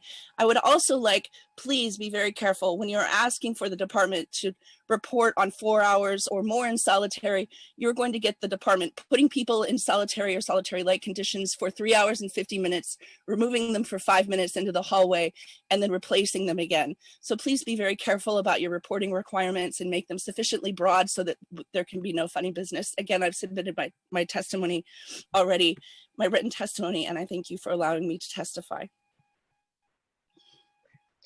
I would like to now welcome Natasha White to testify, followed by Victor Herrera, then Andrea Bowen. Starting time. Good afternoon. My name is Natasha White, and I'm a member of Freedom Agenda and a former leader in the Close Rikers campaign. I would like to first thank Councilmember Drum, Councilmember Powers, and the sponsors of this bill for stepping in to make sure New York City actually ends solitary confinement, also known as segregated housing, months after the mayor's promise. Since last week, winter, and before, people have been joining Board of Corrections meetings to tell them about their experiences in solitary confinement. The board said they are committed to ending solitary, but New York City is still subjecting people to that torture. It is beyond time that this board vote to end solitary confinement and implement the blueprint developed by the Jails Action Coalition and the CAIC. Today, I want to remind you that solitary confinement is torture and has long-term mental effects. I am not only a survivor of solitary, but also a woman who had to deal with what solitary confinement can do to our loved ones. Jails and prisons justify solitary confinement by saying it's supposed to teach you something. It is used as punishment for breaking the rules of prison or for getting on an officer's bad side. However, when a person goes into solitary, remember they are handcuffed and transported with nothing. No books, paper, pen, or anything else for that matter. They are likely in a cell with no windows and no sunlight. The door has no windows, so you cannot see anyone that is passing. No outside interactions, phone calls. Basically, you've put a person in a metal box. Every hour and every day in that box, you hear the same sounds and smell the same smells. There is nothing corrective or rehabilitating about that kind of isolation. The effects of solitary confinement also reach outside the prison walls. In December of 2018, my husband was released after serving a 20-year sentence, 12 years of which he served in solitary confinement. The only thing solitary taught my husband was how to live alone in isolation, and it did long-term damage. For a man who had read more than 2,000 books, minor things as simple as a delayed train makes him furious. For the first year, I had no idea of the real effects it had on him, but one day during an argument between us, he snapped, breaking everything he got his hands on in our apartment, including my heart. Because of the severity of this incident, I relocated, having to leave everything behind. A little over a year later, I'm still putting the pieces together. My husband's time in solitary did nothing to rehabilitate him. It actually made it harder for him to deal with other people. Now is the time to fully end solitary confinement, not to cut it back and leave small traces or a few hours of it, but to once and for all do away with the idea that isolating someone does anything to address the causes of their behavior. If the Department of Corrections doesn't know how to address the root causes of violent behavior, that means we need new people to manage the jails. It doesn't mean we need to keep torturing people and thinking they'll get better. If we want safer jails and safer communities, solitary cannot be a part of that. I also want to say the first problem with how corrections deals with their job is that automatically a person stops being a person and becomes an inmate when they enter a jail. These are people you are talking about. We are not inmate advocates. We are formerly incarcerated human beings that know firsthand that the biggest gang is the correction officers. That know firsthand that nobody slices an officer for no reason. Simple things as a lack of communication between an officer and a person incarcerated can turn into a bunch of officers beating on somebody. I've witnessed firsthand the type of crime corrections commits. So stop it. Stop it. Melanie, my condolences to you and your whole family. My condolences to how how people no longer care about human beings. Who are you to judge? Thank you. I would like to now welcome Victor Herrera to testify, followed by Andrea Bowen. Starting time. Hi, Hi, my name is Victor Herrera, a member and leader of Freedom Agenda campaign, and a directly impacted and formerly incarcerated individual who has had direct experience with solitary confinement on Rikers Island on numerous occasions. And honestly, most of the periods of isolation were for concerns related to my internal advocacy while detained and preparing for my own defense, a factor the City of New York Department of Corrections has used against me at every turn of forced punitive isolation. The mayor has promised to end solitary confinement. I'm here to stand to hold him accountable to that promise in hopes that the committee here today will follow the proposals as set out by the Jails Action Coalition of October 2019. I've had my share of experience in the 80s and the 90s with forced punitive solitary confinement solely for the purpose of personal animus against me on charges ranging from physically resisting staff to disobeying a direct order, all stemming from the Department of Corrections staff, brutal abuses and flagrant violations of their own rules, all part of a pattern and practice of demonstrating authority rule over the detained. I can count the times that I have spent in isolation, and most unlawfully on account of verbal disputes that were the product of abuses occurring within the ranks and file of the correction officers. Ending solitary and removing the discretion and authority from corrections to use punitive isolation will promote the best approach to reducing violence and promote the safety necessary for all concerned, staff and detainees alike. Removing exceptions that presently exist in the Board of Corrections minimum standards that permit corrections to enforce indiscriminately a policy that will severely impact on the health of the detainees is necessary. It is not a day that goes by that my own segregation during my pretrial detention and 4 harsh years of solitary confinement in the state system does not affect me today. At times, even during lockdowns, correction officers and facility personnel will extend the period of lockdown just for the benefit of not having to deal with the detained being out of their cells. This clearly coming from all occasions where the lockdown could be cleared but extended solely for the convenience, not taking into account the emotional impact on those individuals unnecessarily locked into their cells, out of sight, out of mind. The Council for the Department of Corrections, a fair process exists, is not true or supported by the facts. A disciplinary process is better known as a kangaroo court. Okay, where's the union boss now? He doesn't want to hear those who were impacted. Along with Melania's voice for her sister, we're the voice of Layleen Polanco and the many other individuals whose voice was silenced by the brutality. Thank you. I would like to now welcome Andrea Bowen to testify. Starting time.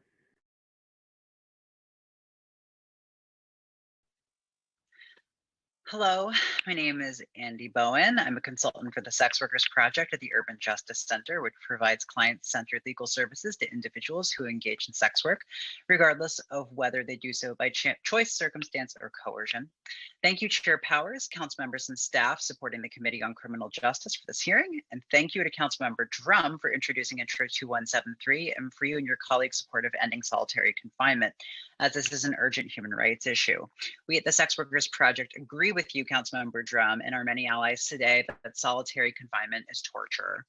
Last week, we testified in support of Council's resolution regarding the walking while trans ban, and Intro 2173 is in that spirit, making sure the city and state do all they can to save those victimized by the carceral system, which disproportionately includes Black and Latinx transgender sex workers. With all respect to Council's good faith effort to stop solitary, Intro 2173 must be strengthened to end solitary confinement in all forms. Quoting from our colleagues at the Halt Solitary campaign, Layleen Polanco was held in what was supposed to be an alternative to solitary, and at the time she died, she'd only been locked in her cell for 2 hours. We fully support Halt Solitary's full outline of concerns about this legislation. It should also be noted that this conversation integrally includes the need to eliminate the NYPD Vice Squad, a greater than $18 million drain on the city's budget and moral standing. A Vice arrest was a major event leading to Layleen Polanco's death.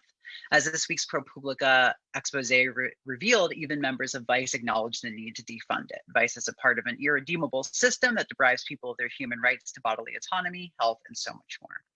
Thank you so much for your attention to these issues, holding these hearings, and constantly being in conversation with marginalized communities to address longstanding and ongoing injustice. Thanks so much. Thank you. This concludes the public testimony. If we had inadvertently forgotten to call on someone to testify, if that person could please raise their hand using the Zoom raise hand function, we will try to hear from you now.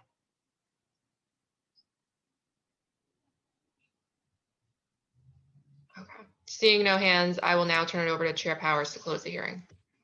Thank you. I just want to say a very big thank you to everybody who spent a very long day with us, but on an absolutely important and essential topic. And we have a lot of work in front of us right now, both at the City Council and in the city at the Board of Corrections, Department of Correction, to end these inhumane practices and replace it with a model that is much more humane, but also much more focused on actually addressing the issues that we've discussed here today.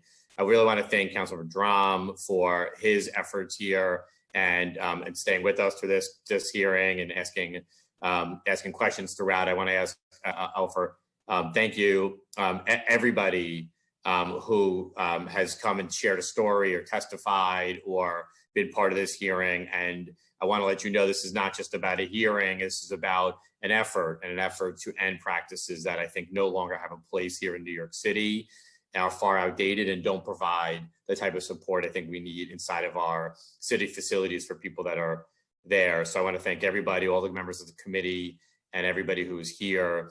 And of course, I want to again recognize Layleen Polanco, her family, who are so powerful as part of this story that we're having here today.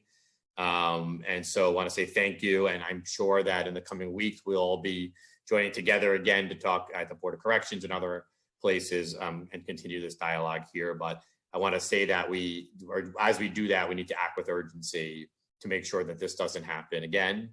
And so with that, I want to thank everyone for their efforts, advocacy, testimony, and we will all continue to work together on these issues. So thank you. Thanks so much. Now we'll conclude the hearing.